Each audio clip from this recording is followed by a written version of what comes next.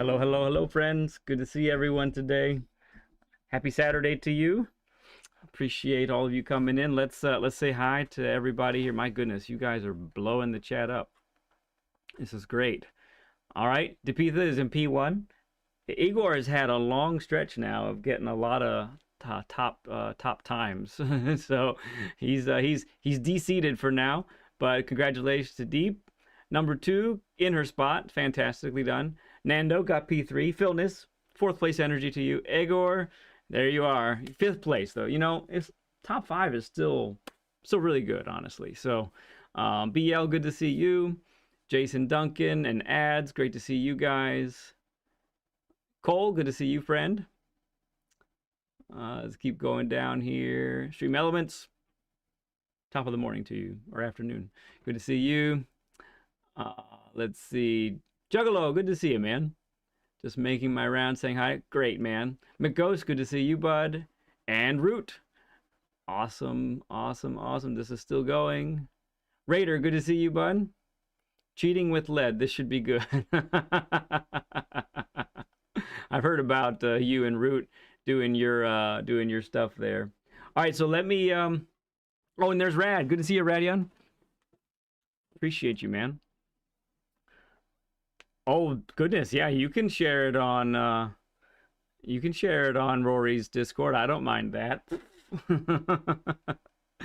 Appreciate you guys. Okay, let's talk about what today's going to look like, and then we'll introduce our first guest here. So today we've got Learn with Lead sessions ×2, doing 2 of them today. We first have a returning guest in RSR ASR 1, and then in a couple hours we'll have Root come on, and he'll be the second guest of the day. And yeah, we're spending some time. Well, I'll get into that here in a second. How we'll look at it. Let's go say hi to Ace. Ace, my friend, how are you doing, bud? Hello, everyone. I'm doing fine, thank you, Led. Good, great. It's great to be here. Isn't it great to be back? It's great to have you back, man. It sure is, man. It sure is. You did a great job with the first one. Definitely, I picked up some pace and got quicker. So thank you very much for that. Yeah, man. Well, and I thank you. You're an awesome supporter of the channel. You're a great friend. And you know, it's awesome to be able to share some track time with you again. Yeah, it was good. It was good stuff last time. Last time we were on Deep Forest Reverse, right? Is where one of my faves. Yep. Yeah, yeah, and so that's cool. Let's see. So we could start in many places, but let's start with just give a little bit of just basic background for people who maybe forgot, who saw you last time, or this is their first time seeing you. How long you've been doing GT7? How long, you know, with what wheel are you using? That sort of general stuff. What you got going on over there? First of all, I'd like to start off. I'm a member of the Real Racing Squad, RSR. Bunch of guys that love iRacing, and you know, great group of guys who hold up a lot of lobbies. Yeah, they do. I use a Moza R12 with CRP2 pedals. And I've been doing this this is my second year, going on my second year. And yeah. And you drive exclusively in VR, correct? Yes, I'm also on VR. I'm about a second and a half per lap quicker on the VR than I am on flat screen. So yeah, like I can't even do flat screen. Right. Gotcha. That's fantastic. So let's see. So let's talk second about your livery for a moment, because we're getting a little bit of a look at it here. Let me change the screen so other people. Is this a Philness livery? Yes, sir. This one's inspired by Philness. Okay. The one on my GT3 on the Group 3 cars is a Philness livery. Okay. So this one, you got inspired to do one for Group 4 then. That's cool. Yes, he hasn't had time. He's a busy man with liveries. So yeah, I'm on the waiting list for the Group 4 Ferrari. Okay, I'm getting. Oh, you got Caution VR Racer on the back. That's fantastic. Sometimes I can't see you on my blind spot, guys, and it's hard on VR to like look at the little map there showing you if somebody's beside you. Yeah, I'm taking my eyes off the road, so yeah. Oh, that's so funny.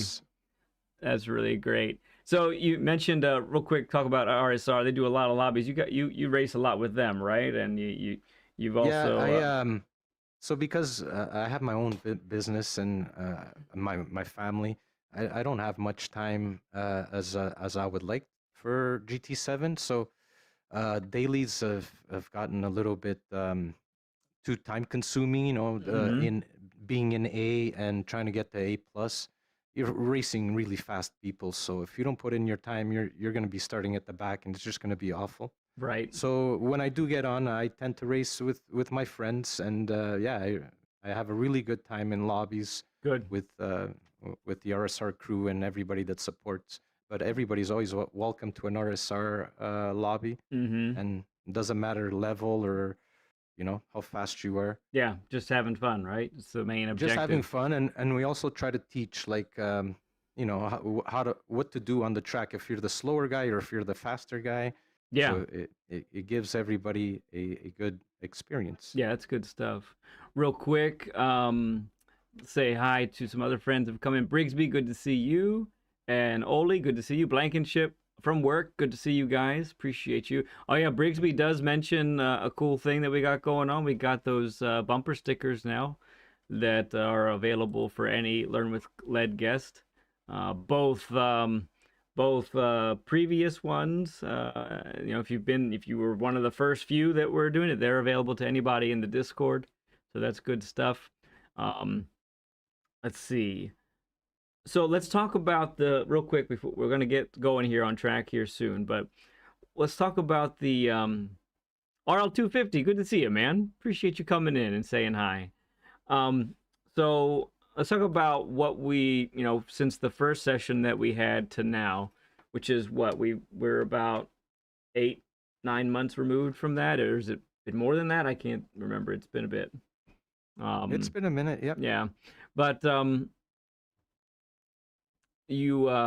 let's see, we did Deep Forest. I remember we were trying to talk a lot about, we were working on rotating the car, getting the car to turn in. Later turn-ins, I think we talked about a lot.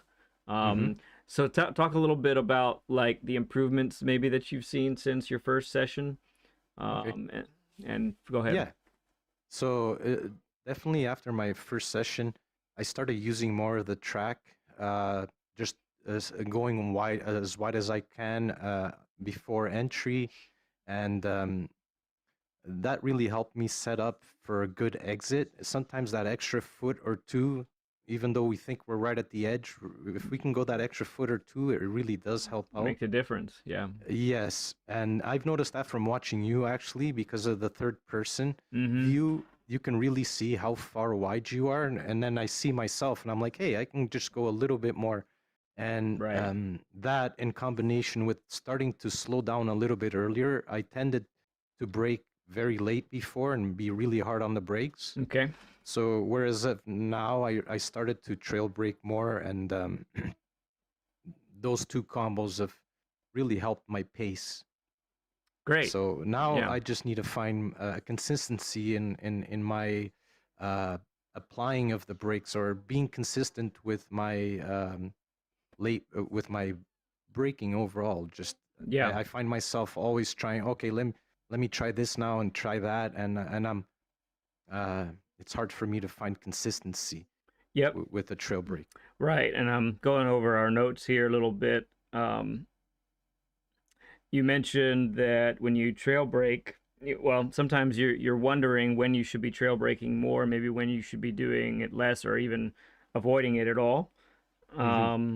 You find that longer turns, you feel pretty good about those, but it's those medium to fast turns that present some difficulty to you sometimes, which, when we're being at Watkins, it's basically nothing but fast turns. So that's an interesting thing, and you've admitted to me how you really kind of don't like this track very much, and maybe that's part of why it's not, something's not quite clicking.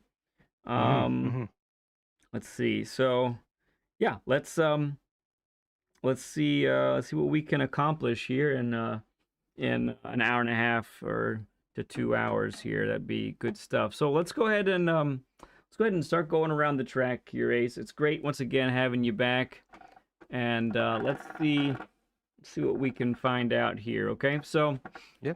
So with you being in VR, with you being in VR, there is an element of there are definitely benefits, but there's also some things that perhaps are a little bit hindrances for you as far as visibility. I think one of the things, you know, when you talk about how you really get the most out of the width of the track and all of that, that can be difficult to see from where your vantage point. Like when I see you on the third person, I'm like, wow, so much easier to know where you are on the track. I'm always on cockpit view, so basically. Right. There's no choice. So is there like, do you watch your own replays perhaps? Not really, Led. I don't have much time, so I don't. Gotcha. So one of the things that I'm going to just guess, educatedly guess right off the bat, is you're probably, because you seem to be better at longer corners, but struggle in the medium to fast corners.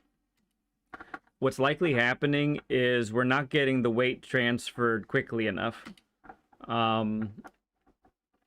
So in the case of the bus stop coming up, for instance, we need quicker hands. Basically, is what we're going to be talking about here. So when we get to the turn-in point, we can't just gradually turn in. We need to be...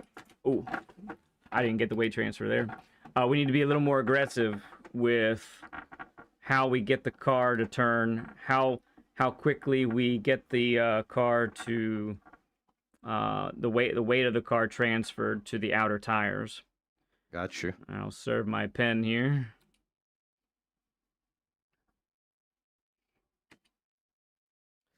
So even this one right here, braking and then getting it shifted over there really quick. And then, bam, it's even there, it needs to be a quick one.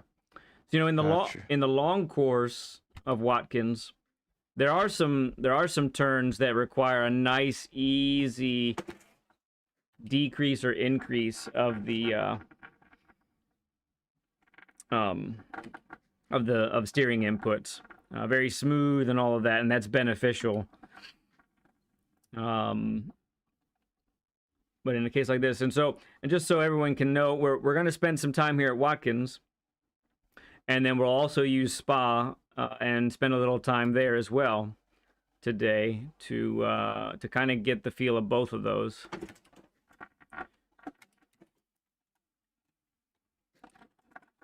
Still figuring the Ferrari out a little bit. Normally, Can I make a recommendation? Yeah, go ahead. Do you have ASM on? I don't. I have counter steer assist on. Okay. Try ASM for one lap. It just helps to calm down the... Sorry, stabilizes the car, basically. It's not as twitchy. Sorry.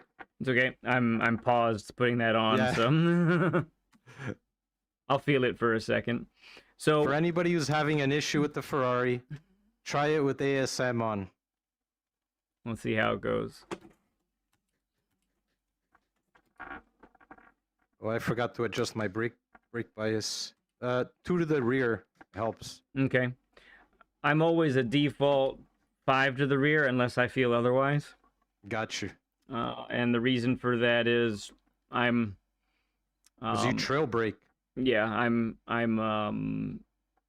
trying to get the most out of my trail braking. Mm-hmm. So you don't need all that bite front. Right. Because I used to race with -2, but that's when I was like braking late. Mm-hmm. Now that I started trail braking, I find that, you know, to the rear is more beneficial. Yeah. All right, serve my pen again.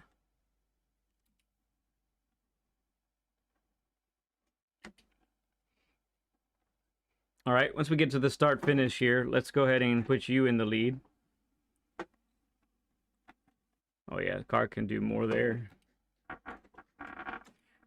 So it's an interesting trade-off. You go ahead in front here. It's an interesting trade-off when you put on the ASM, because that will also negate some of the feeling that you have in the feedback of the wheel. Wow, I didn't think about that. Yeah, and with you on Fanatec, that can actually make, I think, a really big difference. I'm not saying for you to take it off. I'm not. I'll try it off.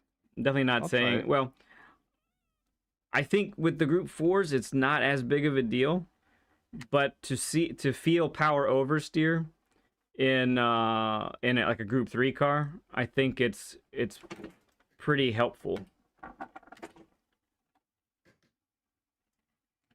I struggle there all the time.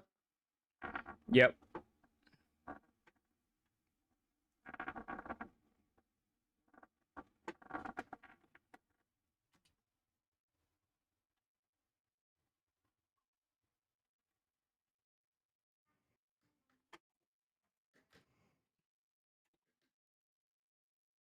Huh. I didn't brake properly.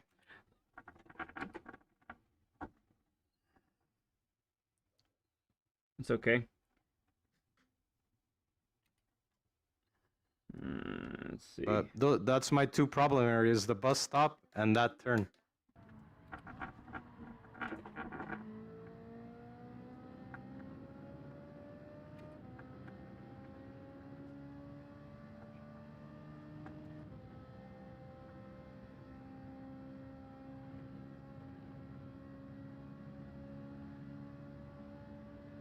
Led, do you ride the curbs over there?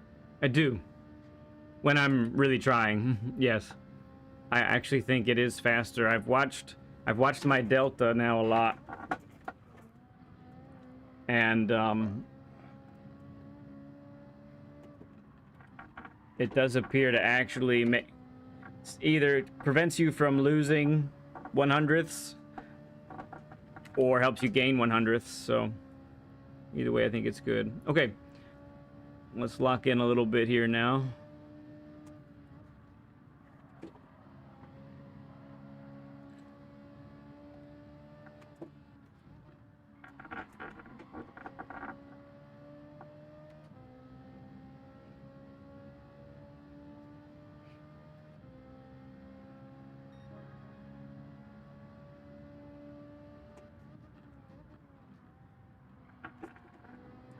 You can see your speedometer okay, Ace? Yes. Okay. But I'm in kilometers. Okay, that's fine. Damn Canadians. Yeah, yeah.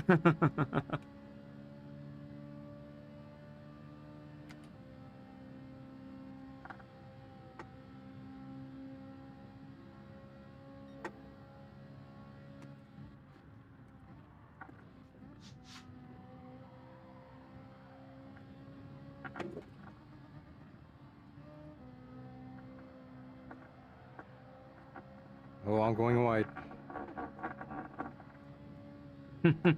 You just accepted it too. You just I like I try to stay on it for a little bit too long. I was like, maybe I won't go.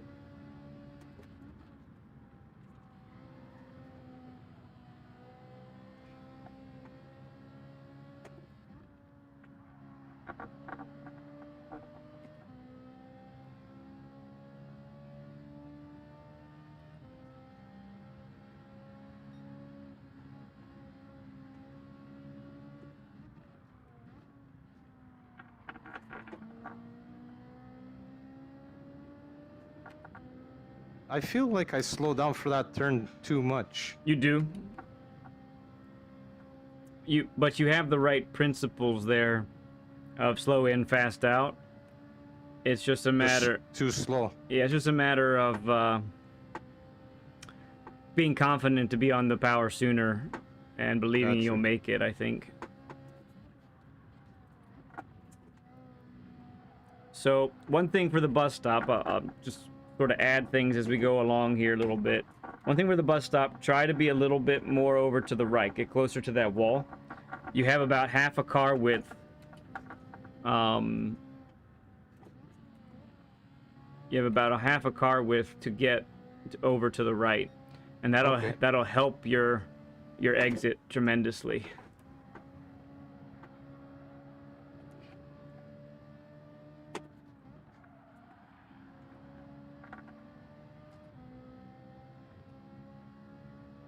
Fear No Gears, good to see you, bud.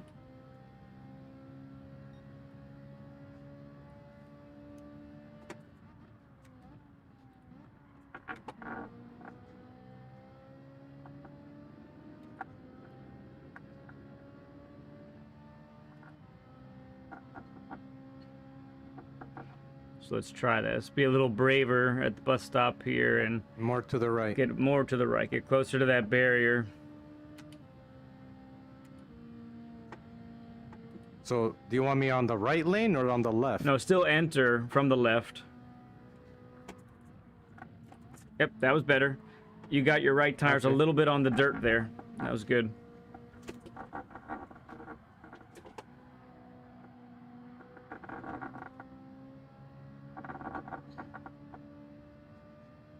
I do, on your lap guide, I did notice that you go way more to the right than I do.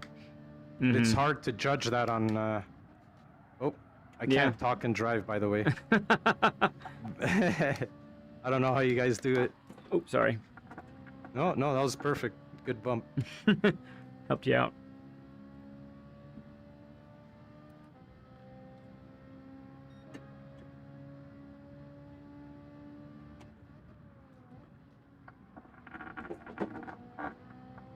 That looks better.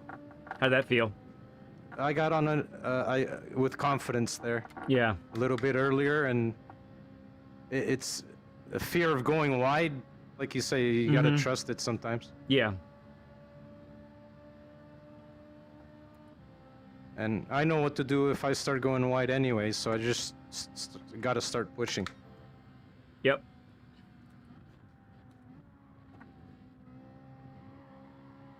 Oh yeah, that helps out big time. Yeah, it Car's just so much more stable. it gets you a yeah, there's a little bit Straighter line through the S's. a straighter line. Yeah, exactly. Don't have to turn the wheel as much.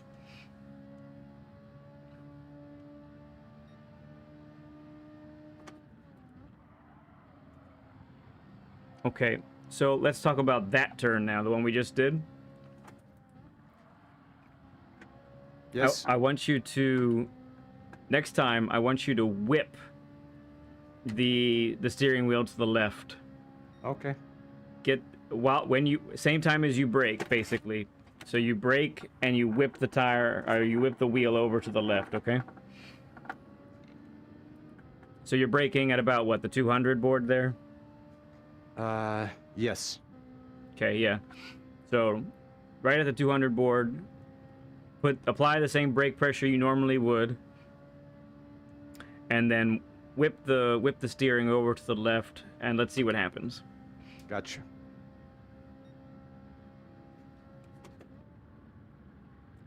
Oh yeah, that's.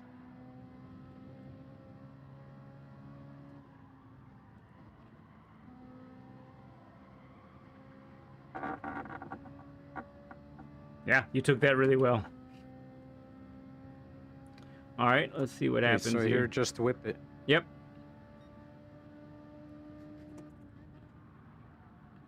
Okay. Wrong gear. Okay, no problem. We'll try again.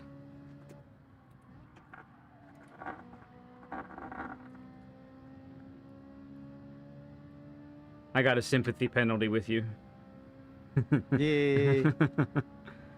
Now that will, this pen will compromise our exit. Actually, our tires are nice and cooked right now, so let's go ahead and exit to the pit. Gotcha. I'm gonna recommend that. And don't forget that that resets your brake balance also. I think I just figured out turn one. I kept on dipping into second, and I just did it in third gear and trail braked a little bit more, and it was so much okay. Smoother. Yeah. Good. Because when I downshift to second, I was feeling like the rear end kind of like snap a little bit, and now in third gear it just stayed nice and stable. Yeah, good. So I'm gonna try that. Yeah, I think that's about right. I haven't been using second there, I don't think, with this car yet. So. Gotcha. All right, come on out to the pit there, and we'll see. We'll work a little more on the penultimate corner.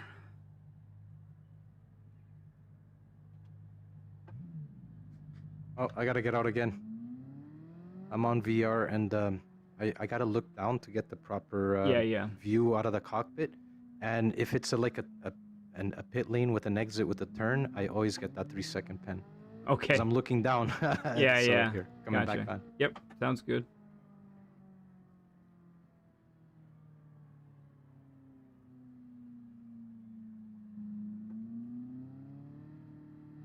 And while we're waiting for Ace to come up the hill, just a reminder, if any one of you that have had a session before, you thinking about maybe I'd like to get another one in with me, you'd be able to do that.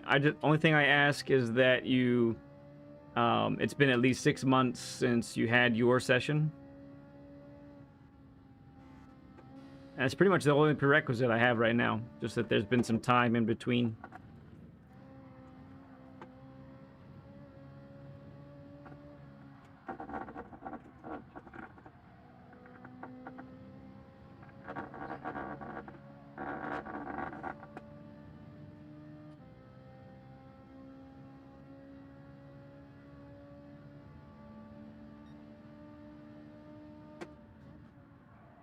Oh yeah. That time you clipped the apex, you were a lot faster that time. I also carried way more. Oh, I also carried way more speed out. I was going wide. You did. You definitely did. So, but I see what you mean there with the flicker. Yeah, a little flick, a little extra whip. Like this one requires slow input, gradual turning into that one. Now that you go ahead. Now that you say it, I think that just missed the shift. That's what I have problems with is those fast flickering turns. Because I tend to try to be smooth. Yeah. And slow. You have to be a little more violent with them. Got you. Nice. You kept it nice and tight. Got a little bit of a bounce there, but still pretty quick through there. The Ferrari thing to do on the curbs. They don't like curbs. Yeah.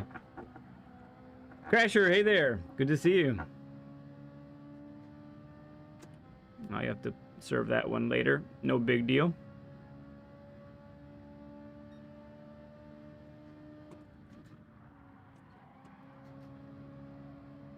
It keeps staying in the wrong gear there. I think it wants fourth. Is that what you've been doing or no? I've been fifth, downshifting from sixth to fifth. I don't think I went into sixth. I think I revved fifth out. I'll have to see if that's right. All right, so for turn one, we can still, once you get the car rotated on turn one, I want you to stomp. I want you to stomp on that throttle. Okay. Stomp on it. Once you get the rotation, once you get the car pointed where you need it to be, punch it.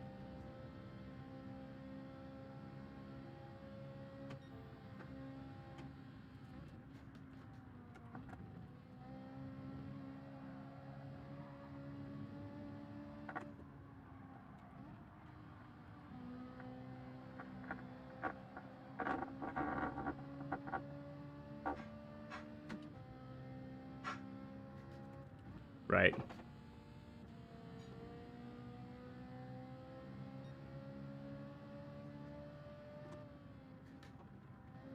Yep. Got all of that curb. That's nice.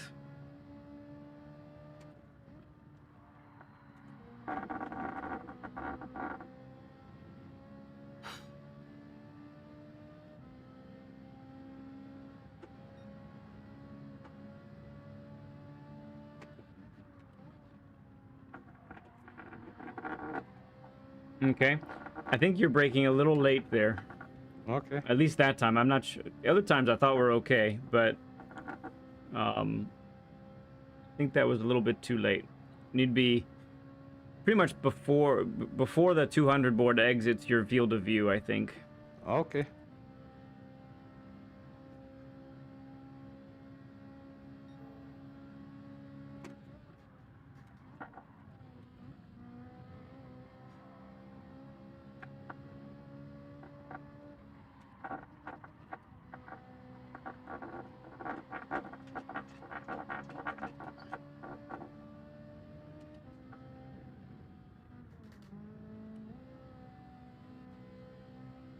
Gotta love how this car sounds. It's amazing. And then they have two of them singing to each other. Yeah, it's great.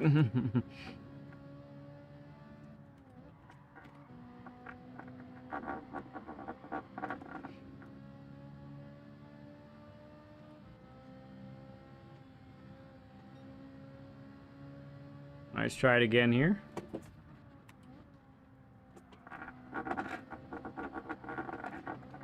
Good. I think you might have stayed in. I think I did not. Yeah, you got it. That was pretty much the limit there, Ace. You didn't have much more track width to work with. And that was a really fast exit because you got on the throttle sooner. It felt sketchy, but yet I didn't get the pen. Yeah, it definitely had some sketch added to it. That's looking But really that's smooth. what happens when you're on the limit, too. Yeah, exactly.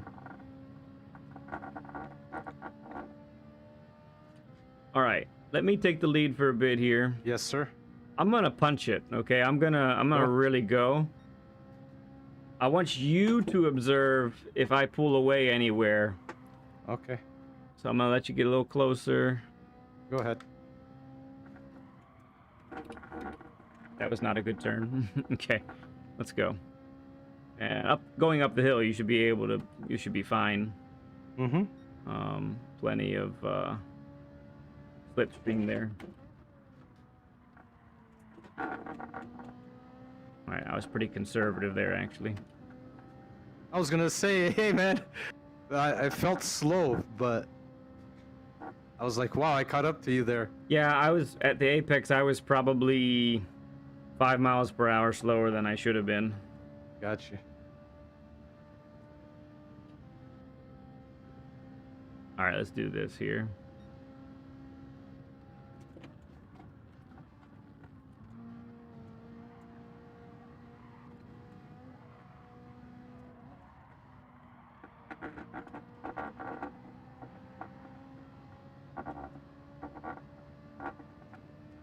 Good so far. Excellent. Yep, BL, you got it. That's right.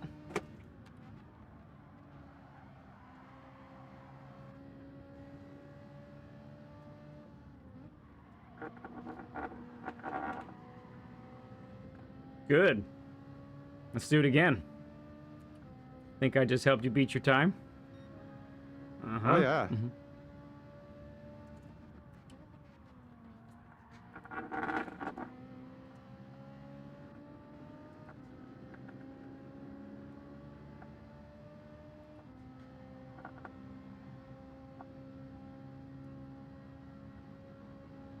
Also, another thing is drafting somebody on VR. It's tough because we can't see anything in front of us. Except the car, right? Yeah. That's it, just your rear bumper. So I need to learn that too. Man, going right, wow, what a difference. Just in the behavior of the car. Mm-hmm. I don't think I'll have to serve it now. No, I won't have to do it now.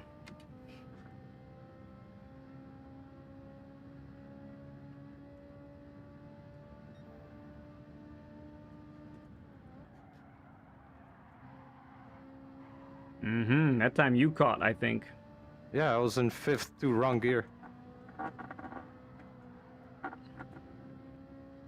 I think you messed up on that one. A little bit.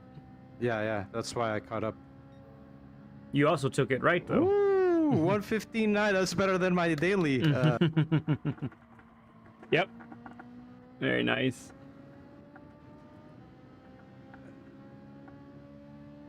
Yeah, Crasher already messaged me today, I thought, or she messaged me yesterday, and I saw it today. So I did respond to you, Crasher.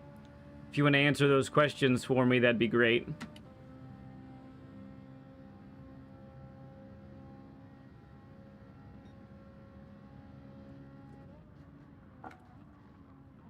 See, I find going to the 3rd gear here just helps the Ferrari. That's how I feel about the NSX. Sorry. Oh, okay. 4th gear. Interesting. Yeah, I use a little bit of third most of the time with the NSX. You go ahead and take the lead. All right, soon we're gonna go to. I'll watch you from the replay cam. Gotcha. We're gonna do that pretty soon here. But so a couple of observations so far. So I think we still need to continue to work on using the full width of the track and becoming aware of when you're not. Gotcha. So one of the things we've discovered so far, right, is you weren't using all of the available track for the bus stop to get a nice straighter entrance, which also then in turn leads to a straighter exit. And then the other thing we've seen so far is a good measure of, whipping the car a little bit more, chucking it into the fast corners. And all that's doing is getting the weight transferred sooner. Okay? All right, so you can continue to go around, or if you want to, the tires are pretty hot right now too, so Okay. you could go I'm just ahead. gonna finish this lap. Yeah. Oh. Sweet. So, friends, the reason why we're not necessarily doing a share screen this time is because he's in VR, so I can't see his inputs. So what we're gonna do is go like this a little bit, and this way I can see his inputs while he can still be in VR and not lose that. Yeah. So if anyone else is looking to get a session going with me, you can reach out to me on PlayStation. This account is Lead Pencil 2017 right there. Friend request me and message me that you want a session. That way I know exactly who it is that's actually doing. I get friend requests, but no messages sometimes, so I don't necessarily know if you just want to be friends, or if you're actually looking for a session, And you can also join the Discord and direct message me there as well. That would be fine. All right, so let's take a look. Let's see where we're at. Yeah, we're making good time here, I think. So let's check out the your inputs while you're doing things. And just so you know, I'm watching you in chase cam, so the same camera that I use when I'm racing.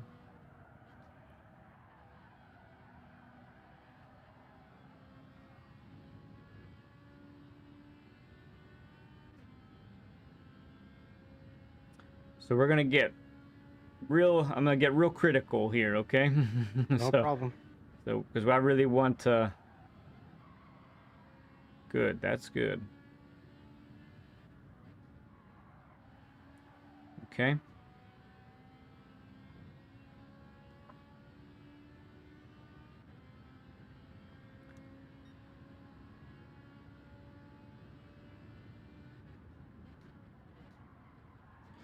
Yeah.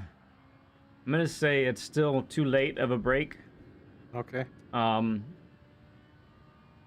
it's actually it's a decently late turn in, but it could be a little later, I think. Okay.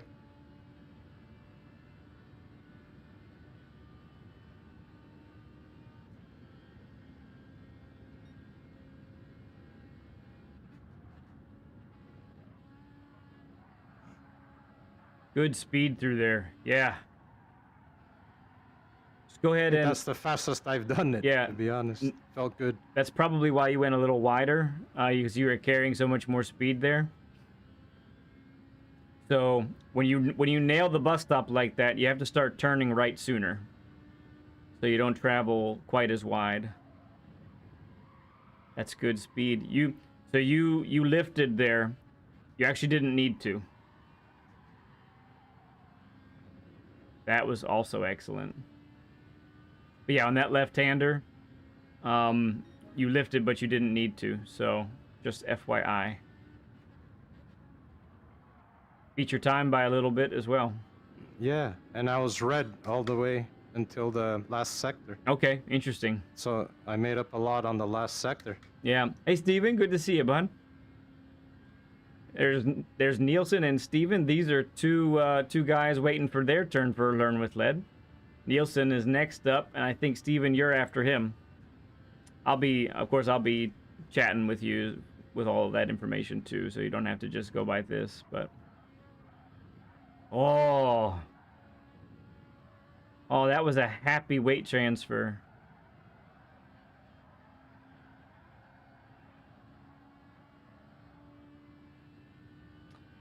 All right, on that one, right there, you could have opened up the steering earlier. Okay.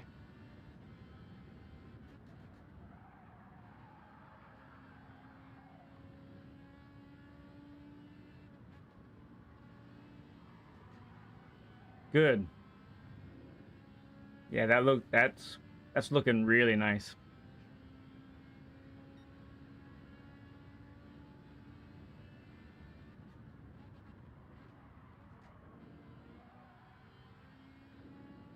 Not bad.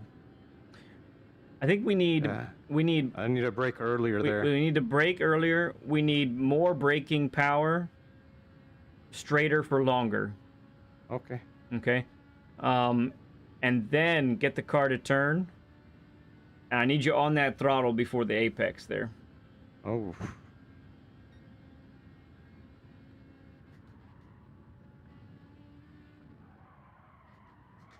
All right, that time was a little too much speed. Yeah, too much. In the first part of the bus stop. It's okay, though. I like the bravery. It's good. Yeah, pushing. That's how I find the limit, too. There you are. That's using everything right there. Good job. I love it. You did That's it. a la lead. A la lead. Yeah, man. You when I watch your videos, you're using every bit of track. Have to. Yes, and I see that. It's tough to do it. It is, yeah. With your vantage point.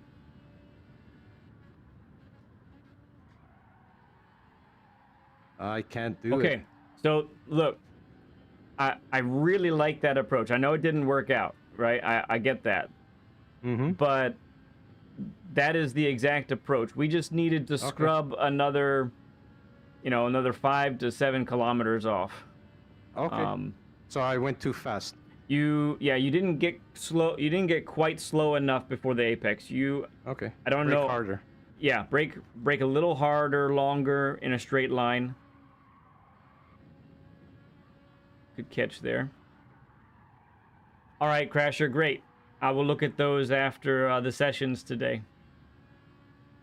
Just a reminder, we're starting with Ace today as our guest, and then following Ace, we'll have another Canadian and have Root up as a guest.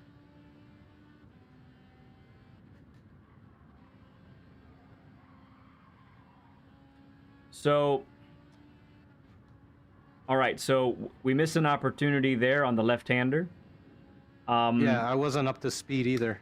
So because of the pen. Oh, that's a good point. Yeah. Okay, I'll watch some more before I make that call then. Okay, I got on the throttle early, but I missed the apex. You did. Still made it. Yeah, you made it work. But it wasn't ideal.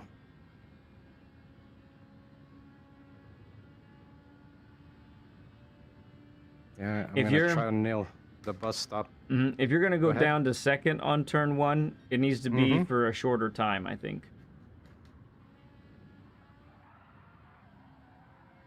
That works.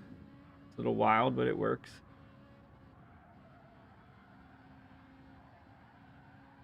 That's not gonna happen. At the lift. Yeah. I learned from the last one. Yeah.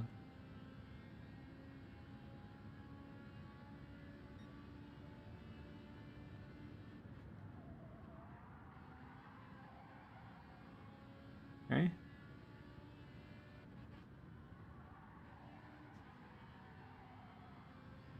All right.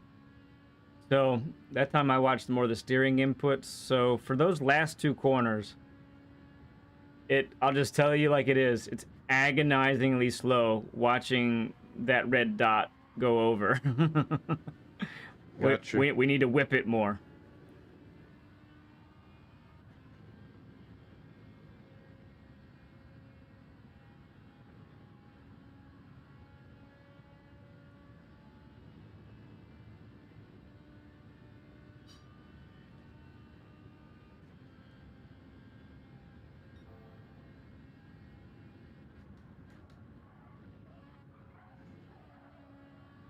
That was quick. That's about as quick as you've taken it.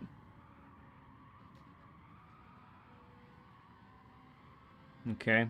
So when you carry that much speed, we got to have a little bit of brakes, I think. Okay. Instead of just letting it coast.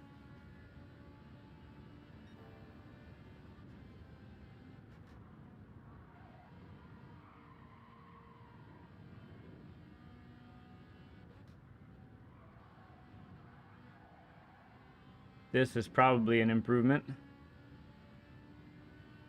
I feel like I screwed up on the last sector. Oh, okay, by a little bit.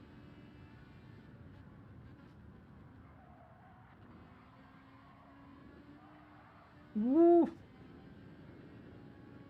Yeah, Phil, we were talking about this livery at the beginning. I don't know if you saw it or not, but he said that this was Philness inspired. He did it himself, but he based it off of your designs and stuff, so that's cool.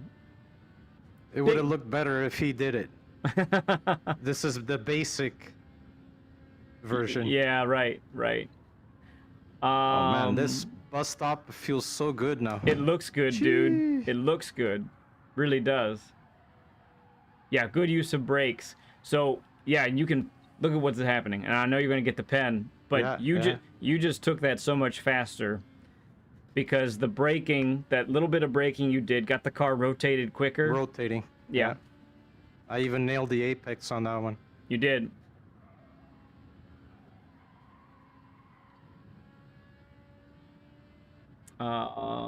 Big Papa, good to see you. Yeah, I know. We're talking about the cheater later today. We'll see how it goes. No, this isn't Stroker Ace. That is a different guy. This is Ace R1.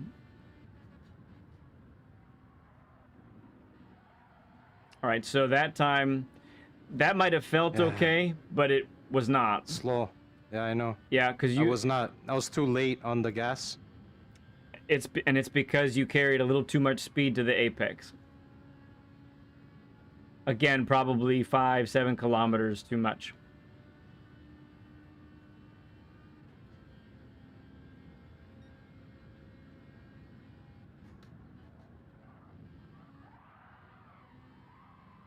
I think the tires are cooked. Oh, they probably are. Oh yeah, by lap 8, they're definitely cooked. And this is like when I do time trials, I can't do more than like 9-10 laps at a time. So this is good keeping me in here. Mm-hmm. Excellent improvements though on this one here. There's no doubt about it. So maybe do a few more laps on some fresher tires. Yes, sir. And I'll just restart. Yeah, it's fine. So I'm gonna have a 3-second penalty. Yeah, you went in late.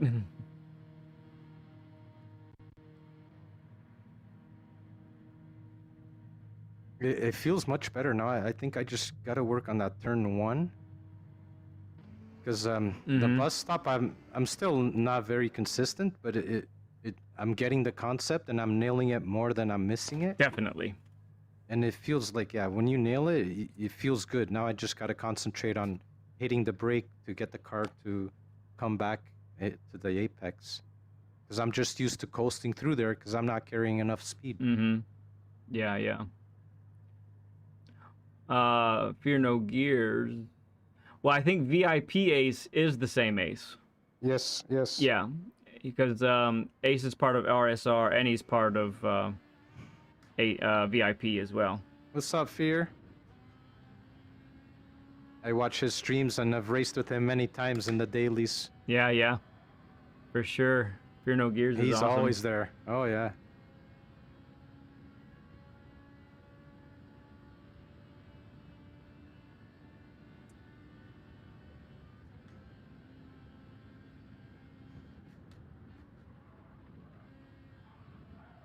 Ace of Pace. Learning the pace. Ace learning the pace. Yeah, cold, hard tires right there. Yes. First lap. Plus, I didn't hit the brake there. I forgot to. Okay.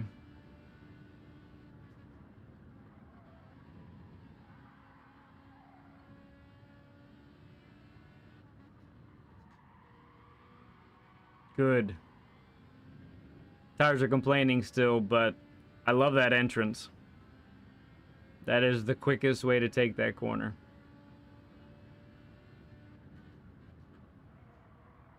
Sorry, It's okay. It was close. gotta work on it. You almost had. It felt like. So I watched your braking that time.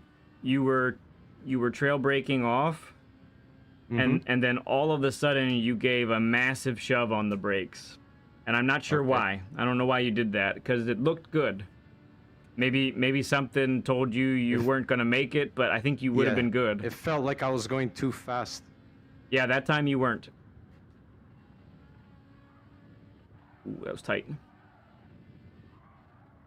Yeah, I got it. I mean, you just missed the that second apex there, which is what that pen is for. But I got to tell you, I'm not even joking. That is top 100 time way to take that bus stop, dude. It's really quick.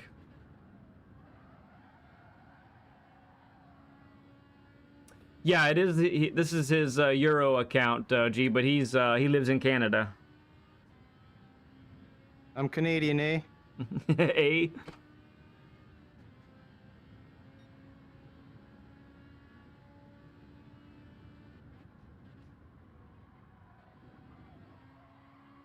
Lead, I can't stay on full gas. I can't make it. So that time, so I think you're having a little trouble judging how much speed you're really carrying there. Yeah, because it's either I take it too slow or too fast. Yep. So that was 4 miles per hour too fast. So what? That's again, you're probably about 7-8K too fast.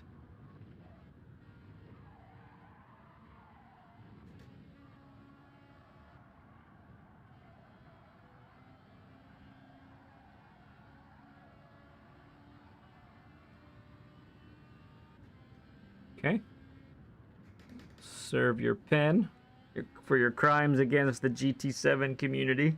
Yes. Mm-hmm.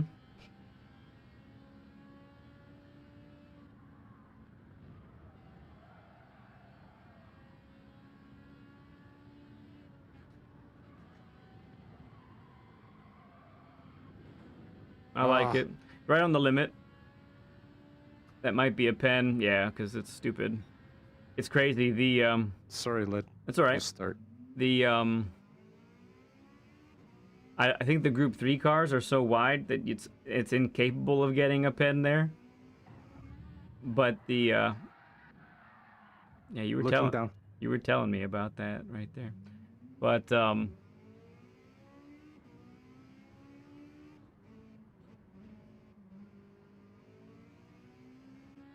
you go. All right, a few more, and then we will set the lobby up for Spa here. I feel now if I go back to set a quali and I spend like a good half hour, I can crush it. Yeah, I think you can too.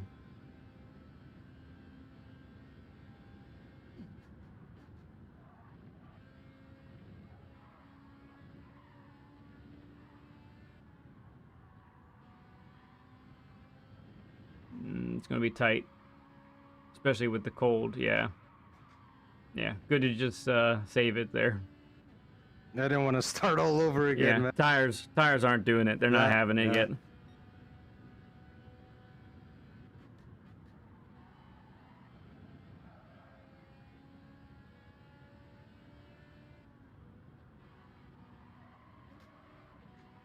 Okay, I'm gonna go for a ripper.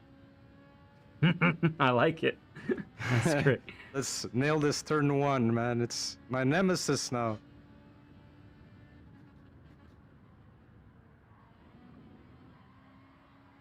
That was good. That was I good. nailed it at the apex. I might have been a little slow on the entry, but Yeah, you could have gotten on the throttle sooner. That's all that means right there. okay. So I don't know about, let me see. I'm gonna look inside. Oh, can I not? It's not giving me cockpit view. Interesting. Didn't know I couldn't do that. Just wanted to see where your dial was for your speed.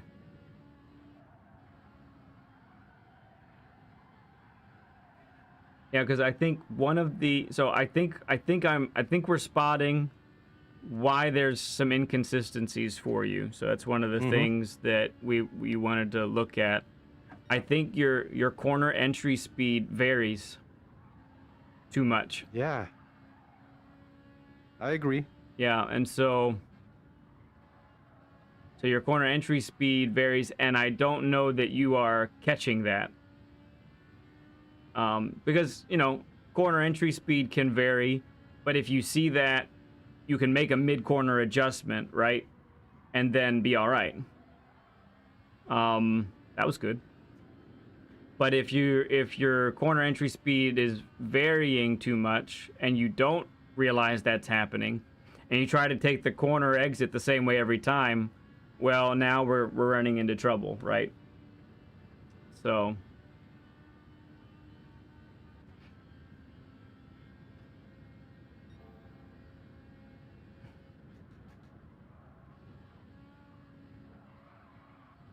so stable, so nice through there. That was even not that much drama. It's great. No? Oh yeah, you got it. Punch it. Plenty of room. That felt really nice.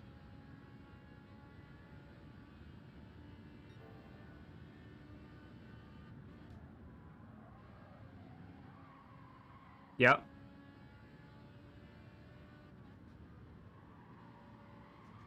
That's... yeah, I mean, there was more there, but even so, it's going to be quick. Just by a teeny weeny.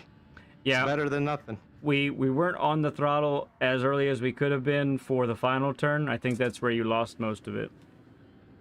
Because you were up by 1/10.5, I think.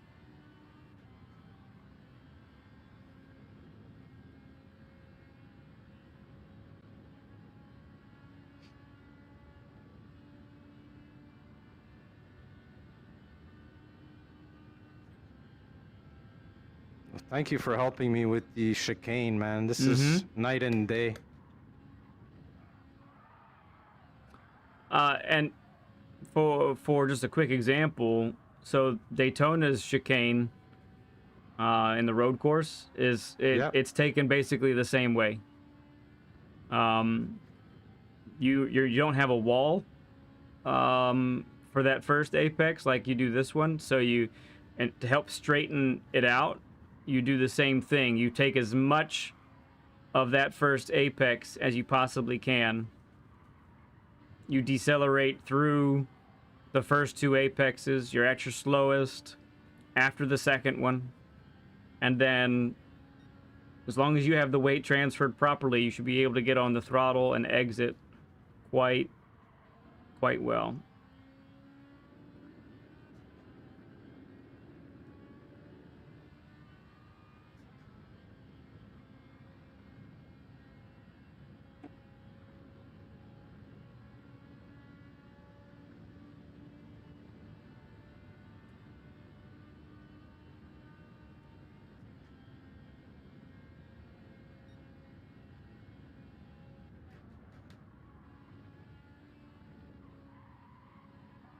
Woo! Yeah, it was just inside. You caught on that second apex. You just... it was very close, dude. It was very close.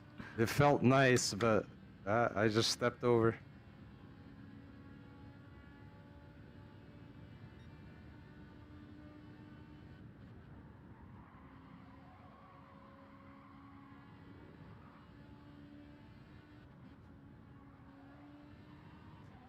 Mm-hmm. That's very quick. You were on the Oh, that throttle. felt nice. You were on the Yeah. throttle earlier that time. You used some third gear to start, then went out in fourth. Very quick.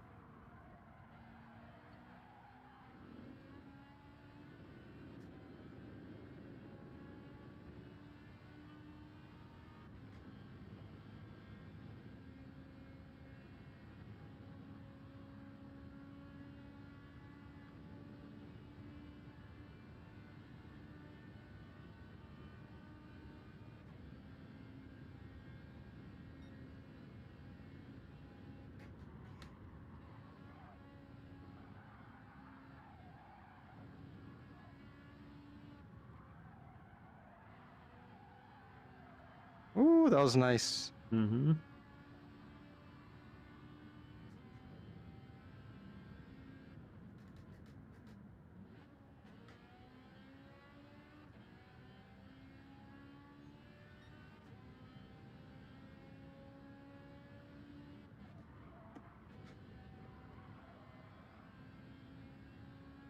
Came in with the little bit less speed. I think that's what happened there.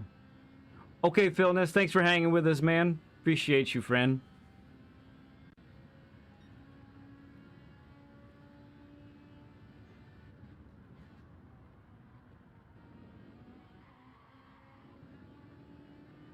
That was exciting.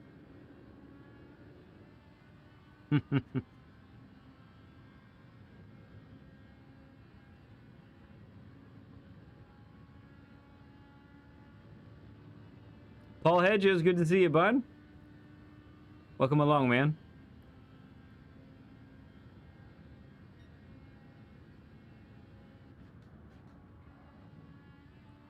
Oh, it's so quick. Goodness gracious. Wait for it. Nope. Okay, you made up for it by murdering your front tires. We don't pay for them. They're free in GT7. It's all good. It's a good point.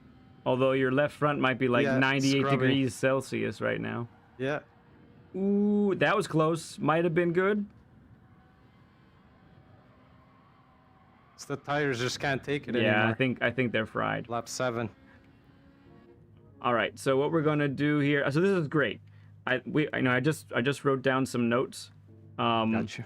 And let's go ahead. I'm gonna change the settings and go over to Spa now. I think we're just gonna keep.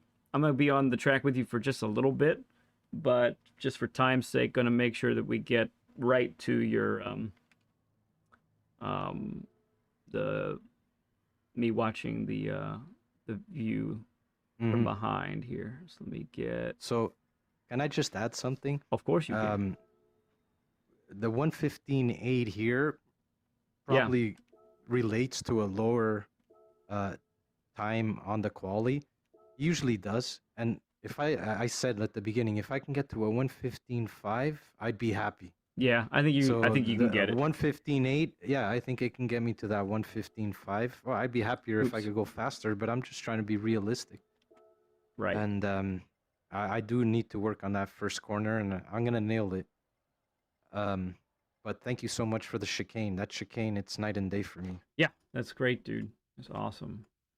And I didn't even, I knew like I had a little issue on turn 1. I just didn't realize it was that big, that I was losing that much time. So thank you for pointing that out, and it's what I'm gonna keep on working on. You bet, dude. You bet. All right, getting the other Ferrari out. Woohoo! It's a Ferrari day. It's a Ferrari day, that's for sure. Okay.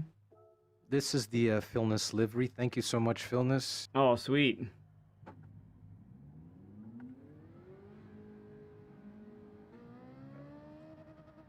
On the GT3 Ferrari, I just gotta look down a little bit. I don't have to. Yeah. With the Group 4, I gotta look down at like my crotch area when I'm leaving the pit. Right. It's awkward. Woo! Okay. You love the Group 3 Ferrari. I think it's a really good machine.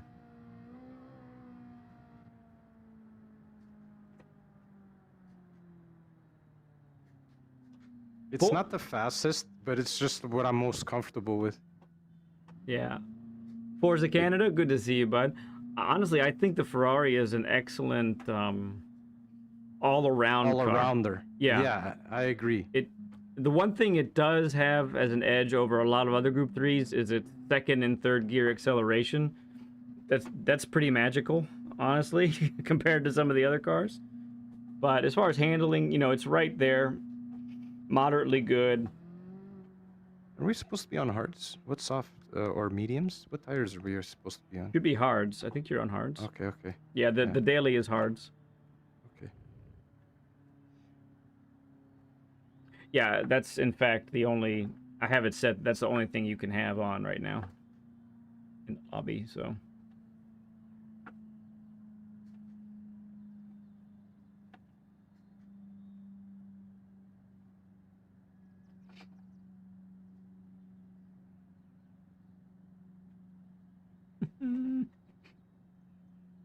SD, what's up, man? SD says every day is a Ferrari day.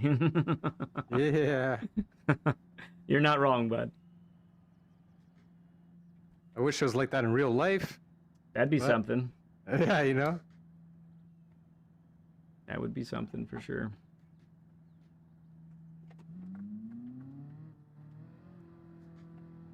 Ferrari gets your approval, G? Awesome.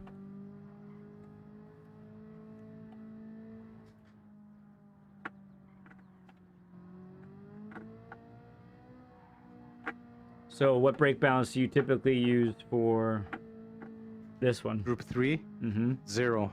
Okay.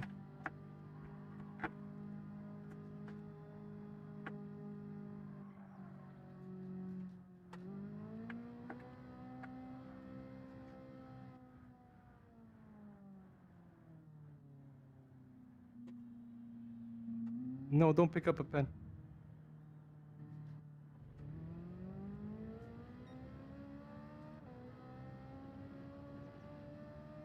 All right, let's go. Okay. So you said Spa is one of those tracks that you really don't like a whole lot either.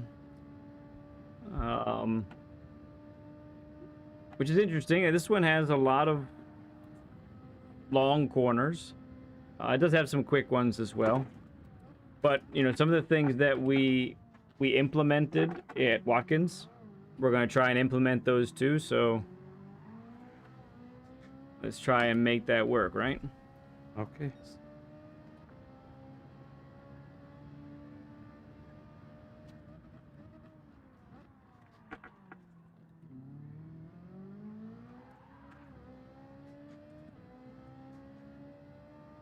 Nice save. Thanks. I punched it like the tires were up to temp. They're not.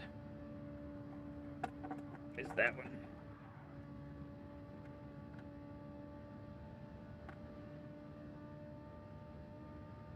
No surprise there. I love this sequence right here. This is probably my favorite.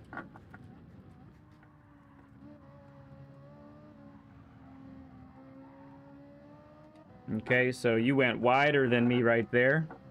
Got to sacrifice exit speed on the second turn to set yourself up for the the right-hander rather.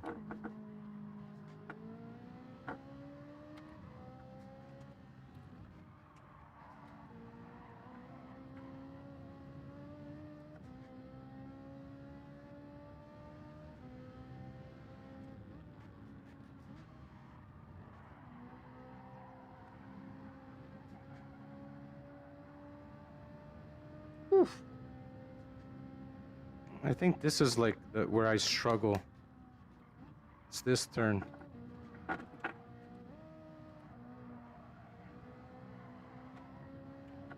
Those two turns there.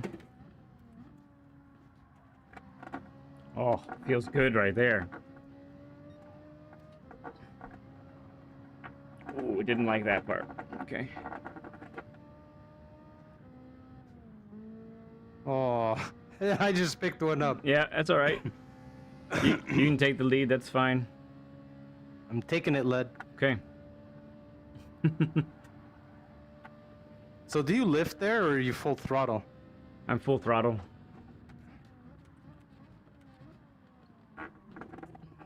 Sorry. You can have it back. No, you go ahead.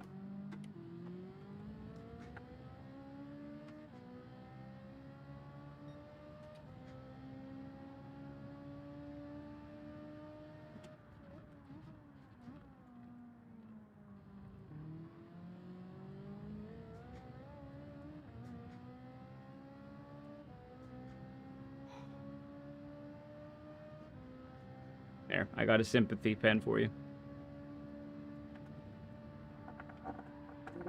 I'm gonna get another one right there. Looked like you stayed in. Nah, I didn't.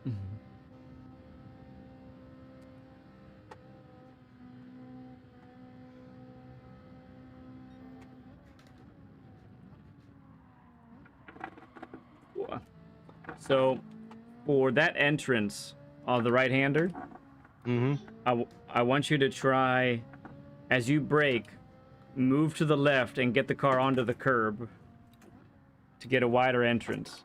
Same thing with the entrance on this turn right here.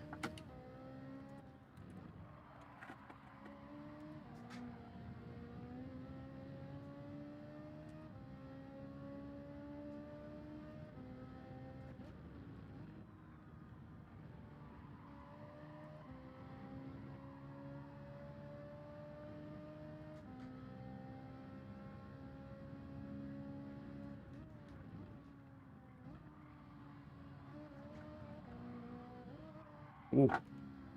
I got the weight transferred all right. Man.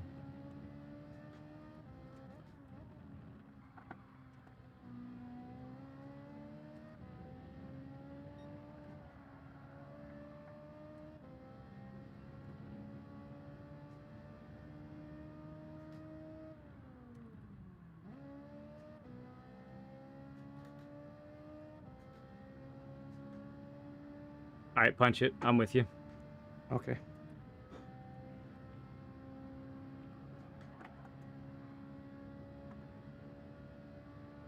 And that turn's very sketchy on the draft. Oh, sure. Shouldn't have spoke. With some dirty air.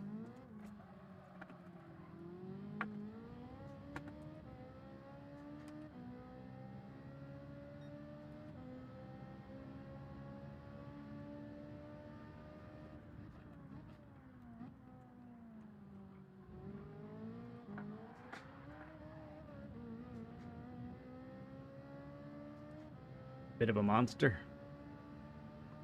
Whatever, game.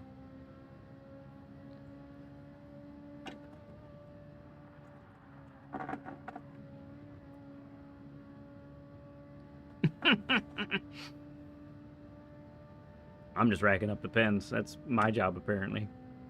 It's the Ferrari. If you pick your car, you'll do well here. Oh, I shouldn't have spoke. All right, let's try that wider entrance. Brake a little bit, straight line to the left over to the curb, then get the car turned in.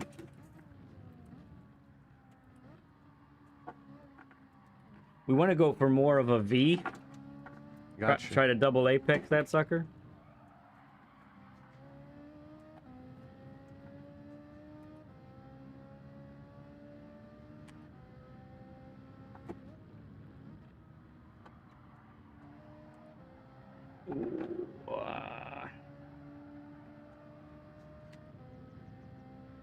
All right, you keep going.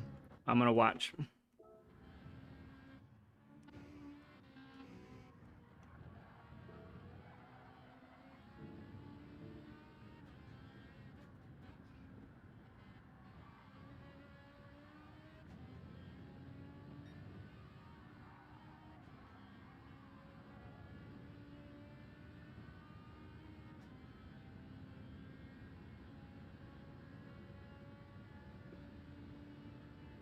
For those joining us a little later today, we are having two Learn with Lead guests. Right now, we're watching RSR Ace R1 on Spa. He's actively going around the track now. That chicane is so brutal. I did, Super. I think I thought I responded to the PSN chat. Need to break a little earlier for that one. Mm-hmm. So I usually nail it. The first time I missed it today. Okay. But yes, definitely.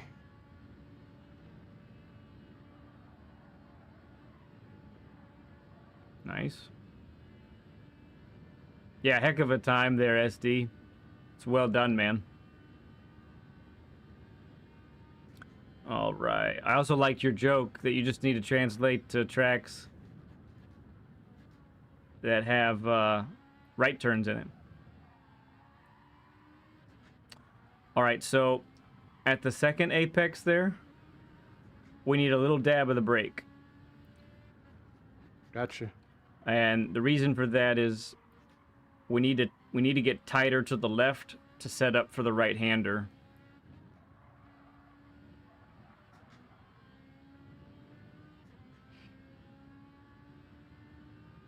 I really hate this track. It just doesn't flow for me at all. I see that. So I think, yeah, I think braking and gearing here is what's hurting you. There's a lot of turns, so I'll try to just add one thing at a time, okay?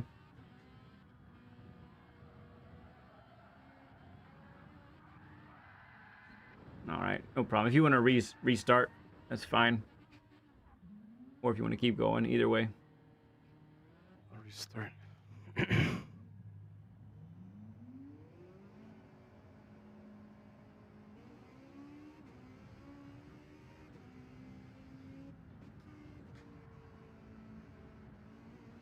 At least there's no SR or DR updates on Race A, huh, Fear? What was that? I was talking to Fear in the chat. Oh. For Race A, there's no DR SR updates.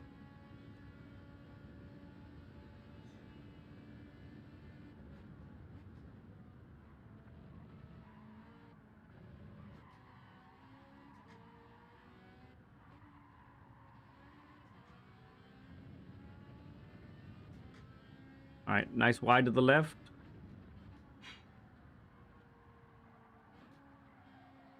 Not bad.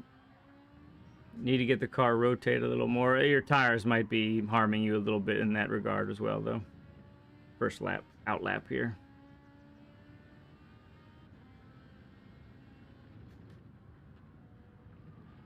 You're too slow too soon for this corner. Okay. So brake a little later and go down to third gear. Let third scream at you. Let the Ferrari just scream. Back to second. Need second. You see how you're almost going wide there? Yep. Mm-hmm. Yep, you've been doing second there. That's what we need there.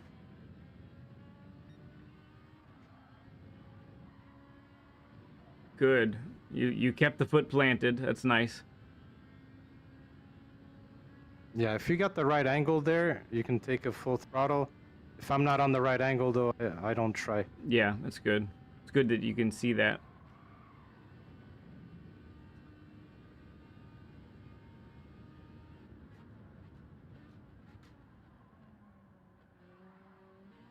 I'm there with you, Fear. I'm pretty much the same way, bud. All right, first hot lap on this little session. We are at 2:21, so we have just a little bit more time here, Ace. But I think we've already seen a lot, so we'll just keep going here, see what else we can see. That's a really good turn one.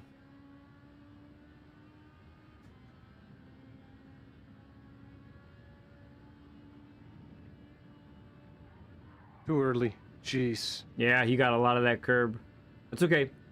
We're focusing more on this next section, so make sure to go wide onto the curb, and then commit to hitting that first apex. Use second gear to suck yourself into that apex. Yes. Brake. All right, with no brake, so we went a little wide. All right, we'll hit that. So that's where you want me to brake? Okay, I thought it was further up. Nope. Gotcha. Just to help the car turn. Yep. Too slow, too soon that time. That's the first time you've done that, in fairness.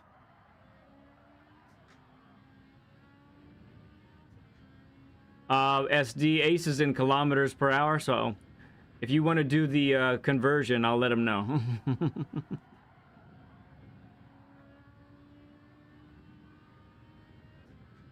That was more towards what we're looking for there. It's a good job. Second. Yeah, much tidier that time.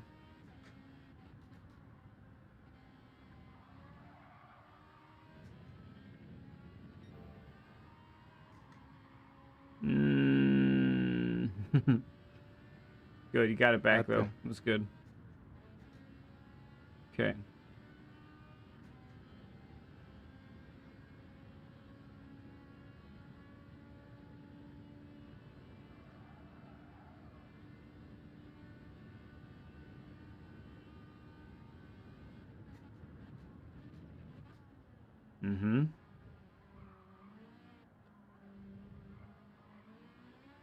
You are quite nice at those really slow corners, like that chicane and this turn 1.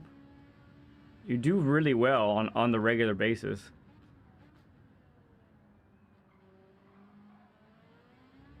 Which is interesting. A lot of people struggle with that. It's fascinating that on a track you don't like, that's kind of where you excel more. Yeah, it's those medium and fast turns that I struggle. To be consistent in. Yeah. And I guess that could be maybe pedal feel, or maybe I have the way I have my brake calibrated. Could be. I don't know. All right, let's try it again here. Second. Yep. On the throttle. Brake. Sorry. It's okay. If you managed to get it rotated second, I think helped you rotate enough.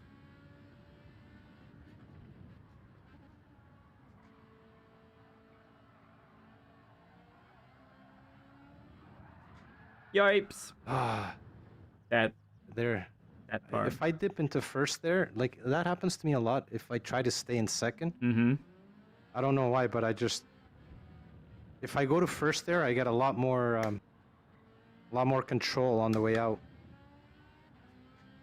Yeah, I think but it's probably not fast enough. No, here's what I think happens. That corner, the exit of that corner, if you're able to control an exit in a lower gear on any car, you're going to get rotation as you exit. When you're in a higher gear, your tires not as much power is going to the tires early, and so you don't get exit on rotation. Or sorry, you don't get rotation on exit, and that's why you end up going wide. Gotcha. A little bit of tire slip helps the rear end, I guess. Yeah, exactly.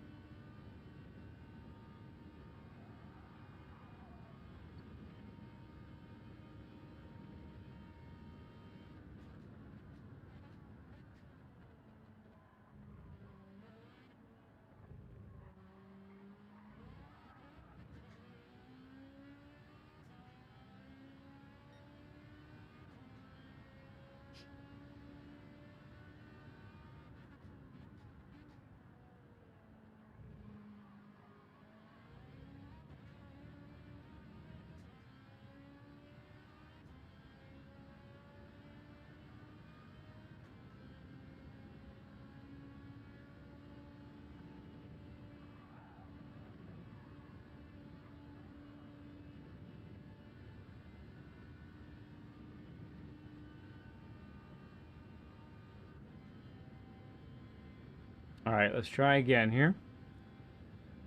Get nice and wide.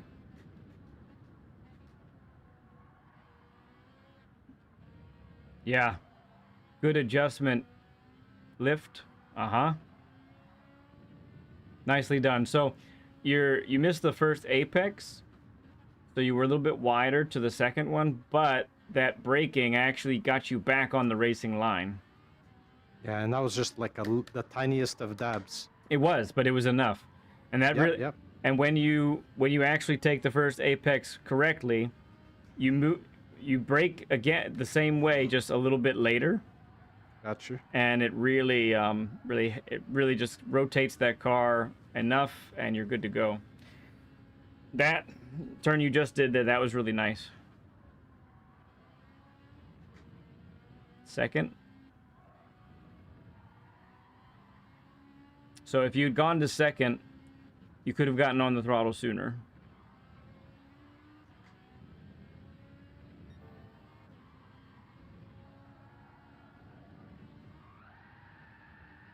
That green stuff is nasty. Yeah. That I could do it. No pen. All right, we got time for about, I think we got time for one more lap here, and then we'll get to, Okay. we'll conclude, we'll wrap all this with a bow.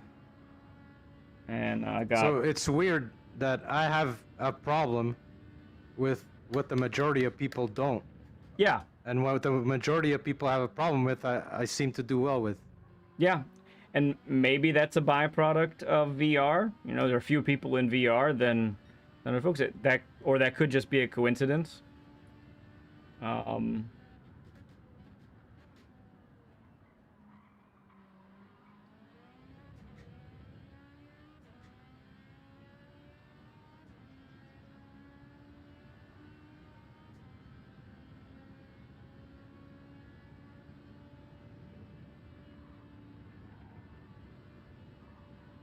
Ooh, not even a bit of tire squeal on that one. Yeah, that was smooth. Tires might be more up to temp too. You're on lap 5 now. Could play a part.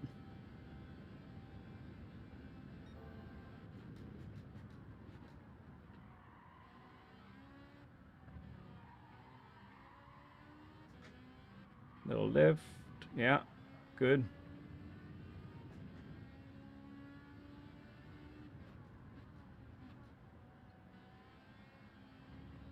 Okay. Yeah, habitually too slow too soon for that one. So let's talk about... You can go ahead and exit. Let's go ahead and talk about too slow too soon. So on a long corner like that, we have to... when we end up too slow too soon, what ends up happening is there's a desire to get on the throttle once we're done braking. But Yep, but if I see that happen to me a lot. yeah, so if we don't carry, so we have to decelerate. We're trying to decelerate all the way until the point of which we want to be on the throttle. So a long corner like that is even especially true. So when you get in the neighborhood of a corner that's 180 degrees like that one, you should be decelerating all the way until you get to the midpoint of the corner. You've been getting at your slowest right around, I'd say, the 33% mark, kind of right about there. And what that's making you do is that's making you have to go in between coasting and throttle and braking until the car finally turns around and then gets there, right? So so that's something to keep in mind. So what you should... So yeah. What do I do to combat that? Like, so you're saying brake a little bit later or brake later and harder?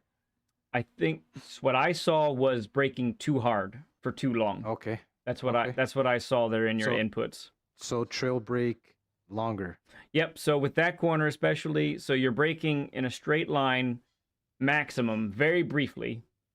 Okay. And then as you begin to turn, you point the car to the first apex and you decelerate all the way through that corner, that part of the corner. Then the car goes a little bit wide, right? It goes wide. That's when you're at your slowest. You get that last bit of rotation, and then you're on the throttle again because now your car is pointed to the exit. Okay. And that's how, anytime there's a double apex, so you have this one here like that, the hairpin right before the Schumacher S on Nürburgring Grand Prix circuit. You know which one that is? Yes, yes. Same deal with that one. That would be the same like that. A tougher corner, but turn one at Suzuka is actually the same type of deal. I tend to do good there at that turn, but hey, Okay. I could be having an issue with turn one as well without even knowing. It's possible. I'm just saying it's a similar thing. It's not the exact Gotcha. same because it's a longer right-hander. Yeah. But now that you say that, it's I do find myself a lot of times in between gas, like I'm trying to slow down and I've slowed down too much, so now I'm trying to gas to get to the apex as opposed to letting the car coast to the apex and accelerating out. Yeah. Right. So I would try to avoid coasting altogether. Okay. Because so just get on the gas as soon as I'm like off the brakes. Yeah, that's your goal. In most corners, that's your goal. So, if in a perfect world, if you've done everything just right, you will have steadily decelerated all the way to the point where you can get on the throttle and make the corner. Does that make sense? It makes sense, but that's like the hardest thing to determine, right? Is if you've got that. But I guess once you start nailing it over and over, it's just muscle memory, right? You start to remember what that is. Yeah, you definitely do. That's definitely the case. And it's like on my favorite tracks, right? There's like those little kink corners that you adapt to, and then you know just the right amount of brake pressure to do, and so yeah, I understand that. It's just more and more practice and realizing where you have to do these braking maneuvers, hard brake, light brake, middle brake. All about getting the car to do what you're looking. Yeah, and ultimately that's the goal, right? We're trying to make the car do what we want it to, not what it wants the to other do. way around. Yeah, exactly. And sometimes it takes me for a spin, so it's all good. Yeah, it can happen, but you're figuring out those limits, in the beginning of taking a car out to the track. So yeah, so for that turn, I want to belabor the point just a little bit. So you decelerate through that first apex, you get the car turned, and then I like to word it this way: you accelerate through the second apex. So you get on the throttle, right? Yeah. But you're not pulling to the outside of the track already. You're actually accelerating, and you're accelerating through the apex. You actually clip the apex and then go wide. So that's and that's the case for a lot of corners. Even at Watkins, that's what you're trying to do for turn one, especially turn one, because you're getting that wide entrance. You're getting the car pointed where you need it to be, and then you're on the throttle as early as possible, because the sooner you are on the throttle, the more speed you can carry through that apex, and then you have that long flat-out section, right? Yeah, that sets you up for the whole straight. The whole straight. You'll either be gaining a lot of time on the straight or losing it, right? Yeah. Okay, so that's definitely one point that I want to take away from our session today. Is that, and then I have 3 more for you. Okay, so you may wanna put these in your phone or something. All right. I'm bringing out the notebook. Very good. All right, so go ahead. I think one of the focuses that's pretty important, and we mentioned this already, but your corner entry speed varies, and it's varying enough that it's causing you a lot of inconsistencies. We all vary our entrance speed to a degree, but the key would be to know when we're doing that. Yeah. And being able to make a mid-corner adjustment when we feel that happening. So if you can on like turn one for Watkins is especially important to monitor your speed going in. So I think miles per hour, 78 miles per hour is about perfect. Okay. So you're at your slowest at 78. I'm not sure what that calculates I'll convert it to kilometers, and then the thing is that on the VR, this is digital. It's the digital gauge, Yeah. and it's pretty hard to see. The numbers are small, Okay. so it's hard for me to, going into the turn to look down and see what the Absolutely. speed is. So, but that's Well, something I'll keep in mind, and just do a quick dab over and see. right. 78 miles, you said? Yep. 78 is about 78. perfect. My favorite number, perfect. Excellent. It's easy to remember. And by the way, when I watch Mhm. a fastest ghost, when I watch a replay of the fastest time in the world, for example, Mhm. one of the things I'm looking for is where is he at his slowest, and what is that slowest speed that he's at? Got you. Like I Um, never look at that. I just look at like what line they're taking. But you're looking at the actual I speed. am, Oh, because okay. I often underestimate what the car can do, Mhm. and what the car is capable of. So Yeah, like me. Exactly. yeah, so I might not always be able to replicate that, what they did, right? I Mhm. often I can't, but I'm going to at least go for it. I'm going to try. Got you.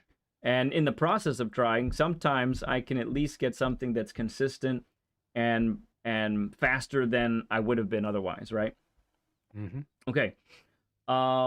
Second thing. So I think that's one of the main reasons you're experiencing some of the inconsistencies that you talked about. So I would, maybe not during a race, but at least when you're practicing, try and gauge, especially for a corner like turn one, if you have similar ones to that, take a quick glance down and see what you're doing. Speed is. Yep, Okay. exactly. All right, second thing, or third thing rather.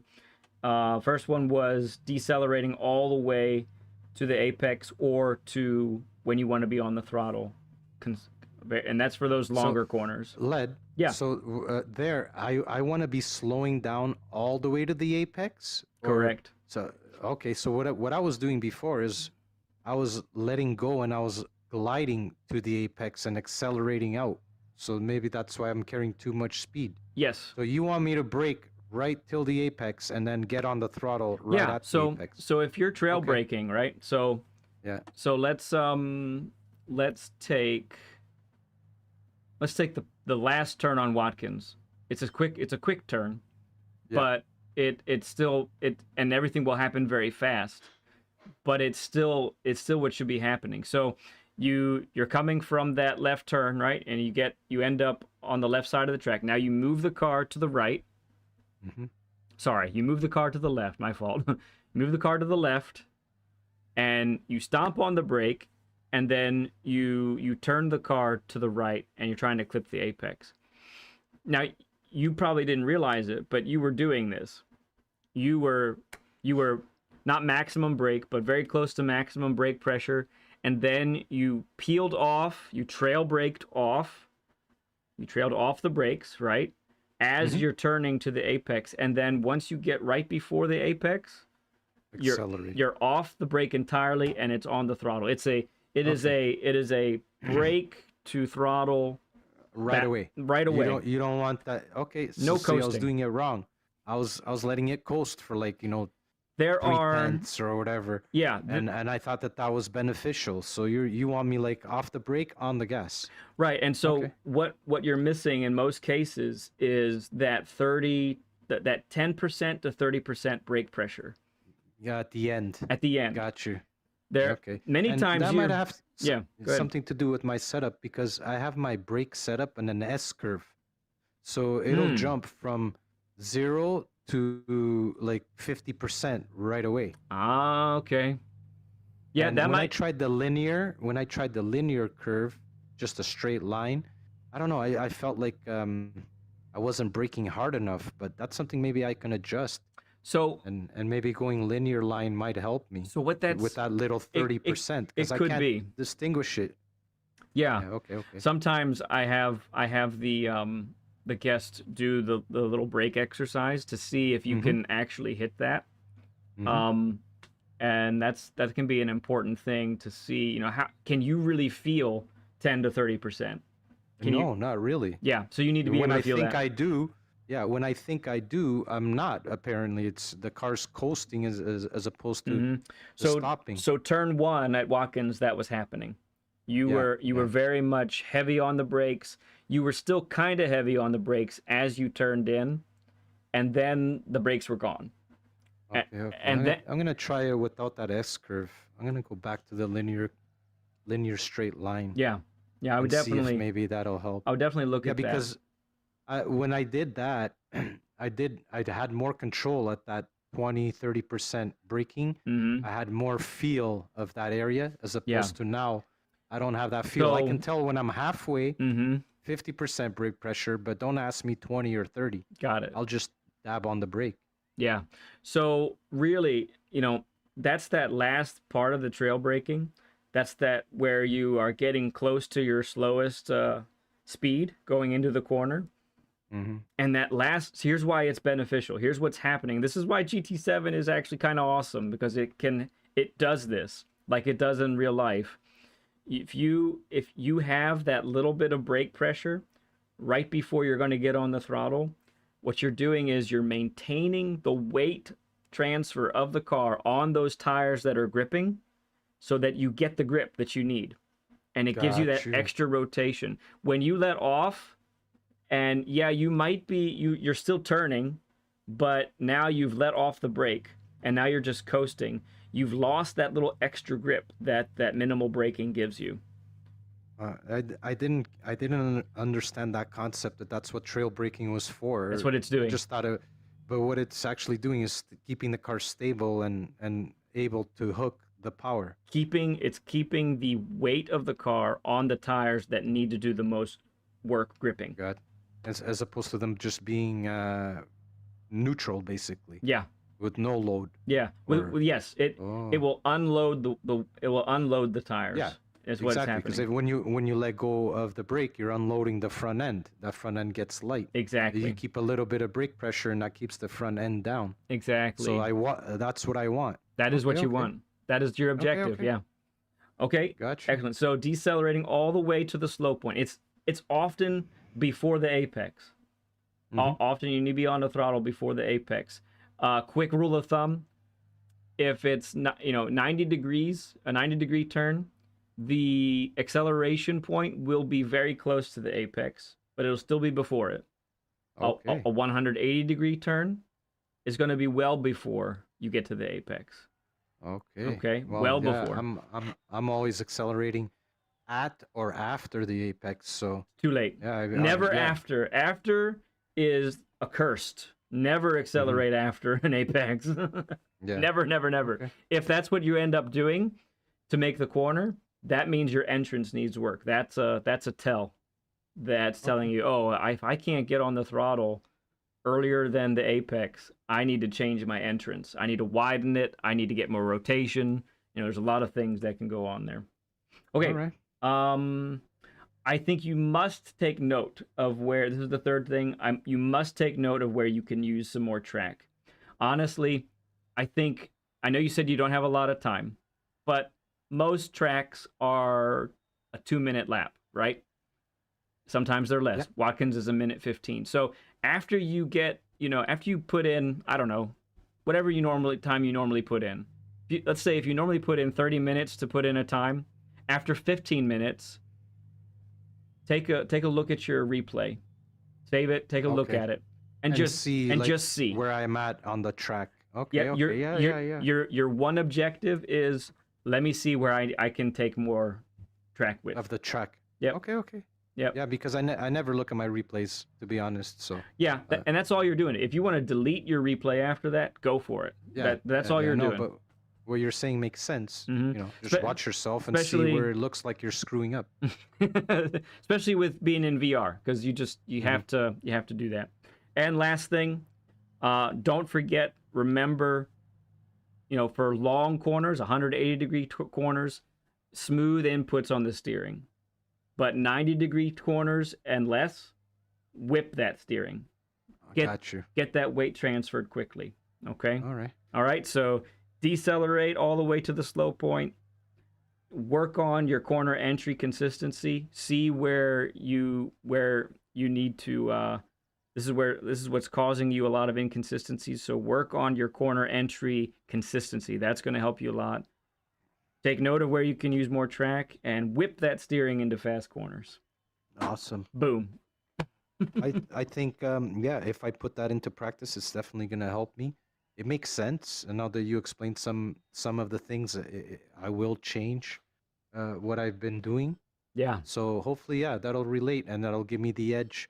Awesome. Because right now, yeah, like I'm racing aliens, and it's tough to Yeah. keep up. And I guess Yeah. the putting in the time and just understanding what you're doing or Right. what your mistakes are really Right. are Yeah. the next For step. those who don't know, Ace is on his B account right now, but he's a mid to high A racer, and so Hmm. he's on the track with A plus guys all the time, and you're in the NRL this year, right? You're in this season, Yeah, right? So yeah, and you're having to learn by yourself, no ghosts. You're hmm trying to do all that. So take all of this into these things, yeah, for and sure. man, it's gonna make a huge difference.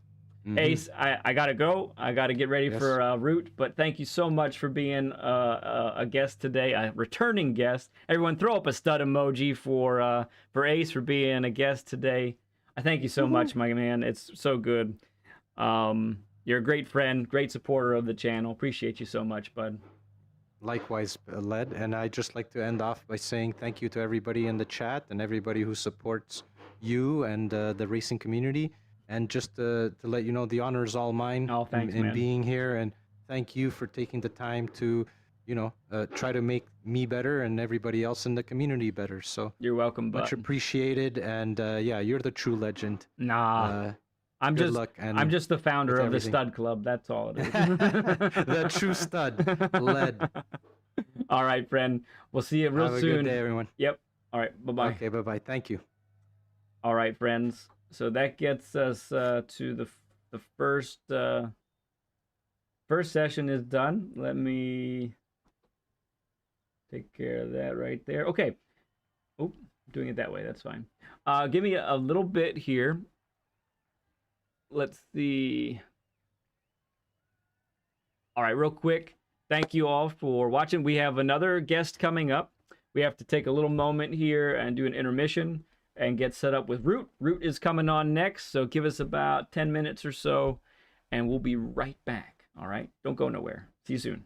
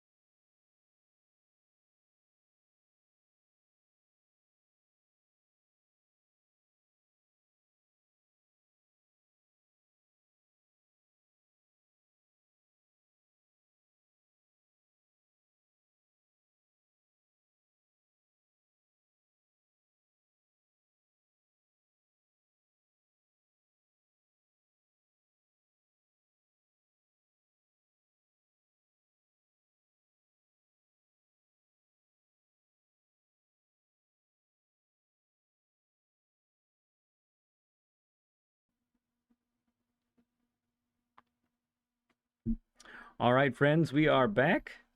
Good to see everybody again. You're still here. You're still hanging out. I love it. All right, so we're getting to the second half, the second portion of our Learn with Lead session today, and we have our good friend Root on right now. Root, how about you come and say hi to everybody? Hello, everybody. Thanks for joining us today. Yeah, it's been a good time already with Ace. You've been able to hang out with us for a bit here Yep. already, so that's good stuff. Um, let's see. Where do we start? So I'll mention, a little. I'll start at from this angle. So I think I probably saw you in chat in some PHG stream, either maybe Big Papa's stream or or somebody there. Yep. And then you're just all over the place, and then you also stream yourself, and I've gotten to hang out with you, not too often, but every now and then get to hang out with you. So Yep. you've been doing this racing thing for a bit now. When did you start with GT7 and all of that? Yeah, GT7, I started as soon as it came out. Again, I had about a month of sport on a controller. Okay. And then GT7 came out, and I was still on a controller, and I was racing with a bunch of guys, and they were like, you got to get a wheel. And Right. I was like humming and hawing, just like kind of like just jumping in and with a controller and playing. But again, looking through Marketplace on Facebook, I found a good deal on a G29, Mm-hmm. and it was like night and day.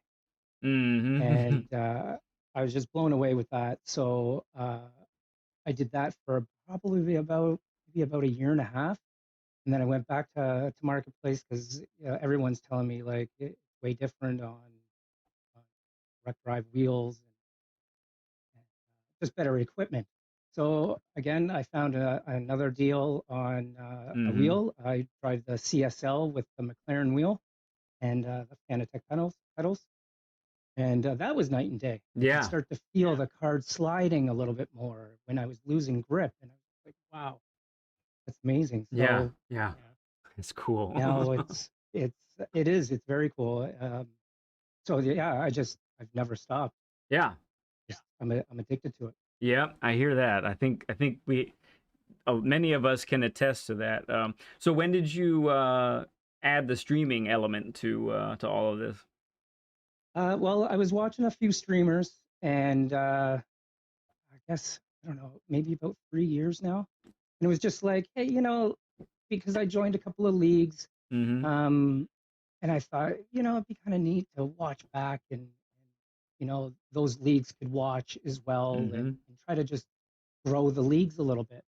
That was my only purpose to really just go back and watch myself and see how it goes. But then, I watch. Well, we all know all the streamers that are out there, the big guys, and even some of the small guys that are coming up.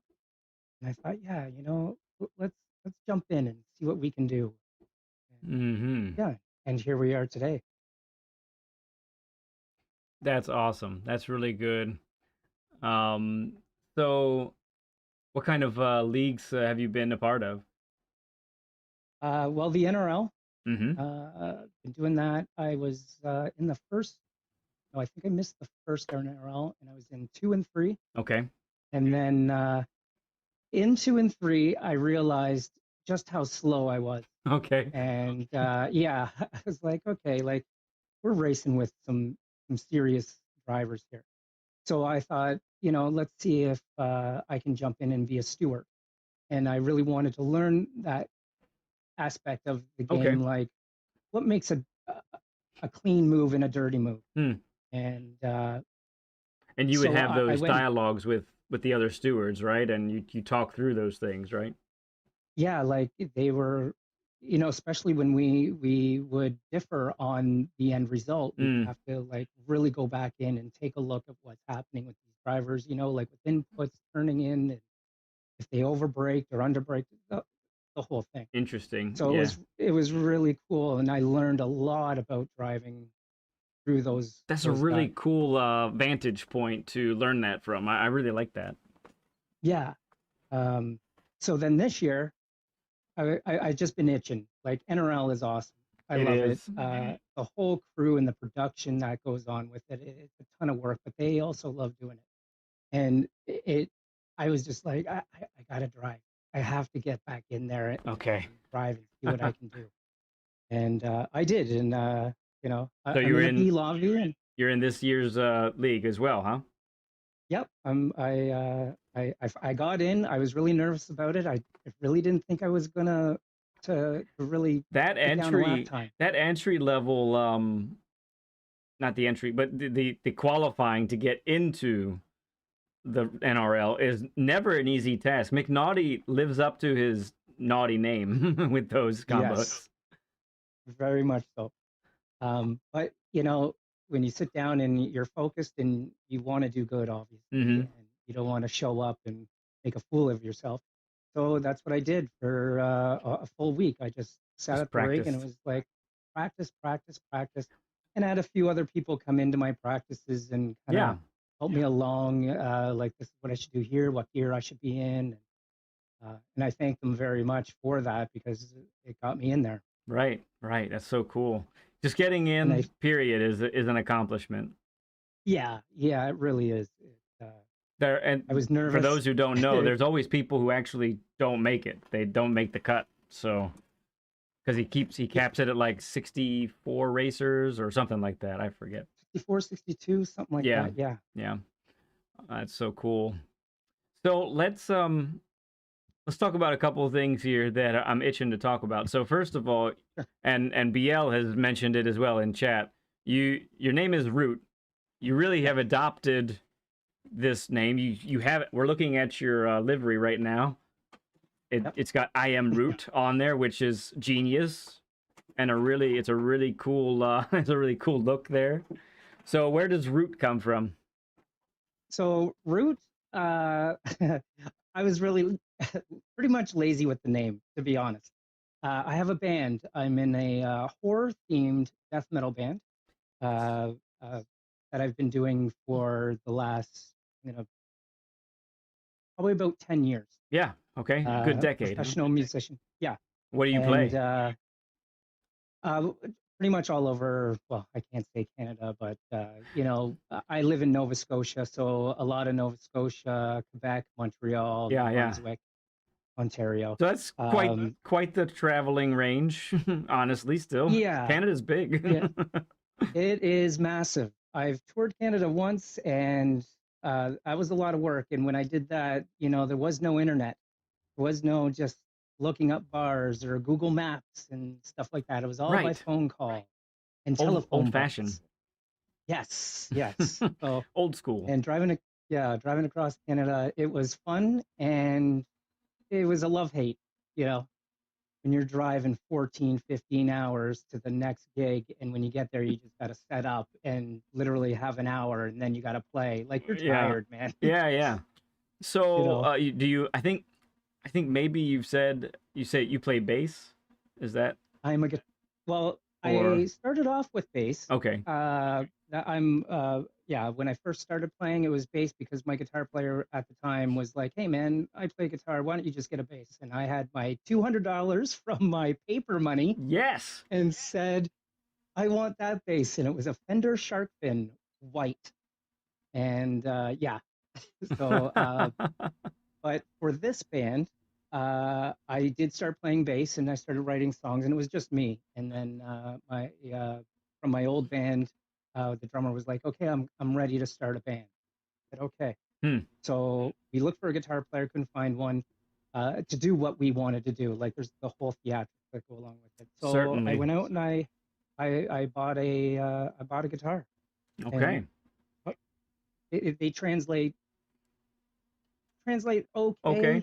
like chording versus single notes for most of the time. Mm-hmm. So I had to learn how to do that. And I found 5 guys that want to do my crazy music and dress up and do that kind of thing. So I'm just gonna go out on a limb. Yeah. All right. And I'm gonna say that you don't sound like an individual that does. You called it death metal horror. Yes. Okay. Yeah. So I'm a huge horror movie fan. And in all of my bands in the last 30 some odd years, we've always dressed up. I always Oh, like to put okay. on a show, a theatrical show. So in this band, I had to make burlap masks and sew in Halloween masks. So I made them for everybody in the Wow. band. And yeah, it was a lot of fun. And I literally, I put on a horror movie and I just start sewing. This And is that great. gets me in the mood. Well, Gets yeah, I me in the guess it mood. would. Yeah. This And is I do the same thing fantastic. when I do the same thing when I write music. I put a horror movie on, and it's usually, later at night when the family's gone to bed, and I just sit there quietly with my guitar and watch So, a horror movie. so you write music for all the instruments, all the vocals. You do all of that. No, so when this band first started, I wrote the entire first album. Okay. And I had some vocal inputs because I also do backups and I have sung in bands before. Yeah. But the singer that we got, he said, "What do you want it to sound like? Like, what kind of voice do you want with this band?" And we're tuned lower. Okay. It's horror music. It's Yeah. heavy. Yeah. I told him I want it to sound like a toilet flushing, and he looked at me and he was like, "Are you serious?" And I said, "Absolutely." And he said, "Okay." So that's what we did. And you can't understand a word he says, but I always looked at a death metal voice as another instrument. So Yeah. he has different variations of this toilet noise, some highs, some lows. Like I still have no probably idea what the actual lyrics are. toilets. So no, we no. It's Highs funny and you say lows. that. Yeah, we have thought about just flushing a toilet to start off the song. So So, good times. so I have to. So you never know where these interview parts are gonna go, because I always do discuss things with the guest ahead of time. We didn't get to this. This is brand new information for me too, friends. Yes, This is great. yes. Not too many people know the backstory. So, but I appreciate the writing of music. So I don't know if you know, we do some of that ourselves here. But Right on. I do piano. My boy does piano. So the beginning of the stream is one that I've written. The end of I the love it. stream is one that he's done, and I sprinkle in. He's much more accomplished than I am now. Just exceeded me in just about every way, I think. So he's done a lot more of his own compositions now. Right on. But music is great. It's a fantastic whether you like just to listen to it, or you play something, or you write. I think it's a really awesome avenue to use your brain and calming effect. Yeah, it gets me out of the house. We jam one day a week. We put in a good few hours. We have a Halloween show coming up now. So Yeah, right. we have 'Tis the to. We season. have to. Yes, exactly. So it like I don't do much outside of like I don't go to bars. I don't party. I Mm-hmm. don't get crazy. Like even when I play a show, it's like there's very little drinking. Mm-hmm. Like we're there to perform and to Entertain, like right? I've always Yeah. for the entertainment we're getting paid. So Mm-hmm. if I go up there hammered and can't play, it's not going to look good to the promoter or or Right. the bar, the band. So and everybody in the band is a father. They have their careers. Yeah. Yeah. It's always uh, the whole band is based off of like real life comes first. Same with racing. Real life comes first. And if I get a chance to sit down and race or book a show that's going to benefit everybody, then that's what we do. Right. And if it's funny enough because sometimes I can't make the show or my other guitar player can't make the show, children and whatnot. We have actually hired another guitar player. Okay. So he comes in as a sub, and I've made him a mask as well, and shows up to practice sometimes. Okay. He is our sixth hidden member. Mm-hmm. So yeah, we take it seriously, but we don't. You know what I mean? Yeah. No, I totally get it. I think I totally get you there. Wow. So, well, that was really cool. Let me get to one other thing, and this has been in chat a couple times already today. So Oh, here it comes. you have this reputation of being a cheater while racing. Mm-hmm. Yes. Tell us about the origins of that and what it's morphed into now. So, okay, so I joined a league with a couple of buddies of mine, a couple of neighbors actually. They actually live very close, and we got into this league, and there was this guy Raider. He was Mm-hmm. just beating us at every track, just smoking us. Right. And so I just every race we would get into, I would just write Raider cheat, and and I just leave it at that. Nobody would really say anything, and but this is every race for like a year. That's a We're long just time. Raider. Yeah, I just drove it right in there. So eventually, throughout that year, we become friends, Uh-huh. PS friends, PlayStation friends, and then we're on the mic like we are right now, and got to know Raider and everything else, and he actually helped us a lot. He was an A+ driver, so he helped us with some of the tracks and stuff like that. So then I get into streams and I'd see Raider in there, and I just jokingly a few times wrote Raider, and eventually, I'm in everybody's stream and I see Raider and I'm writing it. I just keep writing it. Oh And my even in goodness. lobbies, I'd get into a lobby and I'd see him in there and I write Raider cheats. And that's how it started. How it got back to me, Yeah, how did that happen? it just, like, it's funny because I think Leo from Uh-huh. PHG Leo Yeah. started it. Started saying, like, Root cheats. Yeah. Root's the cheater. And then, I couldn't get into a race like for almost like 6 months. Every race that I went into a lobby, someone that I didn't know was just putting cheater Oh my with goodness. my name. And it just took off, and well, here we are today with, like, I Yeah. seen the comments and Big in Papa there, and himself said you were a cheater. yeah, how are you gonna teach the cheater? Yeah, Yeah, yeah, you exactly. know. So you gotta just adopt, and Yep. now, like, even on some of my liveries for the NRL, like, I'll do up the NRL livery really nice, and then I'll slap cheater Cheater on there. across for just out of place and make it look awkward, and yeah, I just run with it. That's fantastic. Oh my Yeah. goodness. Yeah, that's great. So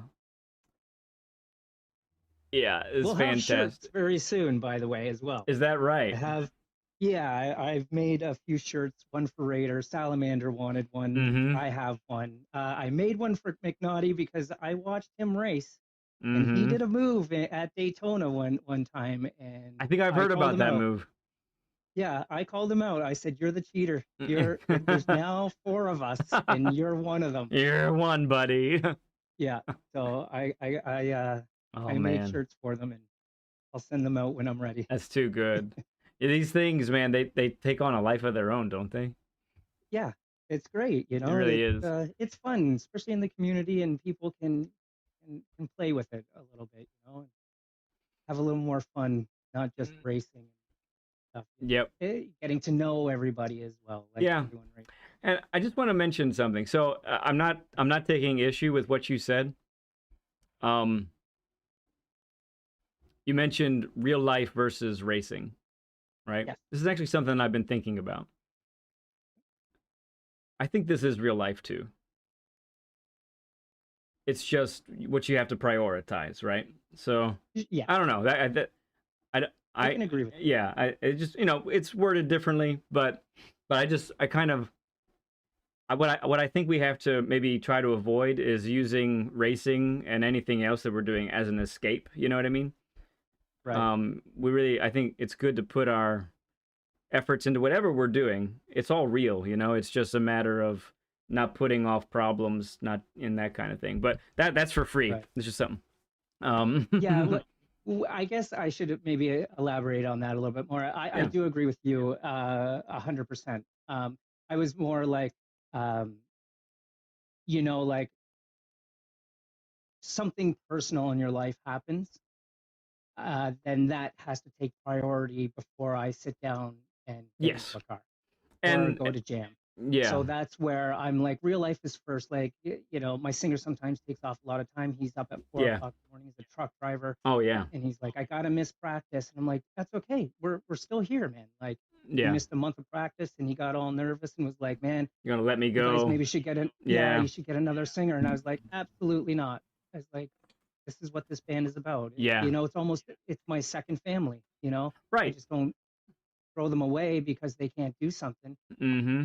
You know, I'm going to keep you around. You deal with your stuff, and when you're ready to come back, we'll all be here. We'll have a laugh, and Exactly. we'll play some metal. Yeah. Excellent. Excellent. Well put. Very well put. Yeah. Zamora says, "This is real racing, bro. We're just not crashing real cars out there. Got no money for that." I like it. It's great. Real quick, so we're about to break down these corners here, Root. But I just want to say hello again to everybody. We've had some new people come in. We got Peter there. I see you. Zamora, RS from 954. I have to reach about getting on an episode once my rig. Okay, excellent. Go ahead and reach out to me now, RS. Because the list it always keeps growing. People keep asking me for it, so even if you reach out to me now, your session's not until a month or two later anyway. So better to get yourself on the list now than reach out to me a month or two later and then have to wait a month or two after that. Just saying. So personally, I think it unfair to criticize those who started racing to help them deal with issues. No, I wouldn't put it. I'm not trying to put it that way, Crasher. I guess now I have to clarify. So I think we all need outlets we need things to do to de-stress. I think we need outlets to exercise. We need to exercise the mind. We need to exercise the body. These are all things that are healthy for us, you know. So I think racing can be a healthy avenue for that. All I would say is, and all I would say is, and I think many of us would agree, it's unhealthy to use something as an escape from dealing with problems that need to be dealt with. And people that was my point. Yeah, exactly, Root. So people are wired differently. Some people are fighters. Some people are flighters. They want to leave the problem. Some people are paralyzed. They just stop and they don't deal with issues, and thinking that they're going to fix themselves. I didn't expect to talk about this in this, but you know, it's you know, I guess you're seeing a little bit of my philosophy a little bit on there, but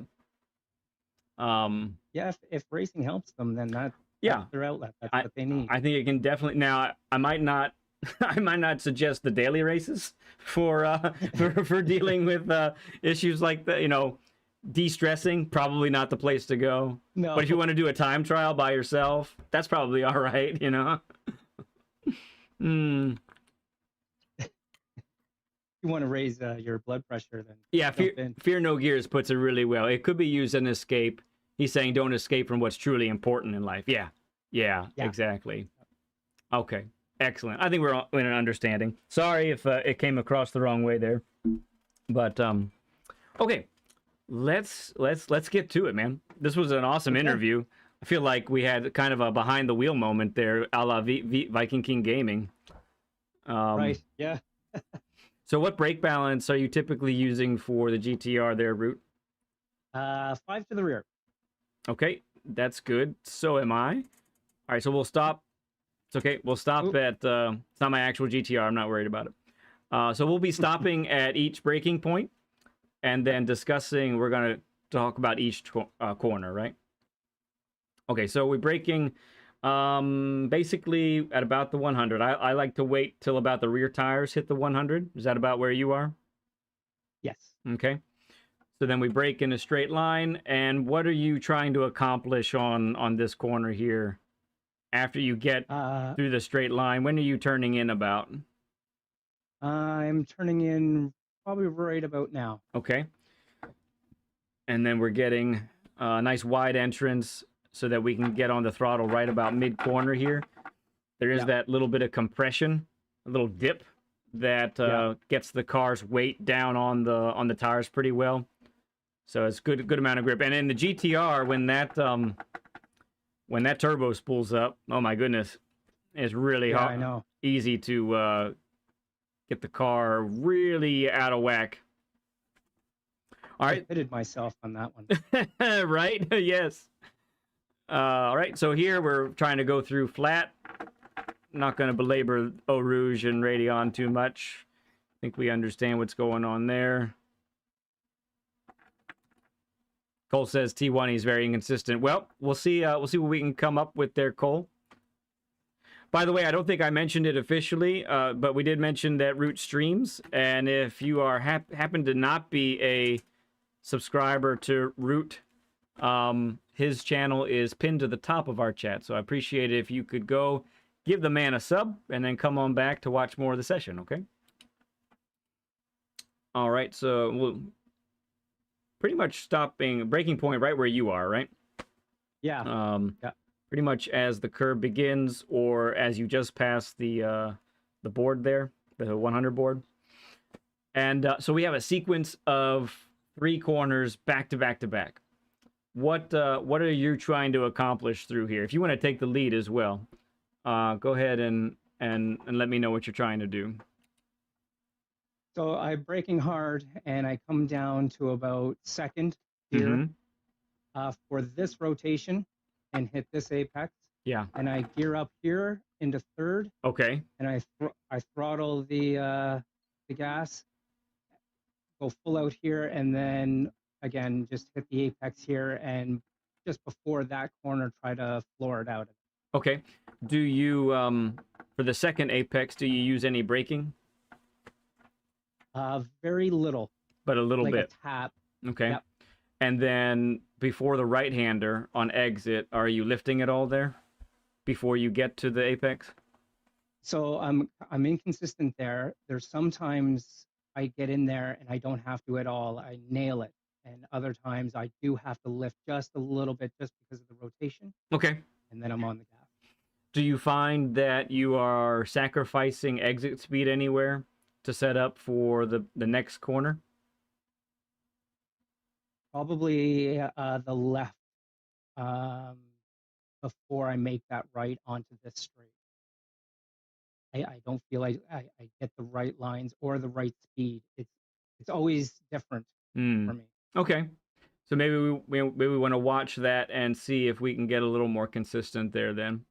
Okay. By the way, friends, just letting you know too, so we're going to be focusing on Spa today with Root.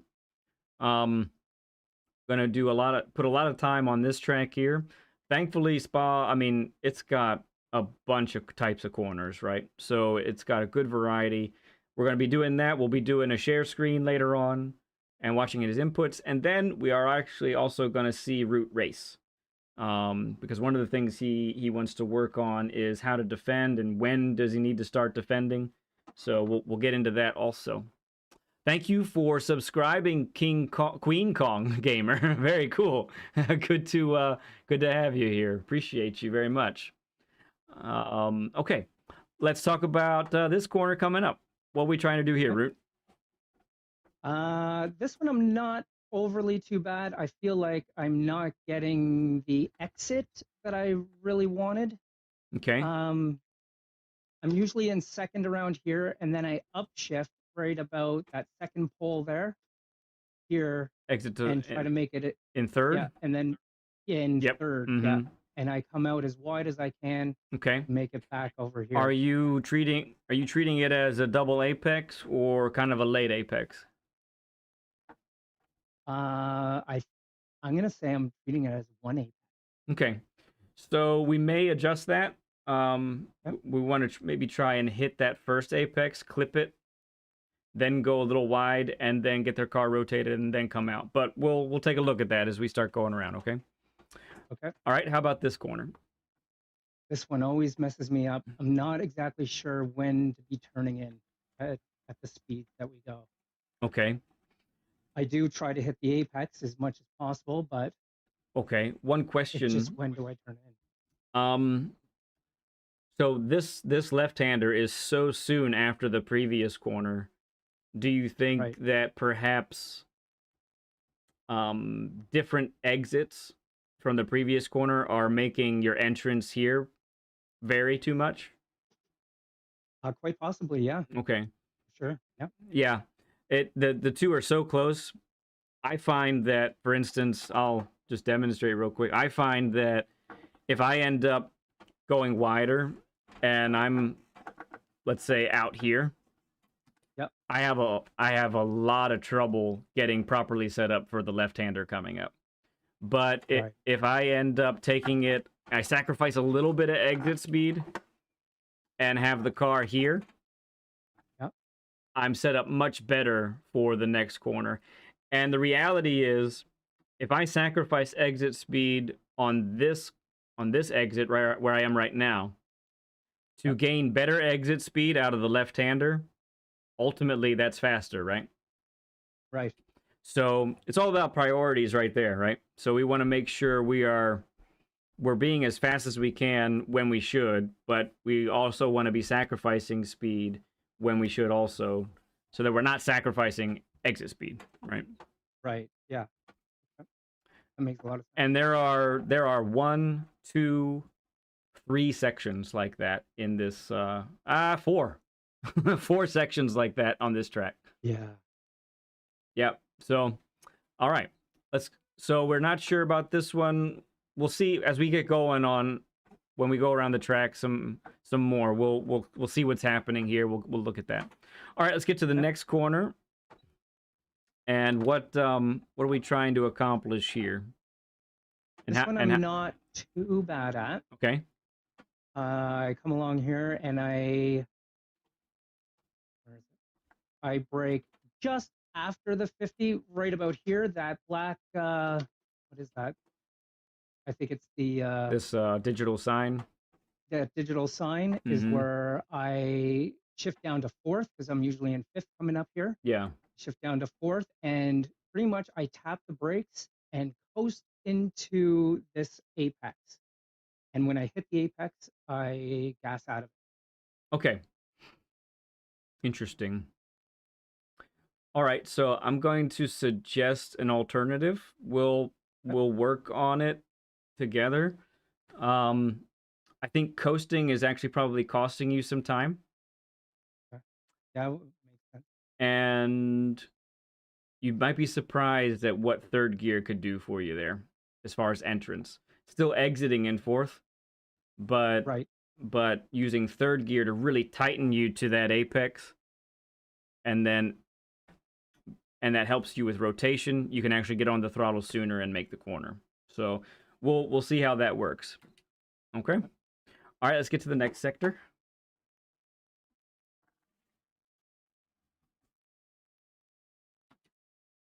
Kiwi, good to see you, friend. I don't know if I said hi to you yet. Appreciate you coming in. Mr. +5 himself. For those who don't know, I revolutionized Kiwi's life by telling him to go +5 to brake balance. And he's doing it ever since. Nice. Okay. Where are we braking here? Here I brake probably right where you are, just like my back wheels on the shadow of that overhead. Yep, I agree. Yeah, I agree. I have to take a moment. Kirk Kiwi says, always seem to waste these. +5 rules. Thank you for being a member of the Stud Club for 2 months there, Kiwi. Appreciate you, bud. That means a lot. Okay. All right, we got our break point down, Root. So what happens next here? Here I bring it up, and right about that line, I start to turn in. Nice. Okay. And I keep it in third. Okay. And I keep it in third all the way around here. Just hit my apexes and pass out of it. Are we just lifting to keep the car under control, or using brakes at all there? I lift, but not to the point where there's no acceleration at all. I kind of keep the throttle going. Gotcha. Okay. Interesting. All right. Very cool. That might work. We'll see what happens, but let's go to the next couple corners. And up here, I would shift up to fourth, Yep. so I don't bounce my rev limiter, and Mhm. I drop it down to third only, and trail brake right into this corner. Excellent. Okay. And third gear exit for the GTR is pretty critical because of that turbo spool and how much power it puts down this monster. This car is ridiculous. So that's really good. Okay. And then how are we trying to treat this one? And I'm about here coming into this corner, and I'm not maxed out on my fourth gear, but I do shift up to fourth. And that allows me to have the gas pedal just matted and make the corner. Come right and make the corner and try not to hit the green stuff. Yeah, it's nasty. I try not to even hit that the yellow red lines there. Okay. Try to keep it inside that much. I do because I noticed that the rev limiter is shaking when I hit that. When you go over that and floor it, it bounces the car quite a bit. Yeah. And I don't like that, especially when you're in tight racing and you got somebody behind you, beside you, or right in front of you. For me, it's kind of unsettling the car. Yeah. I don't like that. So I try to stay off of that as much as possible. All right, good. All right, let's get through the next couple turns here, and then the chicane. You're going flat through here, right? Yep. Okay. Flat through here. Just got to get the turn-in point just right. About here, and then come in, still flat out. And this is kind of the same with the last corner. I try not to hit that. Okay. But it doesn't always work. Yep. I try to miss that one on the right there, and I come out here. Okay. And I brake right where the red and farther back. Yeah, you can get there if you want. After the 100, I think. That late, huh? Take a look just to be sure. Test our backing up skills. No, probably about 125. Imaginary 125. Got it. Yeah. Like okay. Right in the middle of those. Yep. Yeah. That's about right. Yep. Okay. All right. So then what's our approach for this nasty chicane? Nasty chicane. I come over here and I do go up over this. I gear it down to about one first gear here. And I try to hit this like that. Yeah, very critical to do that. Then I give it a shot of gas there, slow it down. And when I'm on this apex right here, I hit second and floor it out of here, trying to also avoid this. Yep. Try to keep it on track here. Got it. For the second apex of that chicane, do you tap any brakes there or not? No. Okay. No. Great. All right, excellent, Fruit. Good discussion on those corners. Let's go ahead and go around the course here. We're just going to go 50% speed. Our tires are ice cold right now, so we'll get them warmed up a little bit. And just kind of just try and be right on the racing line here. And then I'll pay special attention to... especially where we're sacrificing speed to set up. I'll pay close mind to those. I think that'll be critical. All right, so we're entering that first one of those first sections like that. Who just subbed? Someone just subbed. All right, so getting a nice wide entrance here, clobbering this apex. Sacrificing speed on exit here to stay to the left. Right. And then exit out just like that. It's really critical there to make that happen. So let's talk about the line here that we discussed. So we do get wide on the brakes, but then we point to this apex, the first one. Get slower, our slowest right there. Back on the throttle right here. We exit, we accelerate through the second apex. Okay. We'll talk more about this one later. Good to see you, Queen King. Queen Kong, sorry. Saying that wrong. Third gear, I'm going to recommend tucks you in, out and forth. Get on the throttle before the curb on the left ends. Okay. And then right here, braking at the shadow. Nice wide entrance. Decelerate all the way to this point on the throttle. Make the car dance in the middle there a little bit. And then out you go. You stay in third there, right? For that one? Yep. Okay.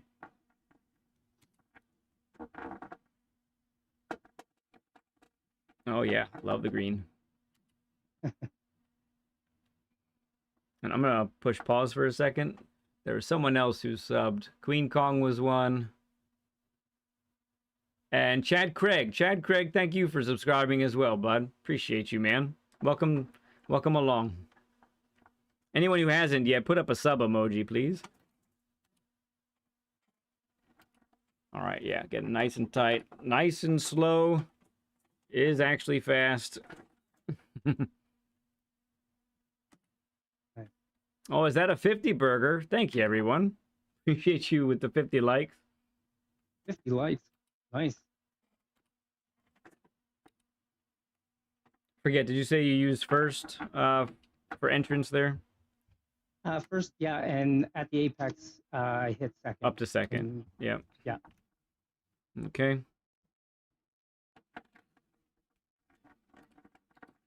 Tires are still ice.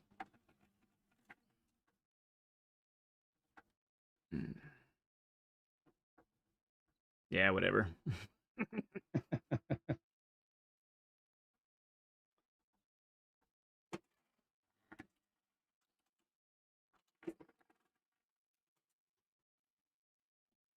Yeah. So I put my time up in the RSO1. I didn't use the GTR, which the GTR is definitely the meta for the week. Oh, I missed that first apex badly.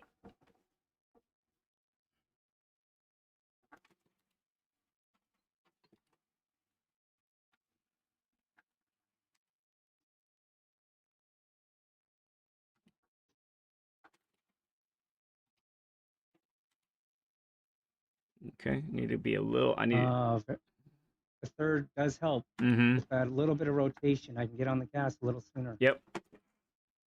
And that can be the difference of a tenth right there.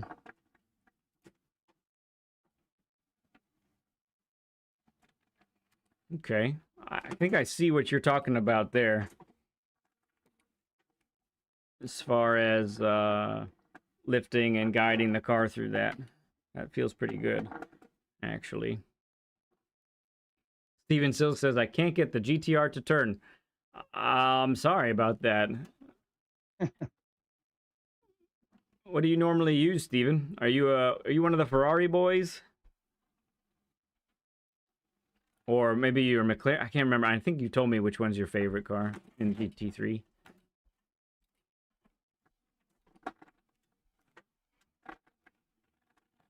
One way to get rotation. Slide it out. Turn and turn. Mm-hmm. Ferrari, that's right. Yeah, so it's a mid-engine car. It will handle much differently than any of the FR cars. But for an FR car, it turns in better than some of the other ones.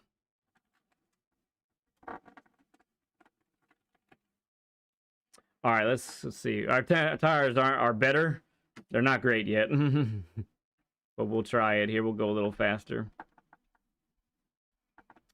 So let's see how we do through here.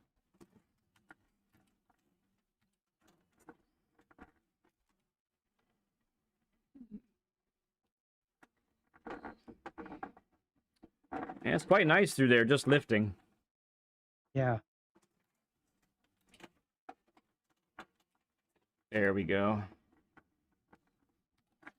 Oh, yeah. A little too much on the gas. I missed the apex too, but...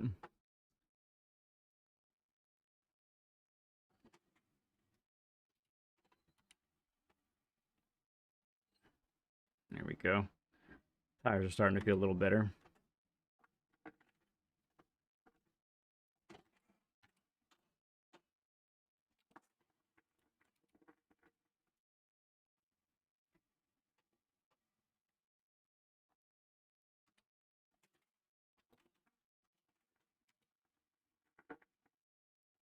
Okay. For the corner just before this one, I think I'm gonna suggest using second to get some extra rotation and tighten. Okay. I think that's gonna be better.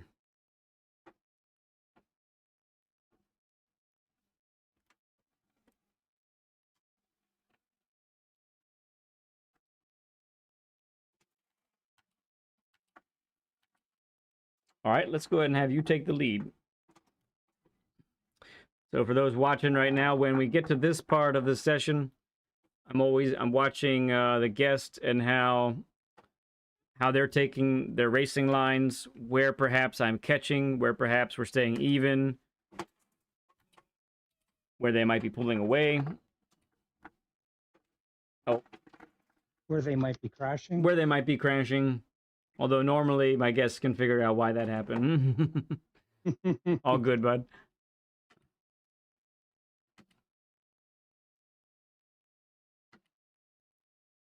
I'll appreciate it, Crasher. Crasher is complimenting us on our smoothness, apex to apex. Okay, SD, appreciate you, friend. We'll see you later, man.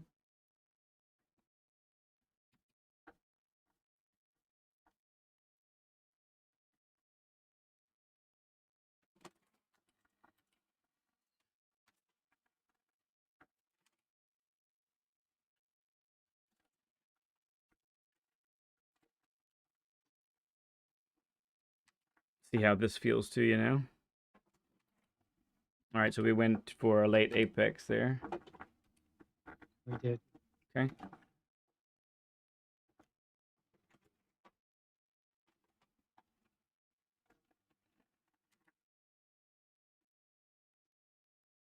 All right, see how this one treats you. Yeah, with that third gear, just a second too, just a little bit. Just a little bit. Yeah, you're not hanging out there.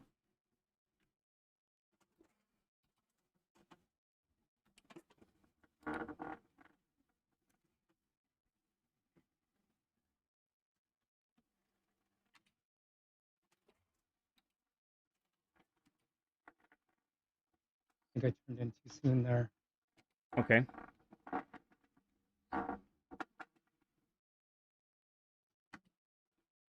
Oh yeah, I'm looking forward to it, Crasher. I'll be checking out your answers to the questions on the PSN chat here, and we'll get you scheduled up, okay?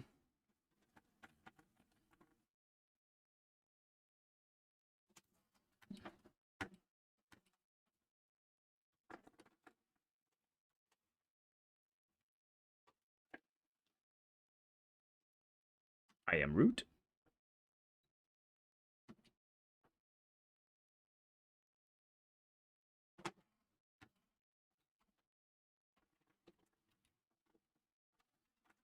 My turn. Beast of a car.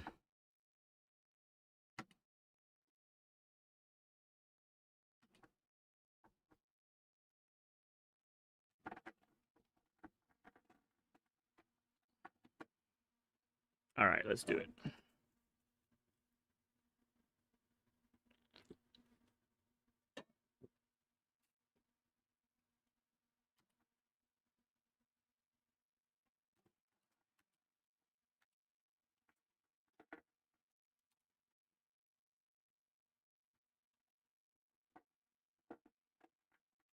It's a good looking line there. I like it.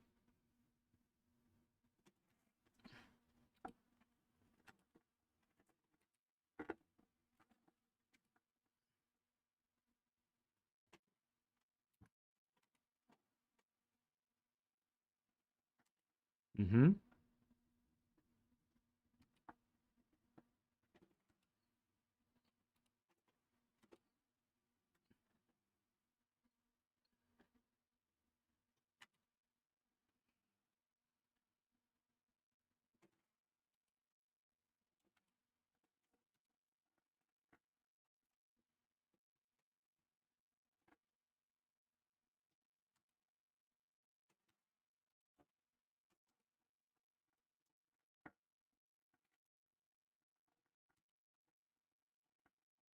had the lift.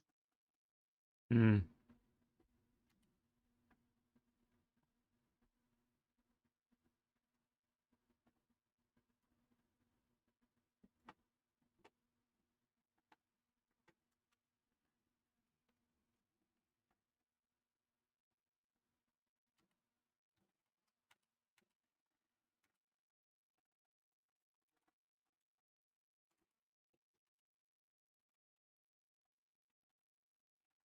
Mm-hmm. Nice.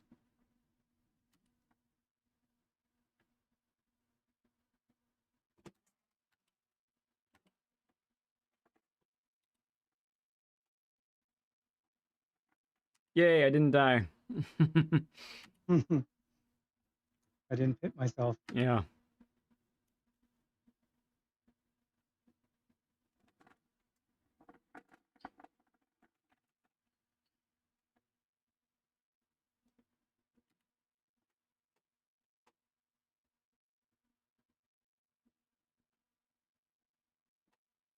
Yeah, for sure, Queen Kong.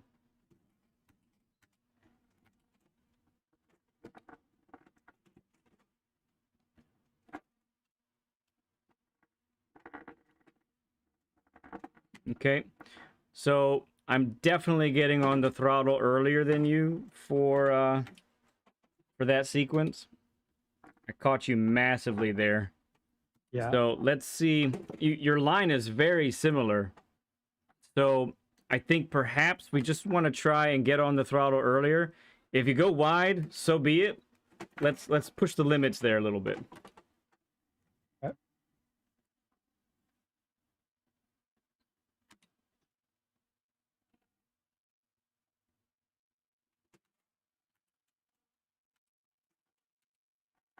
Hmm. And let's I try. had to go down to second there to rotate the car. Yeah, I think we need a wider entrance. Go ahead and utilize the curb some. There's a couple spots on this track where, as you're braking in a straight line, it's good to just go a little left, get on the curb, and those couple, that yard of width actually helps a lot.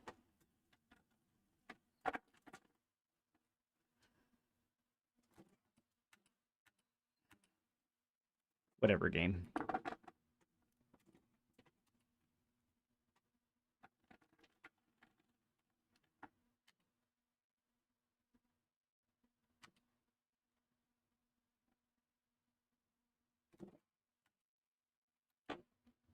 I just beat my time.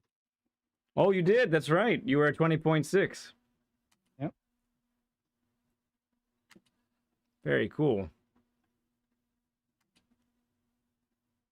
Even with that little lift that I had to do.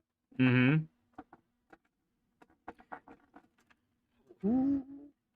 So I think one of the things I'm seeing here, Root, which is pretty common, but it's hard sometimes to recognize in oneself, is the priority of doing everything you can to get the car rotated as early as possible.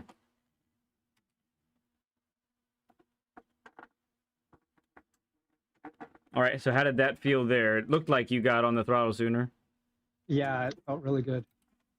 And the car didn't complain, it looks like. No, not at all. Oh. Oh.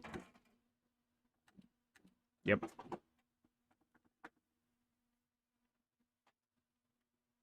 I'm gonna go serve my pen. Yep.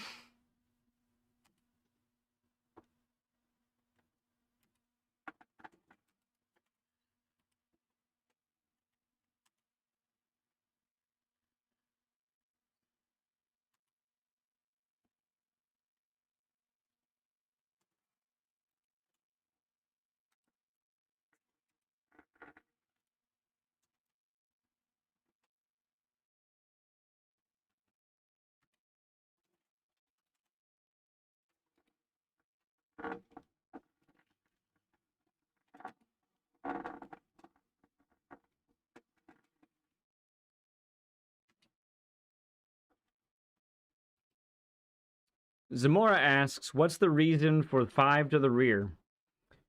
So putting brake balance to the rear for most cars is going to be very helpful for added rotation while trail braking. If you put more braking power to the rear, especially on a longer corner, as you trail brake and tighten to the apex, the back end will step out just slightly as you decelerate. Sometimes it can be difficult to control, but a lot of the cars are very stable with it. Now, I should put a caveat there. The only way that 5 to the rear is beneficial is if you're driving to the limit of grip. So you're right there on the edge of what the car is capable of handling. If you're not to the limit, then brake balance in any direction really doesn't mean anything.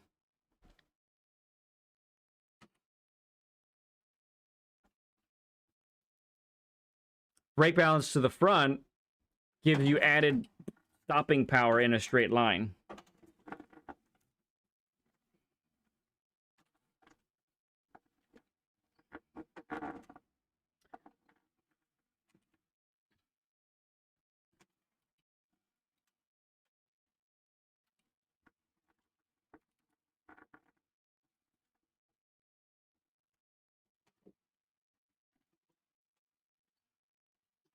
Oh, there I go. Godzilla got me. I see. So if you overstep the limit, the rule will be the one to slide, not the front. Correct, Zamora.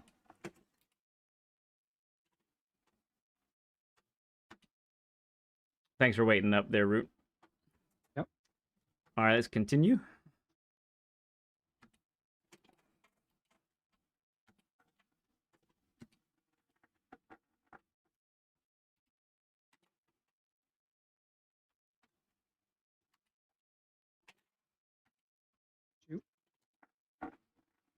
Little miss there.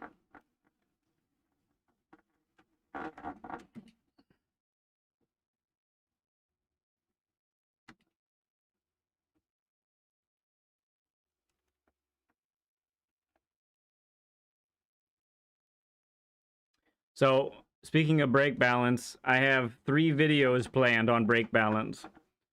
The scripts are all written, the PowerPoints are done. I just have to record myself and start splicing it all together.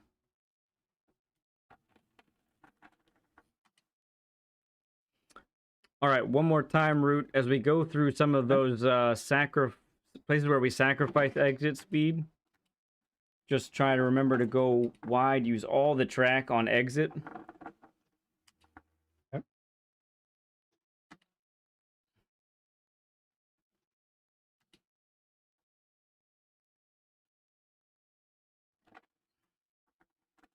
Yep, so the big braking zone here.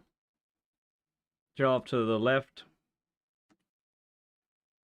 Just a tad. Get on those get on that curb.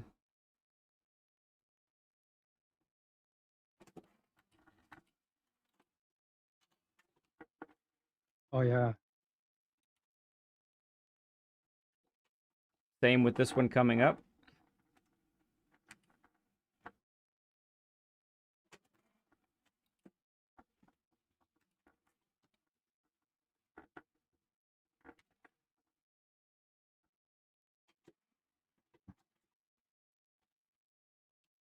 Could have been a little tighter.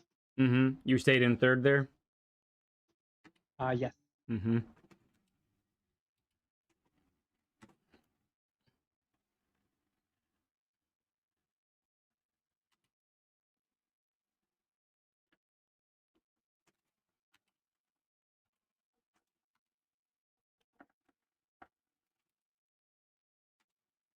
Mm-hmm.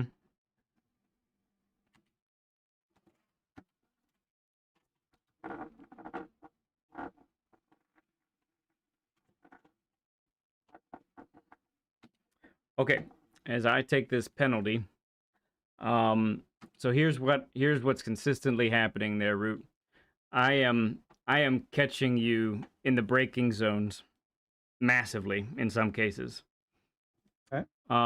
So I think what we're lacking, and we'll look at inputs here in a moment to verify, but I think what we're lacking is a doing whatever it takes to tighten to the apex. So I'll be able to see your braking here in a little bit when we watch your inputs, but I also wonder if we couldn't be utilizing gearing a little bit to help with rotation and extra stopping power. Right. Um, Okay. so a little thing too about that. So I'm a big advocate of gearing down when going into a corner. Sometimes I do it to a fault. I actually probably do it too much because I catch myself um how should I put it?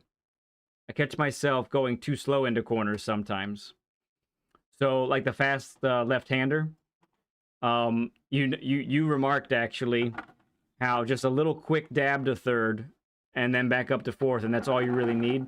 When I was first doing this, when I was practicing this track on Monday, I was staying in third too long and Right. slowing down too much, more than I needed to, right? So if I would say anytime you're using gearing to help rotate, help slow down the car, do it as long as it doesn't kill your entrance speed too much, basically. Right.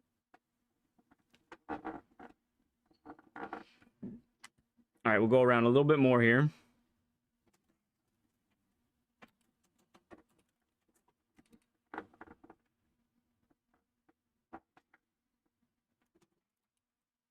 So right here, I'm using second there. I went down to second and then back up to third. Uh-huh. Kind of like I'm treating this one, but just a little bit and then back up and Yep. pour it out. That felt way better.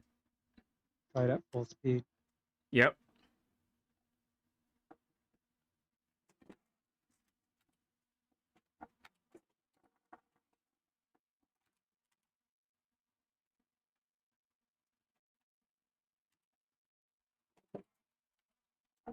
So I'm using second there also to get more rotation. I'll try that on the next. Help me tighten to the apex.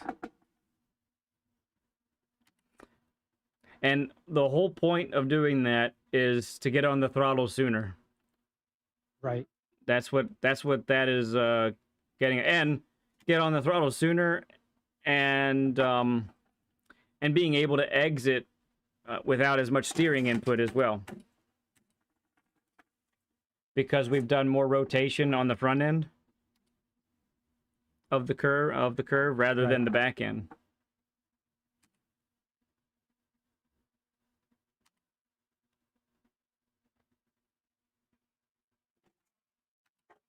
All right, one more time around, and then we'll switch over to the share screen. Okay.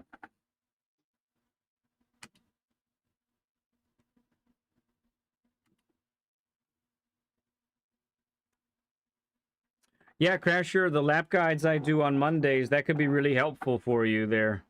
And even if you can't be on Mondays, I release a video of the lap guides on Tuesday mornings.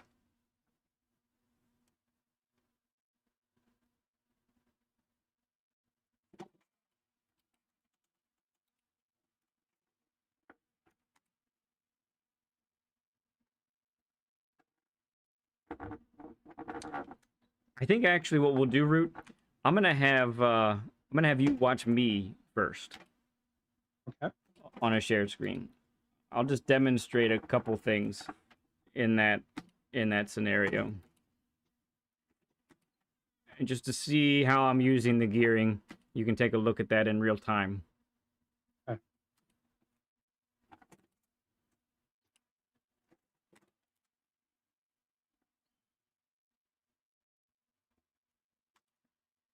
You took the exciting wide line that time.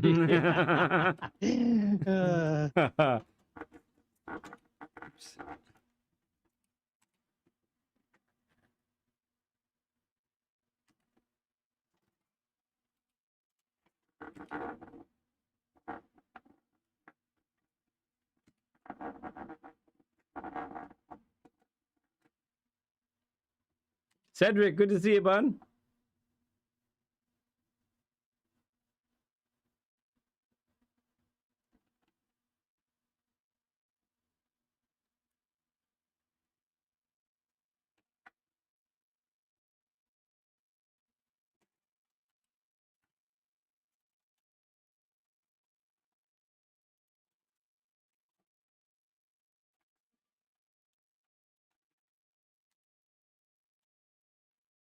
All right, go ahead and exit there. I will send you the share screen invite. Oops, that was the wrong way. Exit right out of it, right? Yeah, so you'll see the invite in the top right-hand corner. And you just need to accept it and click view in full screen.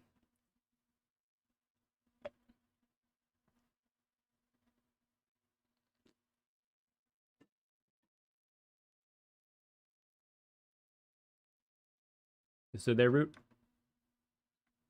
Yep. Okay. All right, very good.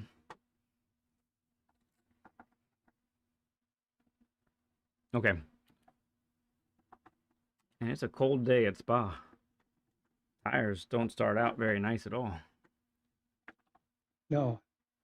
I feel like with so much chaos at the beginning Yeah. of a race. Yeah. You can't. Everyone's trying to do what they can do.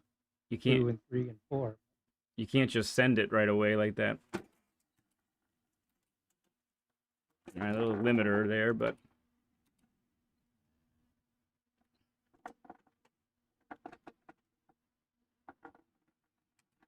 All right, so.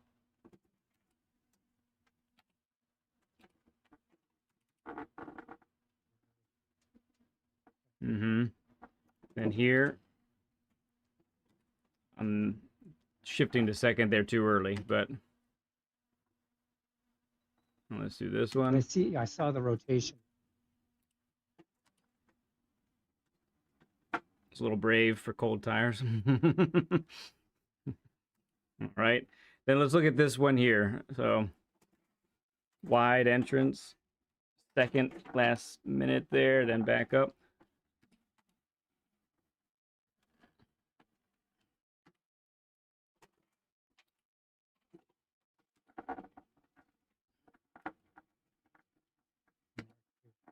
Yeah. So again, it's important, and you've seen me do it a couple of times now where I've hit the limiter. That's really no good in most cars. That's just going to cause wheel lock and destabilize the car. I will say that Group 4 GTR actually kind of likes it.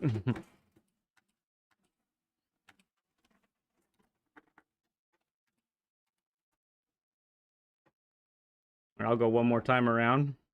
Yeah.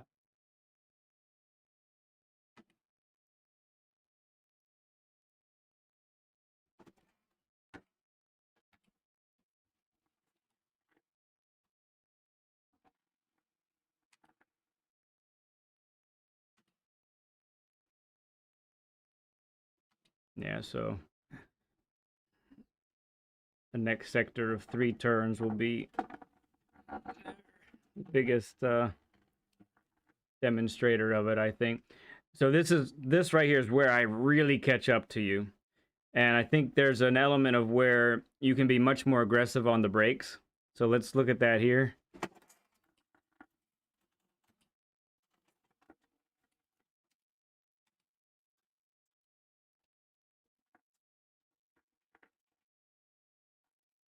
And then here as well.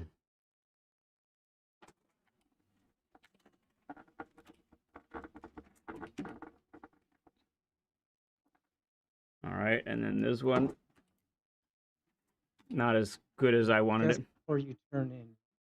Yeah, it is coupled with the turn in. Yeah. Yeah.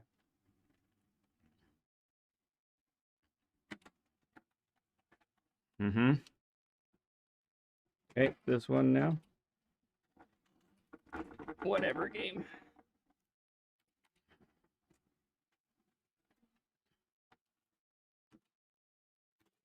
And I'm like, yeah, I'm not even using, not even there. Okay. Second gear, I'm not utilizing it at all. So I am now with that first turn. Right. Right. Okay, so that's the idea. The utilizing. So, have you ever watched Digit? Yeah, oh yeah. Right? So, next time you watch him, listen to his gears. he is he is making those things scream. So what he does to perfection just about is, you saw how I was imperfect, and when I was downshifting too early. Right. So perfection would be when you downshift, you are right at the limit of the RPMs. And then the RPMs go down as you're braking.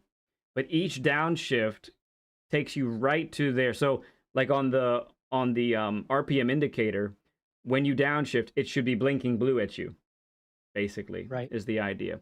And you should be doing that perfectly all the way down. That would be the objective, at least, right? So Yeah.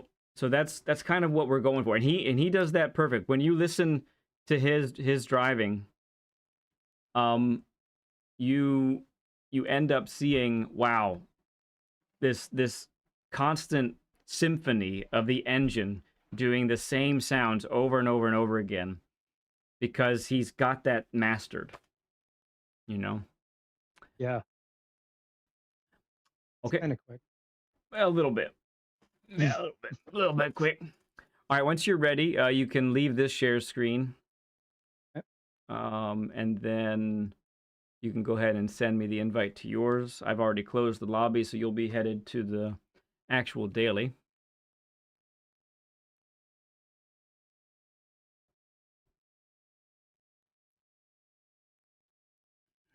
How do I share my screen with you? So it's in our party. Yeah.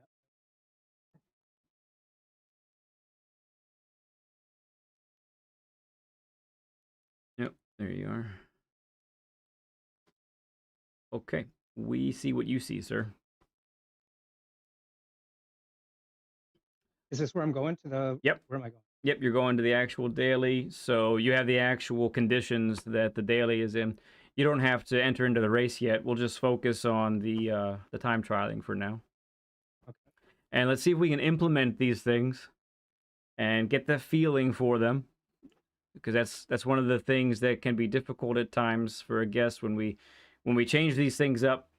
It can be a lot of new feelings that are unsettling, but sometimes people catch it onto it real quick. So let's see what happens. Give her. All right. If anyone's just joining right now, we're on board with Root. We got a share screen going. Apologies for the lack of sound. This is just what happens when we do a share screen like this. But we do it this way because if he does happen to beat his time, in this it'll actually count. He beat his time in our lobby, but it doesn't unfortunately show up here for his. Yeah. All right. Here comes the business end of the track.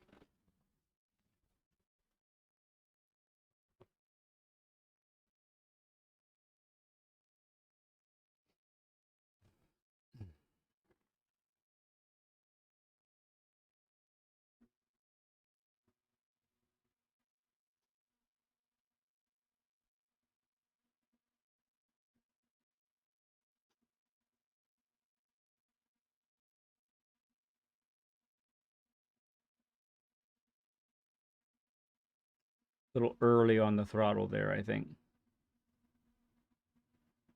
Yeah, I think we need to spend a little more time decelerating. Okay. And get at your slowest a little bit later.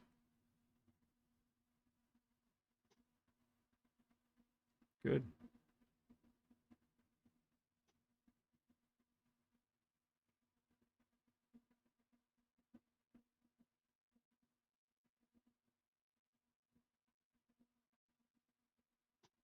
A little earlier downshift to second, that would have done the trick. And there too. There too, yep. Okay. I like that short shift to fourth there. That's good. Especially with the Yeah. first lap, tires warming up.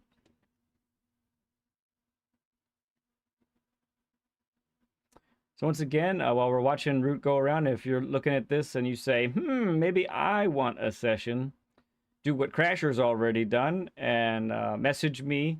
You can message me on PSN if you'd like. If we're not friends yet, then go ahead and do a friend request.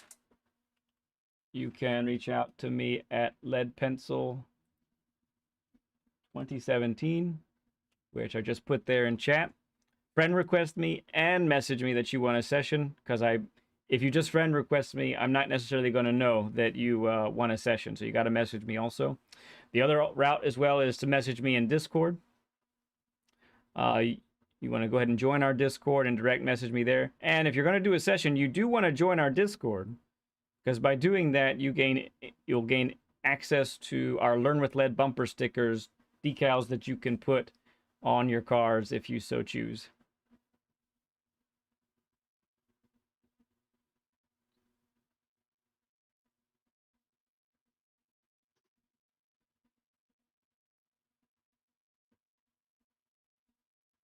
Nice. That was a sweet line.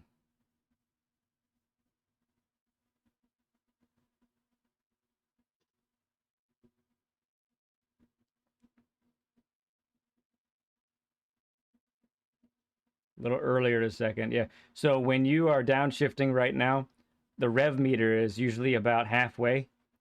So we want to downshift a little earlier to gain the most help out of that downshift. I want it to be redlining. Yes, just at the limit of the red line, yep. Nice line through there. Yeah. I knew as soon as I didn't lift on that. Yep, so a little downshift a second for the left-hander will help you there, because when you got on the throttle, you were actually moving away from the apex. Yeah. When you get on the throttle there, you actually want to be going through the apex. Clip it as you go out.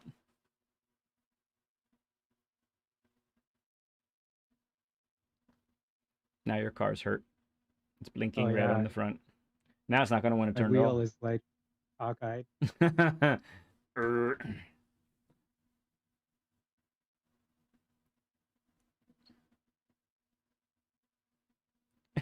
Cole says, I just want to see Root crash in a Supra. I also like Supra too there, Cole. Yeah. Oh, I forgot to mention earlier, Cole told me to just wreck you at one point on the track. He just said, hey, can you just do me a favor and hit Root's car? Sorry, I didn't. I'm sorry. There's just so much going on, Cole. I'm sorry I missed that at the moment. I would have liked to have really said that at the time. It's my fault.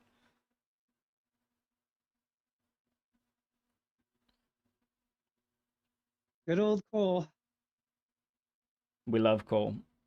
Both the guy in Days of Thunder and our Cole. We love both of them. Yep. The actor who plays him, he's okay. The ageless one.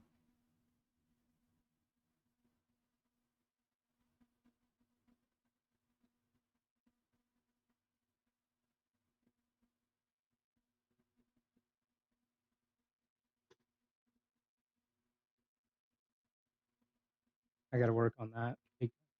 It's getting better. Ooh, that was nice right there. Look at you go. Boom. Yeah, I think first gear at where you're at your slowest on that turn will help immensely. It's just going to get the car pointed much quicker.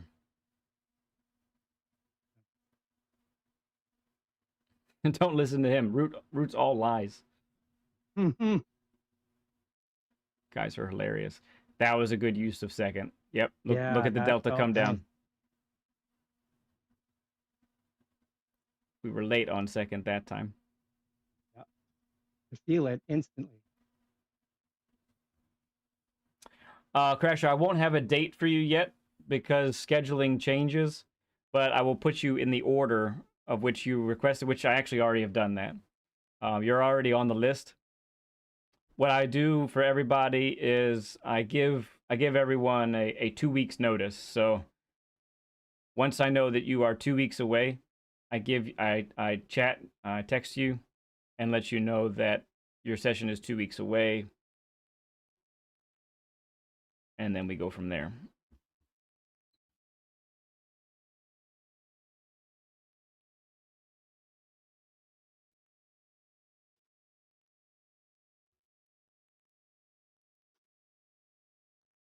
Good exit there.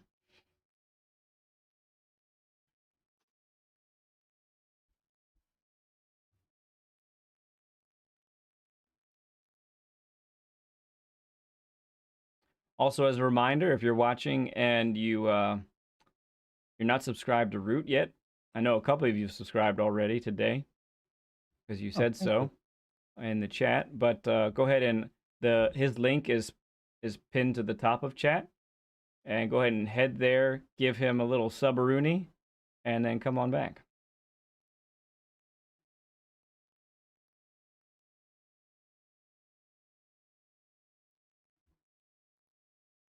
Yeah. Yes. Look at that. What a difference. That's the difference. So I wasn't scared. Yeah. So what we're seeing here is by you committing to getting the car rotated, to doing whatever it takes to make it happen, you're just shaving off tenths every time you do that.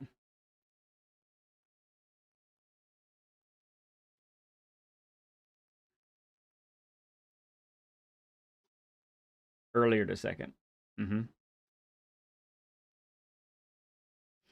Really, it's when I think, yeah, when I'm doing it, I'm always looking for, okay, I'm setting up for the corner, I'm decelerating. Am I going to make the apex? No, I'm not. Let me downshift to make sure I do it, right? Right. And that's kind of how I'm judging it.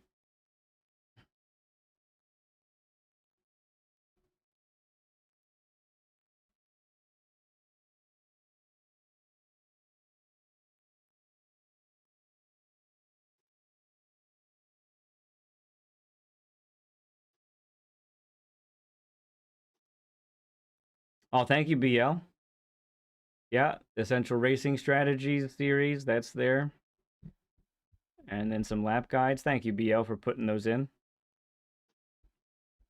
We'll get to Root has watched some Essential Racing Strategies. Now we'll get to those as we in a little bit when we prepare for your race.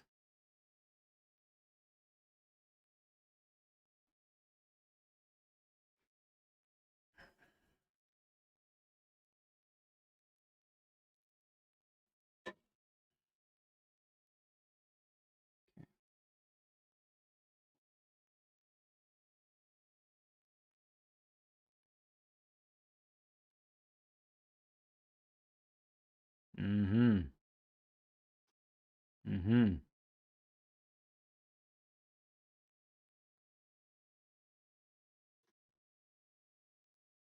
Yeah, monitor it. We didn't wait quite as long for the car to get rotated. So what that did was it delayed you getting full throttle. And that's why we lost time that time around there.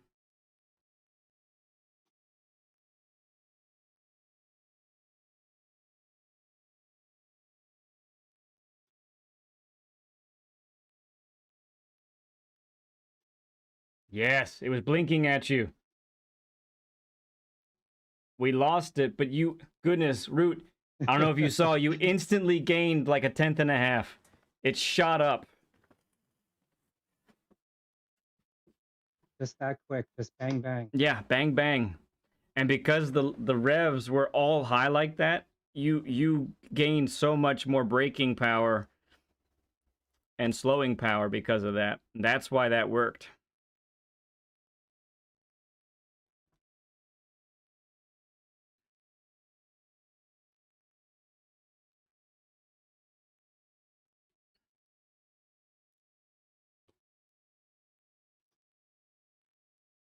Okay, slight improvement.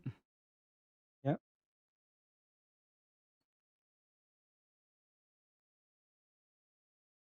Slow there.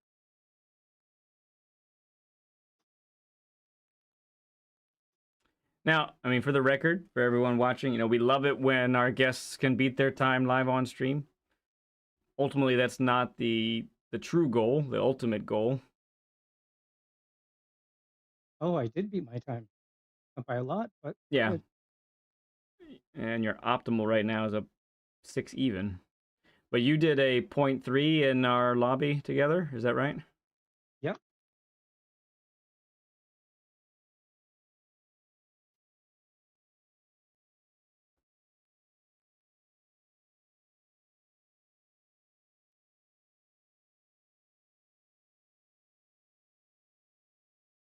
Mm-hmm. Yep, just waiting to get on the throttle a little bit more. Let the car turn and get it pointed.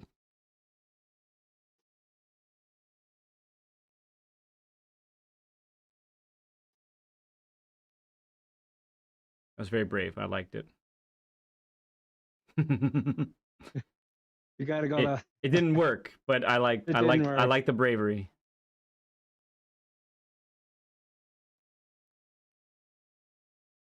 And yeah, I mean, if you want to reset too, we're 5 laps in. Tires aren't going to be great, so. Crasher says, beat your time. Congrats, Root. Thank you.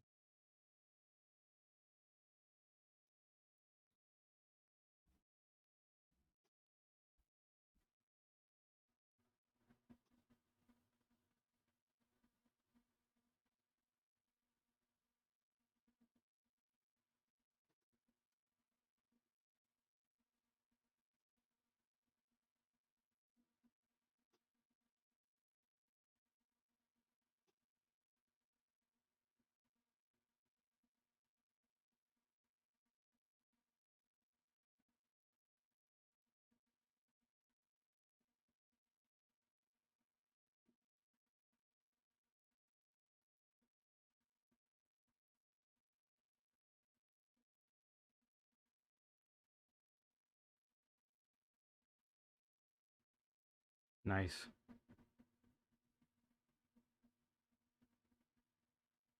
Mm-hmm.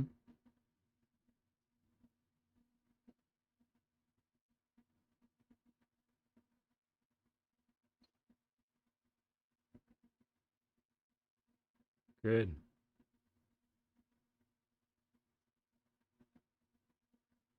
Yep.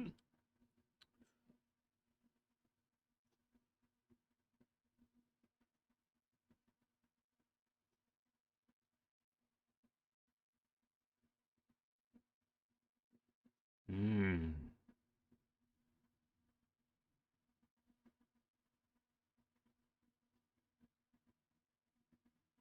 Yep. That right there is really accelerating through the apex. I love that.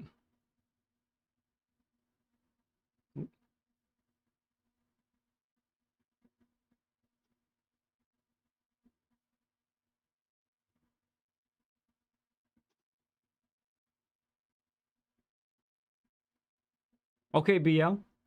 Sounds good. We'll see you later.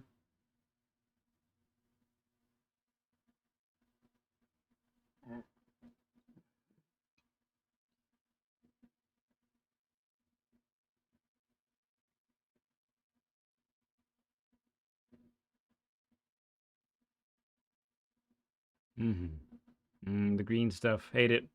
Yeah. Bobby Vegas, what's up, bud? Good to see you, man.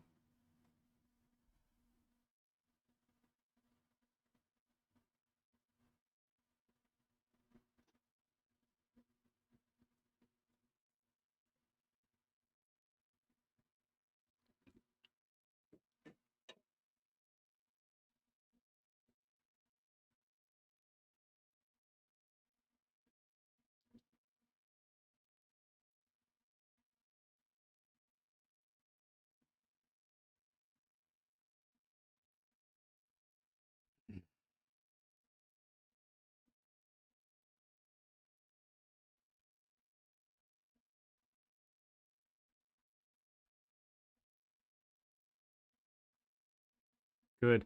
I really like that delay in the throttle there. It's so tempting to get full throttle earlier on that one.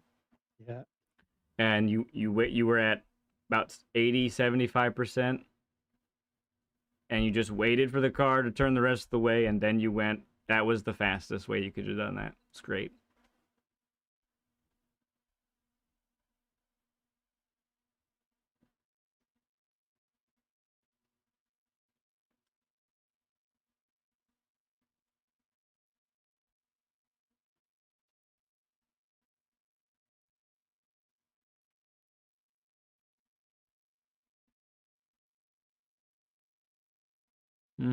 I like that use of just staying in third that time.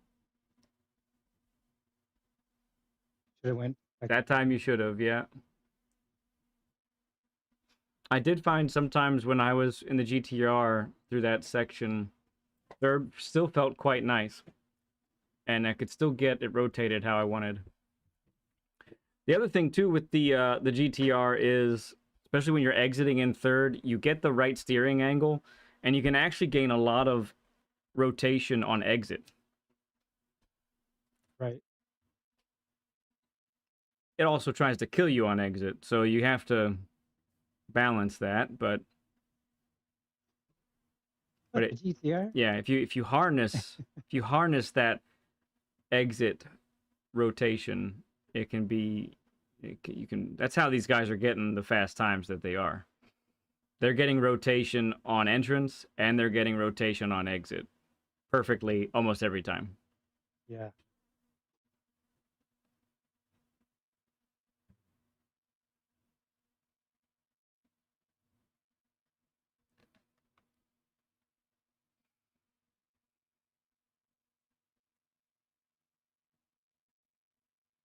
Yes, I have had a crasher. I've taught rookies. I think the person who I taught that was newest to the game was Stupendipitous. He had been playing for like a month or a month and a half. SD had been playing for a while, but he had only had the wheel for a little bit. So that was cool too. I like that adjustment you just did there, Root. You started to exit in second. You actually got some of that exit rotation that we were just talking about, and then you finished it off in third. Yeah.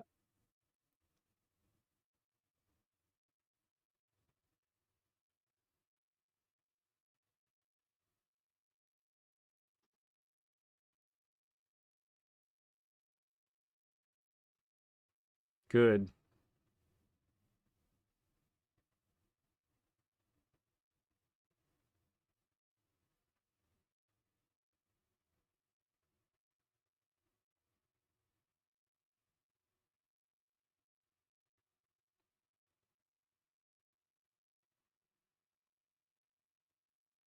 The car does tell you what it needs.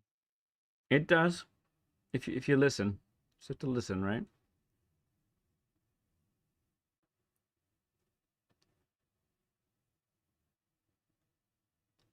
Oh, you got some Aussie Pug liveries there, Bobby Vegas? Bro, Aussie Pug is amazing. He's done no less than 24 liveries for us.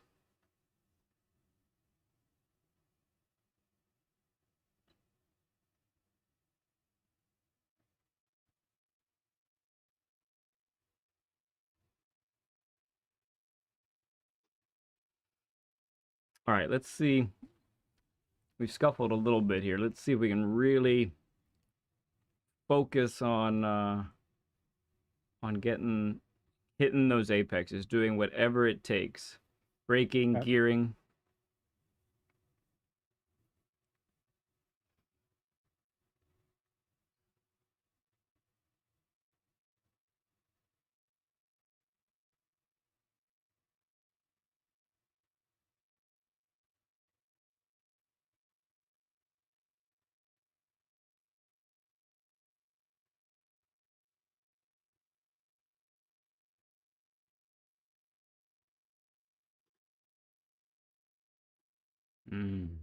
It's the right idea.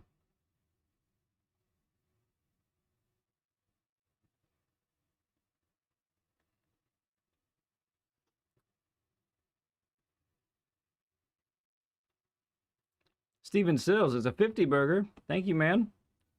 We are there at 50 likes. Appreciate you, bud.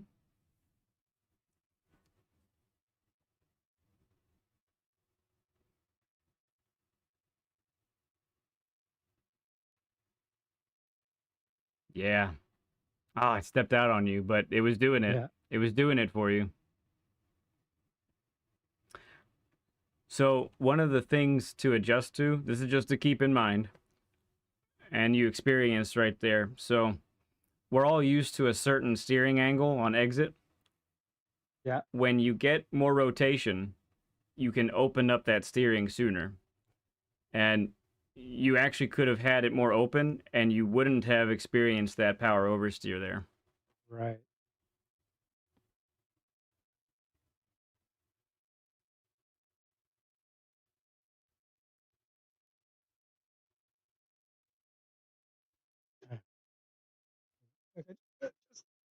Yep, go for it. And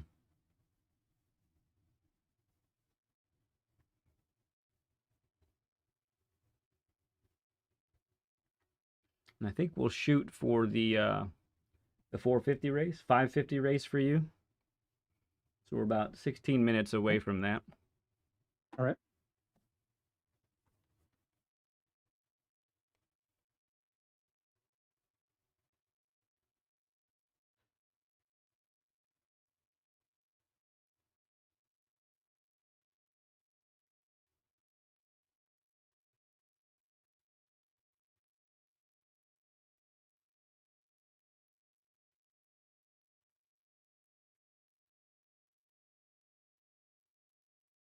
Mm-hmm.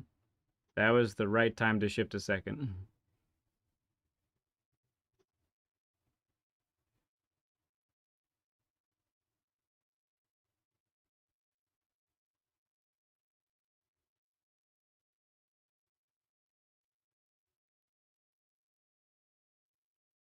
Too anxious to do that. Yeah, I see it. Need more work. I think, More patience. yeah, you can do more of exiting in third there, I think. The one time you did it in second and then short shifted the third, it worked. I think mainly because you're actually a little bit narrower. You've been wider the last few times you've tried it. You probably don't need that there. Raider says, "Come on, cheater, get that 19." My partner in crime right there. Yeah.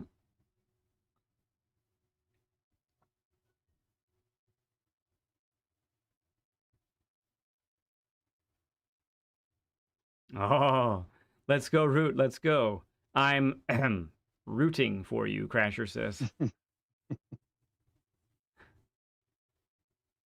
Love it. Cold Trickle says, hello, come on, cheater. It's too much fun.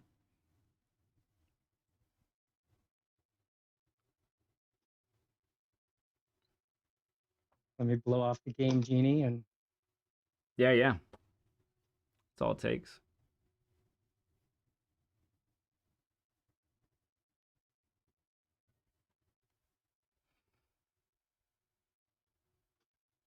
Mm. Yeah, probably. yeah.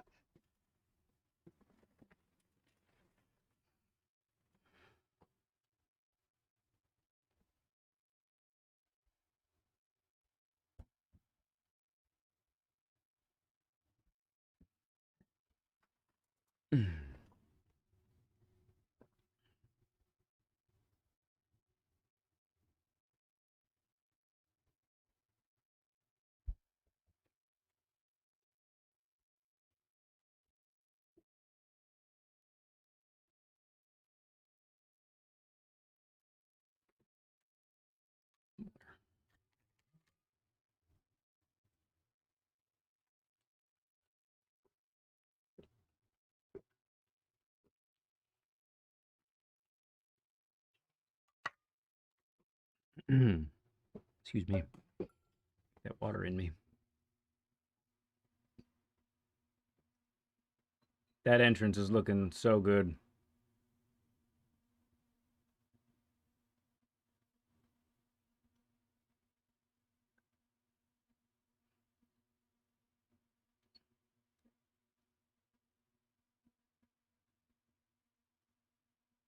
Mm-hmm.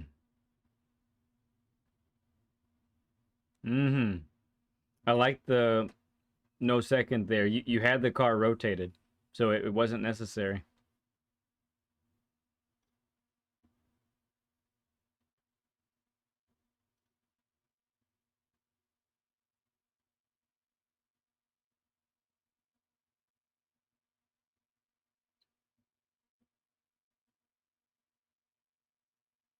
Yeah. Came in a little narrow, so second helped a lot there.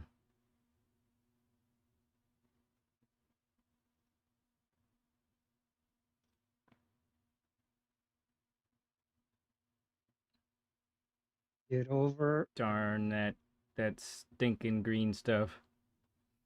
You know, I'm told in real life it's nowhere near as slippery as that. I don't know why the game is like that. It's just GT7 being GT7, I Yeah, guess. exactly. Here, let's screw him. Let's do this. Thanks, game.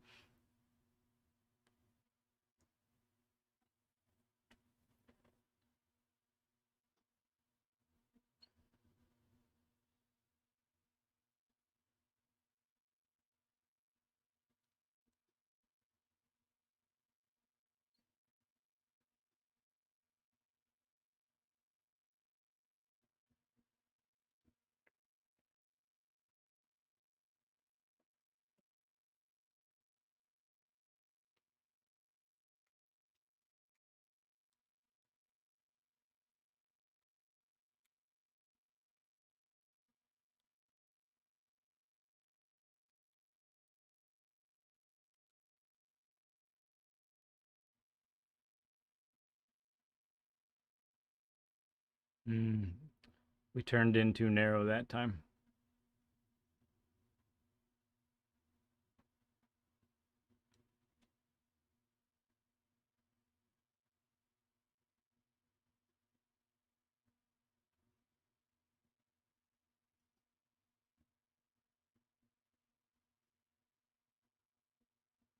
We got rotation that time. Oof.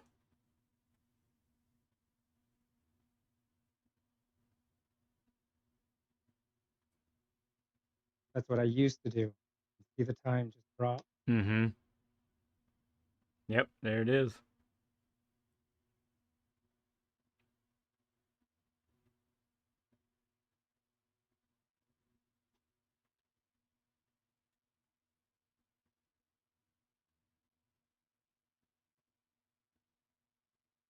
Right?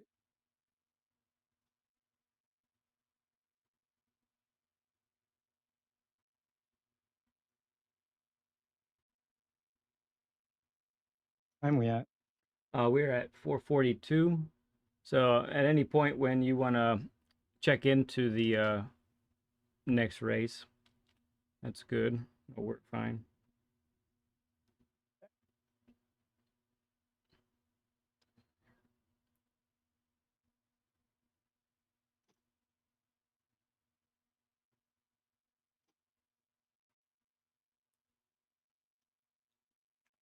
Okay. All right, so what we're seeing here, I think you're getting a taste. I think you're getting a taste of what could be and what is, what you're on the cusp of there. It's Right. we're seeing a little bit of, it's weird, it's new, it can't quite put it together every corner, but when we get to the final, the final breakdown at the end of the session here, this will be one of the things that we talk about. So feel free to do some more. You got time for maybe 3 times around the track, just about. Not quite. Okay. Give me 1 second. Yeah, no problem.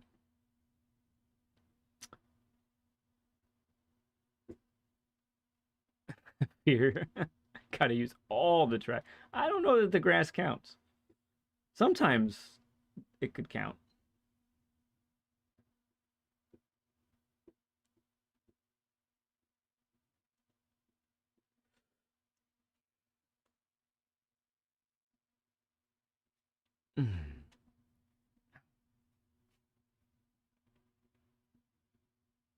Sometimes, yeah, Crasher. We don't do it all the time, but if the guest comes by and says, I'm really having difficulty with this in races, well then I like to put them in the racing situations to kind of see how we deal that.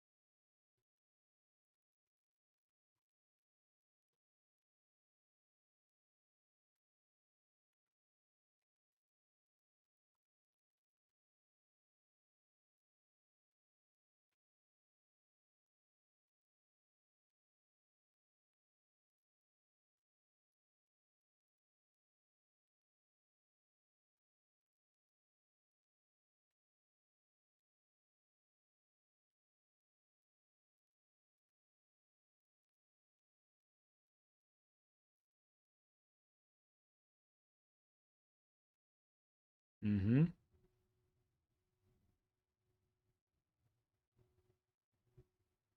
Yeah, it's good.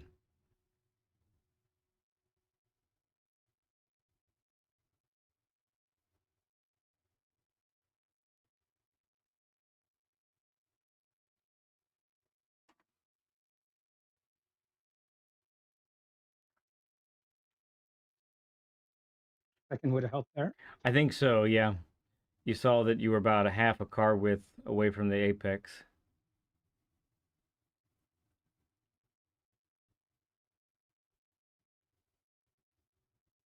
So, what we're really talking about here with gearing is basically just doing everything it takes to clip the apex every time. Never miss an apex. Never be satisfied with missing an apex, Right.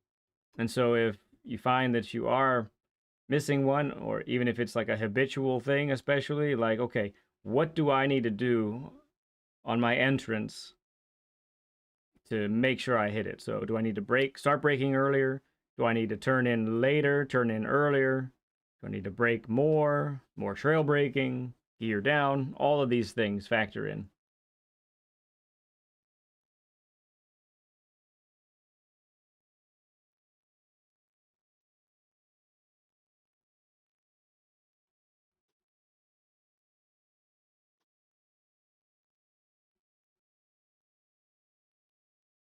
So any follow-up sessions, Crasher, need to happen at least 6 months after your first one.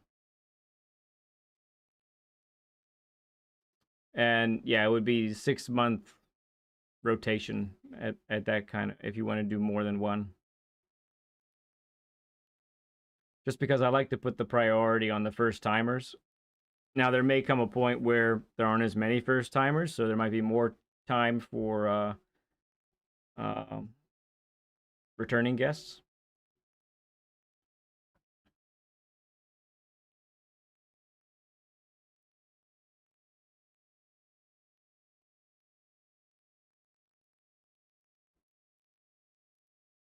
Aw, booger of a curb that is. All right, so I want to take, if you just go ahead and pause for a moment. Yeah. So I want to just lodge this into your head, okay? So Okay. one of the things I'm going to talk about at the end is aggressive braking, or being aggressive in the braking zone. I'm seeing um, the weight is not getting transferred early enough. So there's a kind of like with Ace, there's sometimes a little bit too much. There's too much delay in getting the steering wheel turned. Okay. And what that's doing, so braking in a straight line, boom, got it. You need to do that, maximum brake. But once the turning starts, especially for the 90-degree turns, like those three turns after the back straight, Yeah. that kind of requires more whipping of the steering wheel, getting the steering um, done quicker and faster. I think Right. that's going to be a key element, and maybe that's something we can. You know, we're about to run out of time. We can touch on that after the race if you want. We can do that some. Sure. Yeah. Before, so we got 1 minute before the race. You did watch some of the essential racing strategies videos that I put out, right? Yep. What are Watch them all. okay? All right, gotcha. What are some takeaways, perhaps, that you have from there? I like the just knowing what your plan is for the week for that course, and practicing it, not going into a race right away, um, like warming up to it first. So like Mm-hmm. Monday, don't come home right after work and jump into a race. Take Monday as a practice Sure. and do laps. Mm-hmm. Um,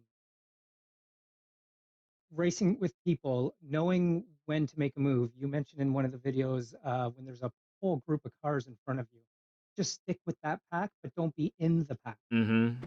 Don't be in amongst all those cars because it'll either someone will crash out or it'll spread out on its Yeah. own naturally, Yes. and then make your moves there. Yep. Um, That's exactly it. It's huge. It's huge. I still use it to this day. yeah, Like it, even in the higher lobbies that I'm doing, it. If I end up in the mix really close to everybody, fine. You know, if I can't avoid it. But as much as it is in my power, I'm going to try to avoid it, you know. right, yeah, All right, so race is about to start. Um, I'm going to be kind of your crew chief a little bit here. Uh, I'll make suggestions here and there, but for the most part, you know, I'm going to let you do the race and we'll observe. And here we go. So everyone, here comes. Root's going to be doing the race for the night here for our session. And looking forward to watching this. So, yeah, go ahead. I'm kind of a quiet racer, so I won't be saying. That's cool. I like it. So just for everyone else that knows too, so Root, when he talked about this with us, one of the things he is uncertain about is when should he start defending, um, when you know, there sometimes it's very surprising to him when some people all of a sudden are there beside him when he thought he was clear, you know. So we'll see a little bit here. So Zamora says good luck. So does Fear No Gears. Thanks, Oh, guys. all right, Crasher. We'll see you later. Thank you for hanging Bye, out with us Crasher. today.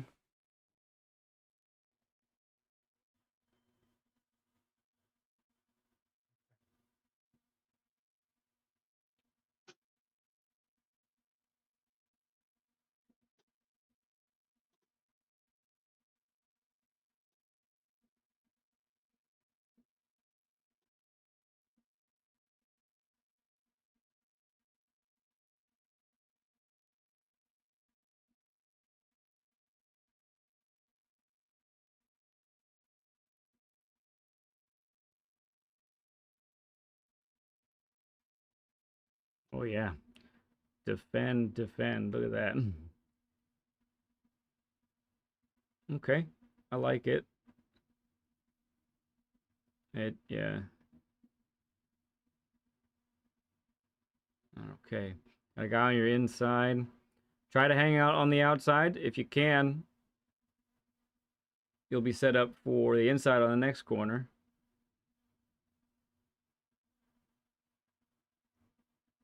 Good use of second there.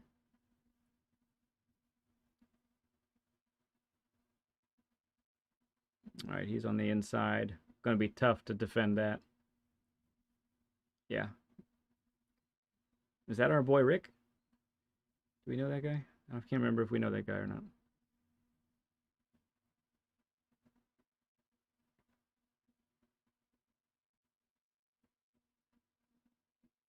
Mm-hmm.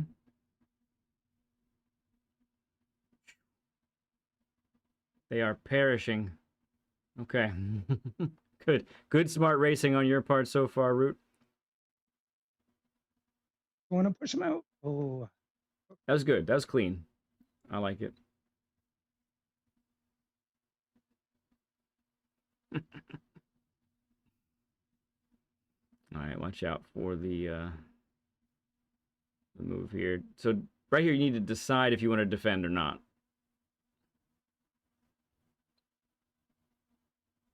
He's gonna go right through. Yep.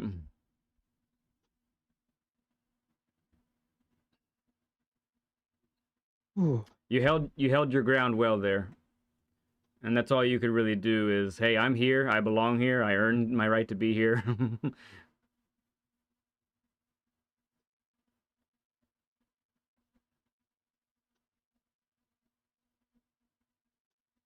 That's a heck of a first lap route. It's a good job, honestly.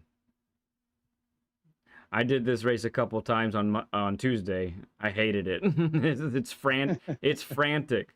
People are Yeah, it is. frantic.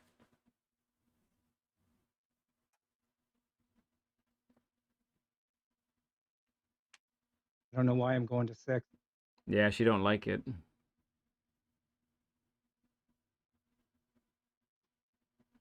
Fear No Gear says I taught Root that move in the last turn. Don't make him Learned a laugh. lot from Fear.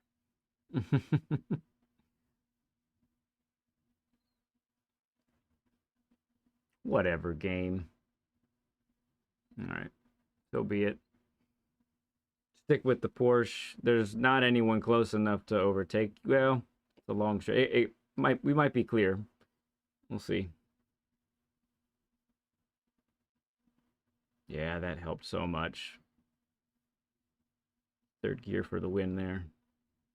Yeah.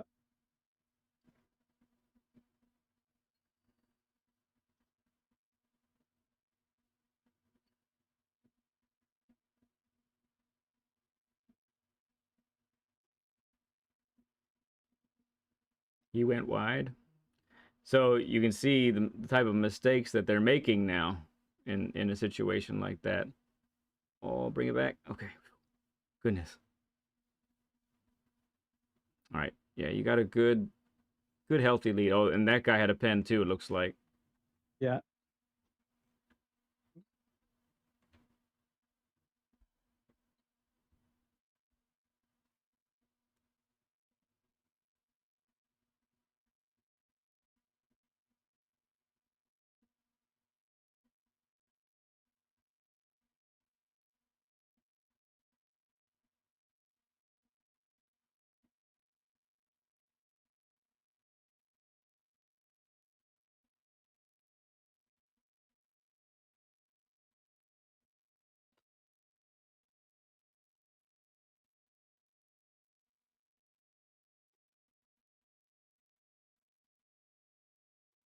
.4 ahead. Yeah. But there are a couple of guys close together. Right now it's just about hitting your braking markers, turn-in markers, acceleration markers. Just get everything nice and clean. That way, if something dumb happens up there, you'll be the beneficiary.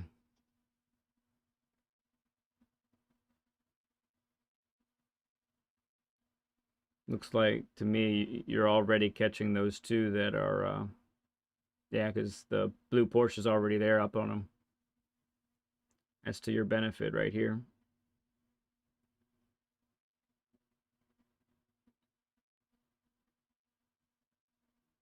Yeah. Just lock in.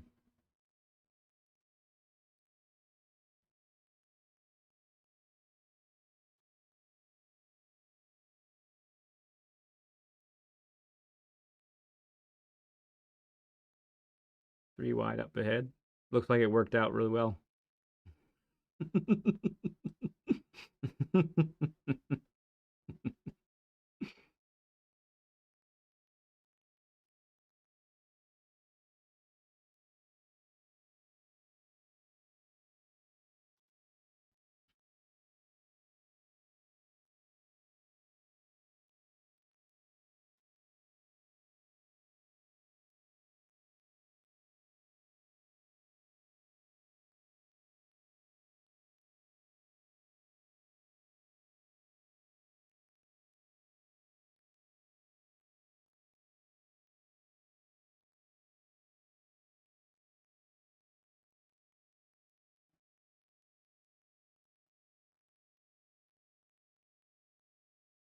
All right.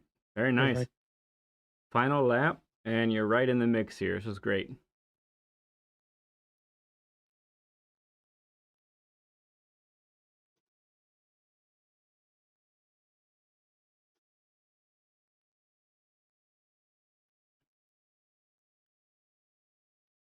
So I want you to be thinking of the sequence coming up. The right, left, right. Yep. So that, with some aggressive braking, you can take 2-3 tenths off this guy.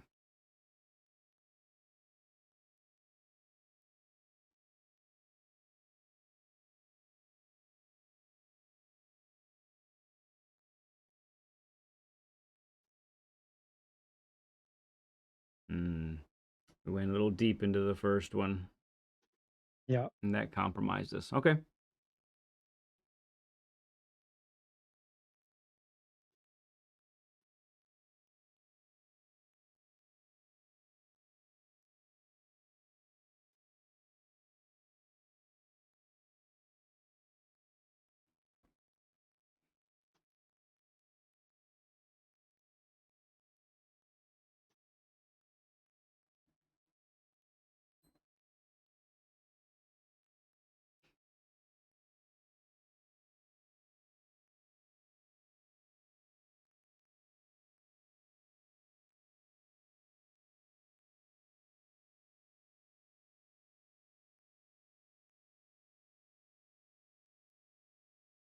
Nice turn. Whew. That was good.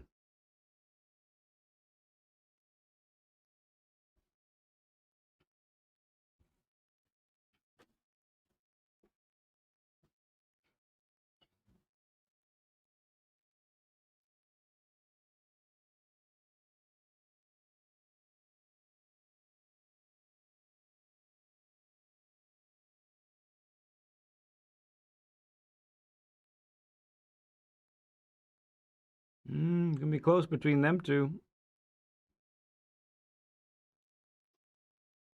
Whew. Good race, bud. Good race. Oh, now I can breathe. Yeah, I think I heard the lack of breathing there a couple times. Good job, Yeah. man. Thank you. Moved up the grid. Pretty tough lobby. It was good pace by those guys. Yeah. Well, I worked all morning because I was in B lobbies all morning. Ah, Like I got to okay. get my A back and get into an A lobby. So that's what the goal was That's this morning. I gotcha. Okay, very cool.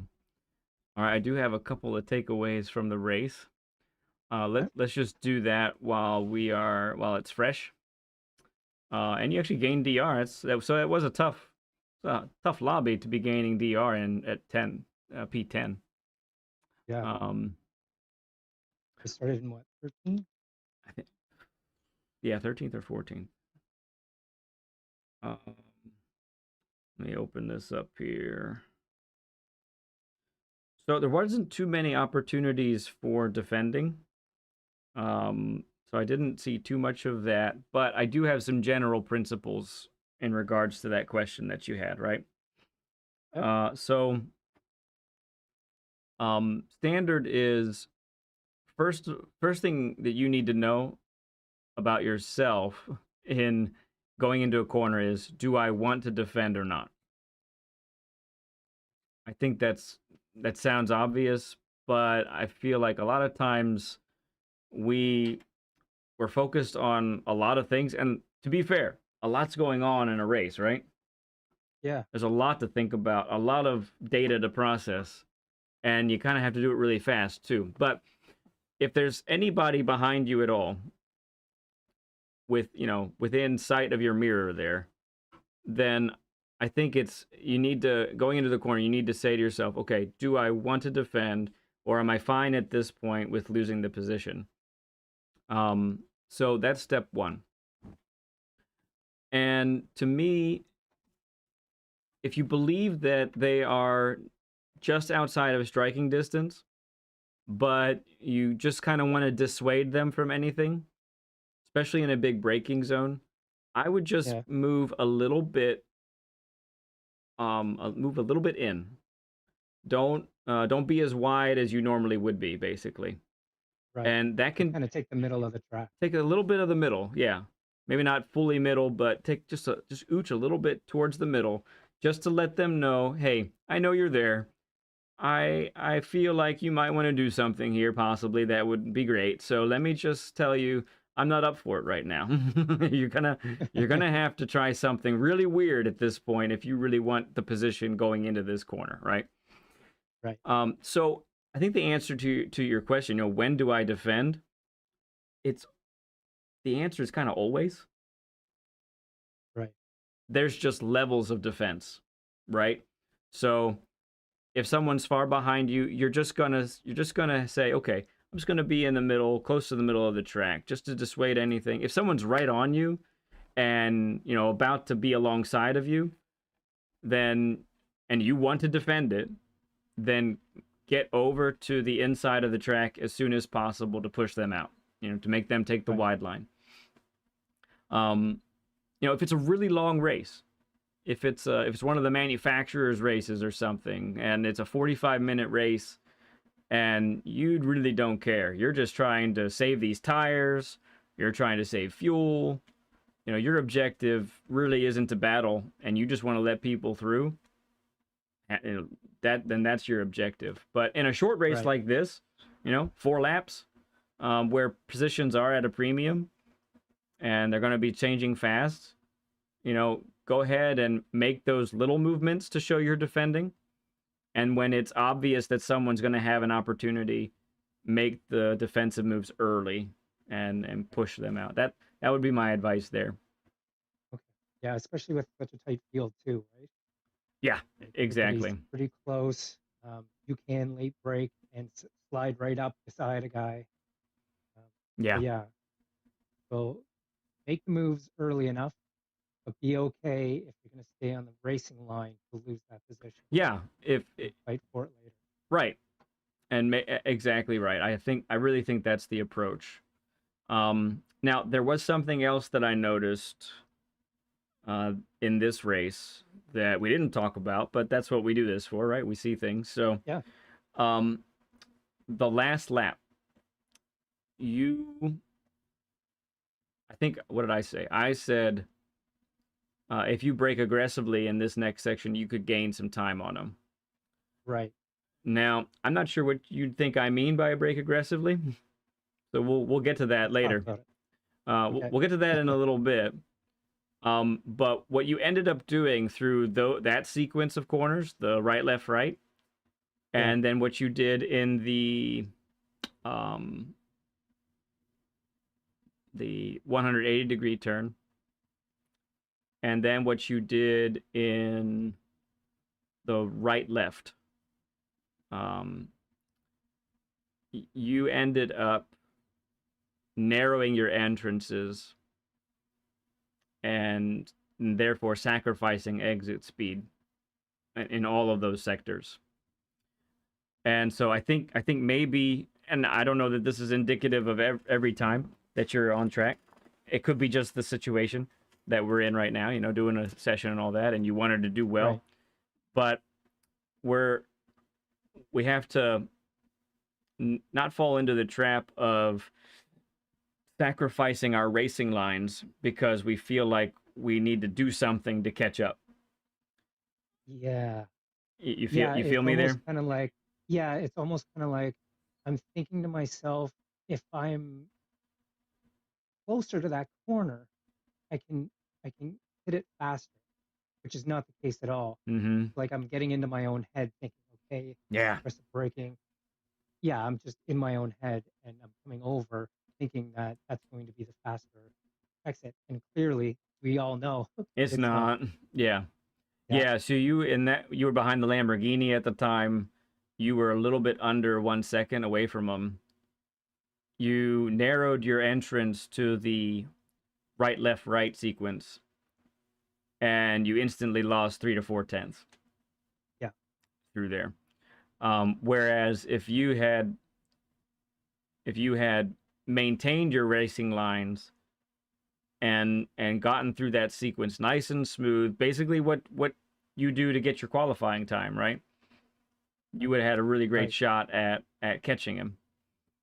And any little mistakes that he makes, you could have perhaps capitalized on it. So that was just an observation of in race. You definitely changed. You did not do that the first 3 laps, and then the final Right. lap you definitely did. And what it did was it gave you no shot at Right. catching them.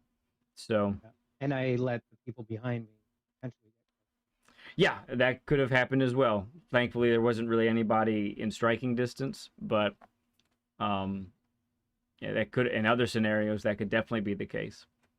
Good stuff.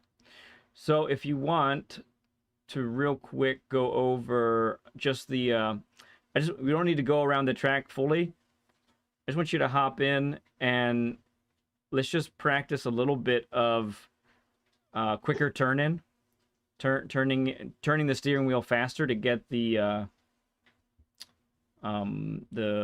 outer tires loaded with the weight. Okay. So mainly just that right, left, right. I want you to do it there. What's been happening is you brake in a straight line, then you turn in, and it's like you're braking in a straight line a second time. Okay. And what we actually want to be doing, I'm sure you realize, is we are going to gradually increase the amount of steering to the right. That's going to be a smooth sequence all the way until we're at our max turning. Okay. Coming up right here, right? Yeah, exactly. So brake in a straight line, and then once you start turning, you should gradually increase turning as you're trail braking and gearing down.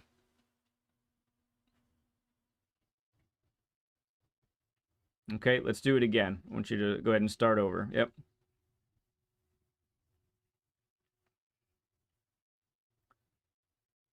But here's the thing.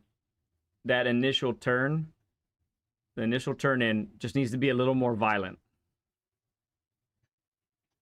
Okay.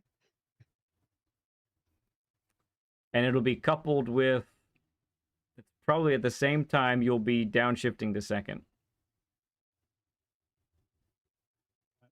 Daniel Stanton, I'm good, man. How are you, bud?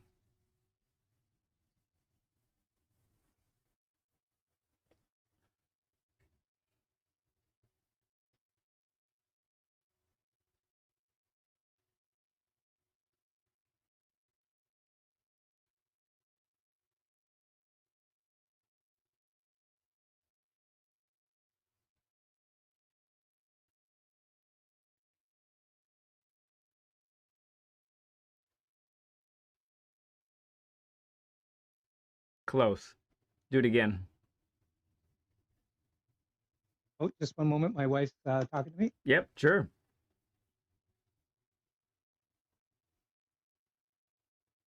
Hello, Mrs. Root.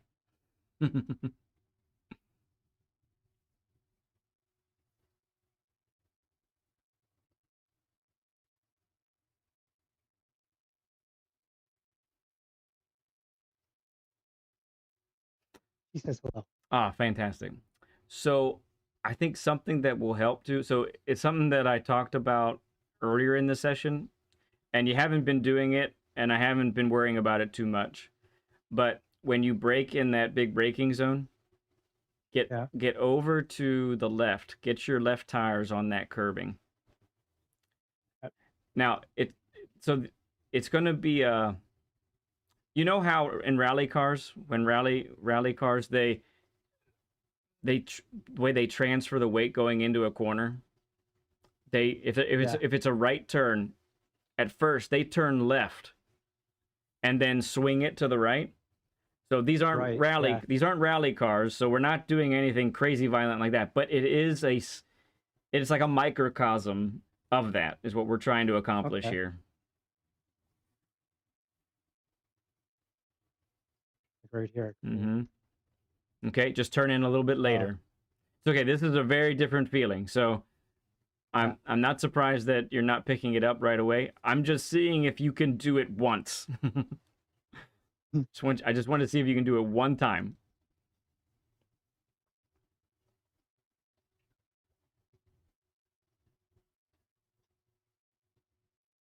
Ah, Daniel just rolled out of bed and he's hyped for the Bathurst 1000 that's on today. I'm excited for you, man. That's cool stuff.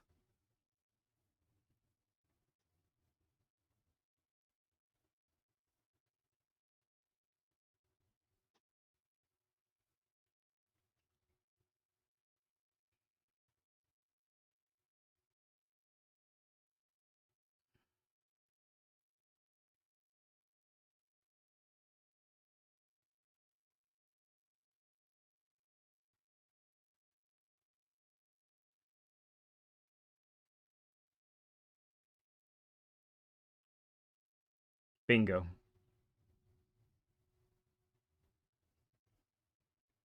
Okay, how did that feel? It felt pretty good. It I can see the corner a little bit better. It almost feels, you know what I mean? Like I'm coming over a little bit more. It's not that it's a blind corner, but Mm-hmm. So you carried 72 to the apex. okay.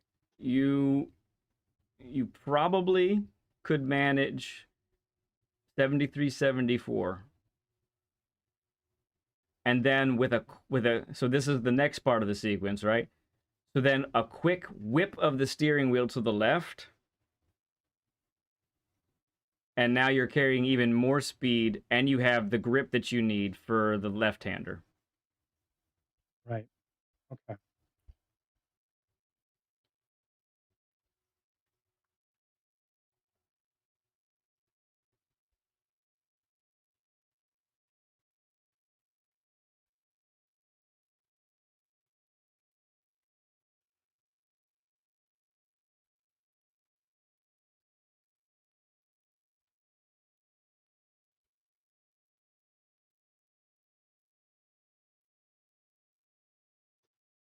That time we turned in too early.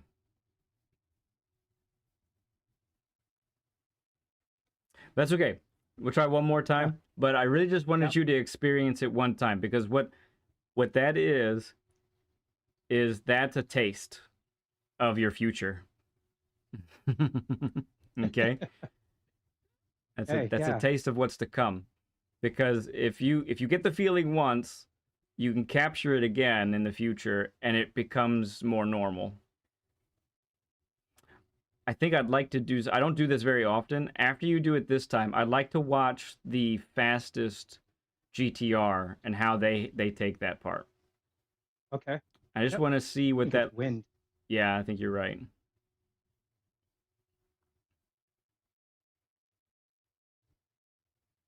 And I'll start a share screen for that. That way I can pause and all of that at the times that I want.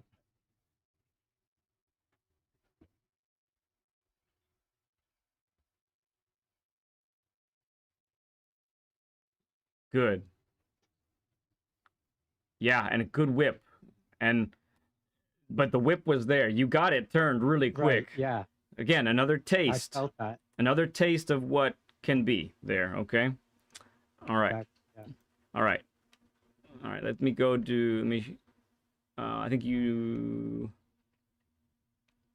I can just start it. So get ready for that invite's coming to you now.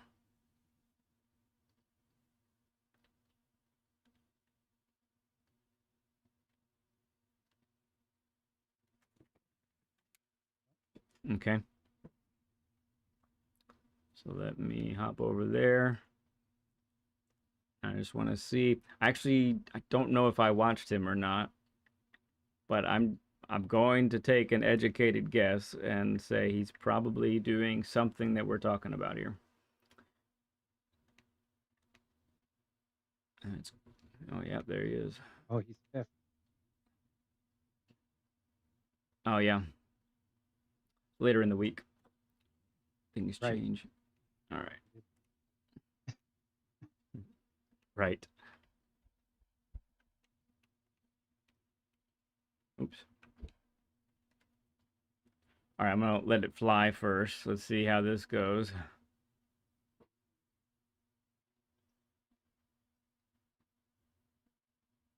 Oh yeah. Oh yeah. Look at the steering. It goes way over. All right, let's do it one more time here, and we're gonna break it down. Okay, I think he hits the limiter here. Yeah, he hits the limiter there. So that's a bit odd. Okay, braking fully now. Look how wide he is. He's all the way over there. Yeah. Okay. Now you can see he's down to 2, and he's gone relatively quick now. All of a sudden he is yanking the steering wheel over. But he's not over rotating it either. No, right. And now his braking's at about 50%. I'm doing 90 miles. In second, and it's purple. The limiter's at purple, so he's downshifted at the perfect time. Yeah. Now it's blinking at him, so he's getting all of that extra braking power and rotation with that. Now he's at 35, 40% braking. Now he's 10%, less than. Yeah. Okay. Doing 81. Up to third gear now. He's ready to be on the throttle. Where? He's on it. Before the apex. Okay. Now he's just letting it coast here. So he bottoms at 73. Now this is interesting. For me, I would have been much more comfortable getting a little more to the right. But yeah, this is Golty, and this is what he's doing, so that's cool. Down to second, and you see he's whipped it over to the left. Yeah. Now he's full. Mm-hmm. And he's a dab of brake. Just a dab. Yes, just a dab, just a tap, right. And that's to make sure that he doesn't go too wide on exit here. Because he's going to set up for the next corner. Look how narrow he stays. Yeah. Still doing 75. And he's doing 75, right. Okay, now he's going to set up here. Little lift. Once he's got the car turned, he knows he's going to hit the apex. He waits for the car. I don't know if you saw that. The car just shifted to the right a little bit. Yeah. Once he saw that shift, boom, on the throttle right now. Wow. Okay. That's how it gets done. Fast class. Obviously. And doing 104 on the exit. That's how these people get these times, right? So obviously I can't mimic that exactly. You can't mimic that exactly. But he's showing us what the car is capable of. Right. The car will do that if it's operated properly, right? So we can at least strive for it, right? And try and shoot for that. So his use of second gear, the quick turning, all of that amounted to how he took that sequence there. Oops. Right. Cool stuff. Okay. Yeah. So let's go ahead. Now. We're going to wrap all this up with a bow here. Okay, my friend Root? Okay. Yeah. Let's do it. So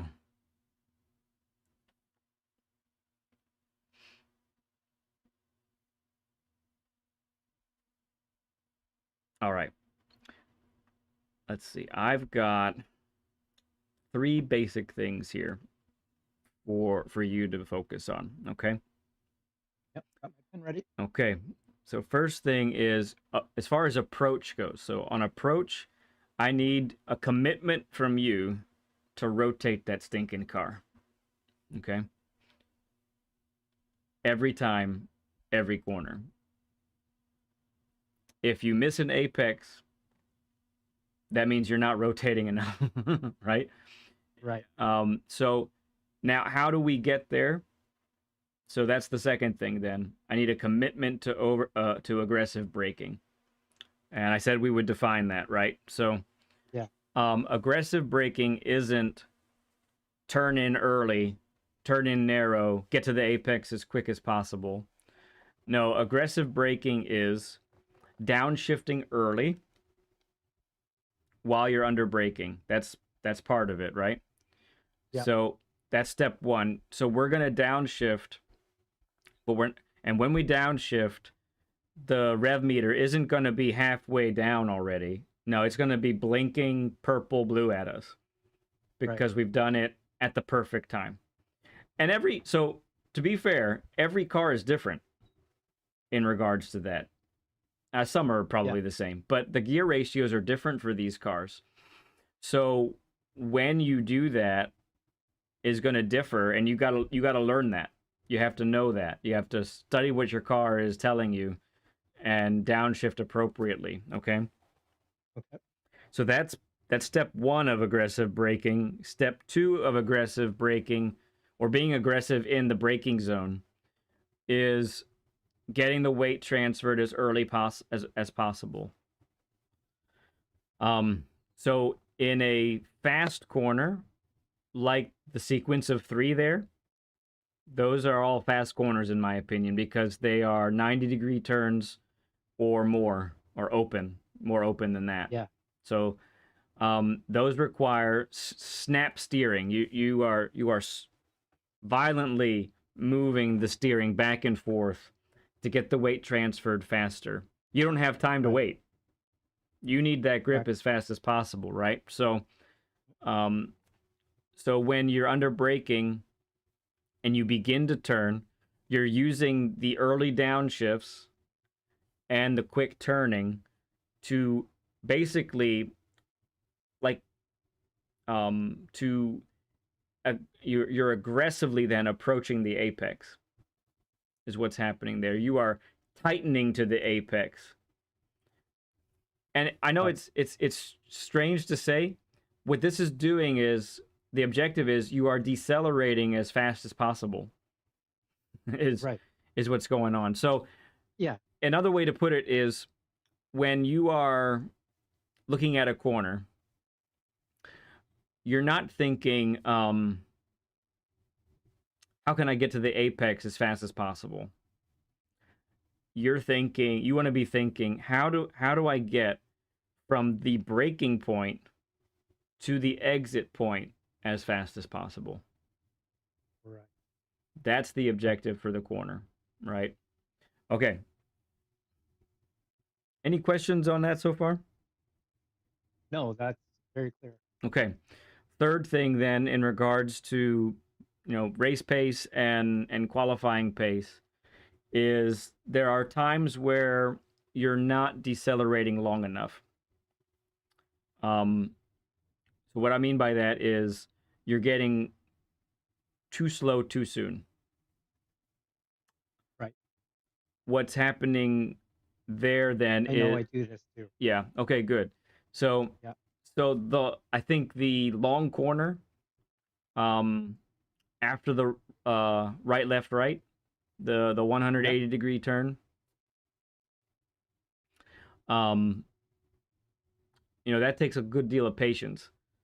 And if we're too slow too soon there, we have to wait to get on the throttle, because we have to wait for the car to turn. So what you've been doing when that happens is, sometimes you actually get on the throttle, but you're like sitting at 50% or less throttle, right, waiting for the car to turn. And actually, because you're on the throttle, you're actually delaying the turn. Exactly. Yeah. And then the other thing that you've done sometimes is you're just coasting there. And that's just not, you're just having to wait as well for the car to turn. So just like I was saying with Ace earlier on, hey there, RL, good to see you, man. Thank you for the like drop. Just like I was saying with Ace, the objective is to decelerate all the way to the slowest point of the corner, with no wasted coasting in between. So that requires the right amount of trail braking, right speed into the right speed into the corner itself. Yeah. So if you find that you are getting too slow too soon for a corner, and you're having to just wait to get on the throttle, there's a couple things you can do. So try moving the brake point back a little bit. Brake a little bit later. Okay. That might not work right away, but you just need to fiddle with it, because by braking later and taking more of the trail braking to decelerate, that actual distance, right, that we're talking about. Yeah. Now you have a better shot at decelerating all the way to the slowest point of the corner so that you can transition from braking to throttle with nothing in between. And when that happens on the regular, it's beautiful. Right. Really, really is. That's those three things, and then just the takeaways from how to defend. Defend or make if you want. First of all, figure out if you want to defend or not, and if you do, and someone's in the vicinity, just let them know that you're there. Let them know that you know they're there by being a little bit on the inside. Cheat a little bit in, maybe then go back outside to get a better line. Depending on how close they are. Just let them know that you mean business, that you're aware, you know what's going on. And then if they are closer, where you really believe they'll make a move, then show defense early. Give them a clear indication of what you're doing, especially if you believe they're going to catch you on the straight and like get on this beside you. You want to put them on the outside. So that's critical. And then avoid the mentality of chase, the final lap, diving to the apex, abandoning everything you ever learned about You're right. about racing. No, stick Exactly. with the racing principles there, right?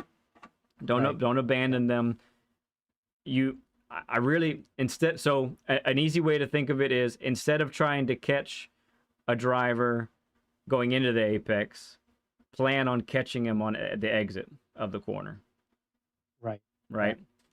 That's the way you want to do it. And honestly, if you're even if you're not better than them, they might be making mistakes because it's the last lap or whatever, and you can capitalize on that. You can catch them. Right.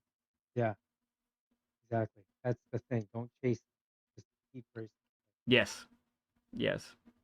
And if you have to defend on the last lap, that's a different scenario, but just make that defense really clear. The last lap, I feel like, is the time to be most aggressive with your defense. Because even if the guy behind you is faster, you can hold him off for one lap. Yeah. Yeah. And that's a good time to enact a guardian mode and just go for it, And if they happen to get by you anyway because they're just better, all right, well done, good job. Yeah.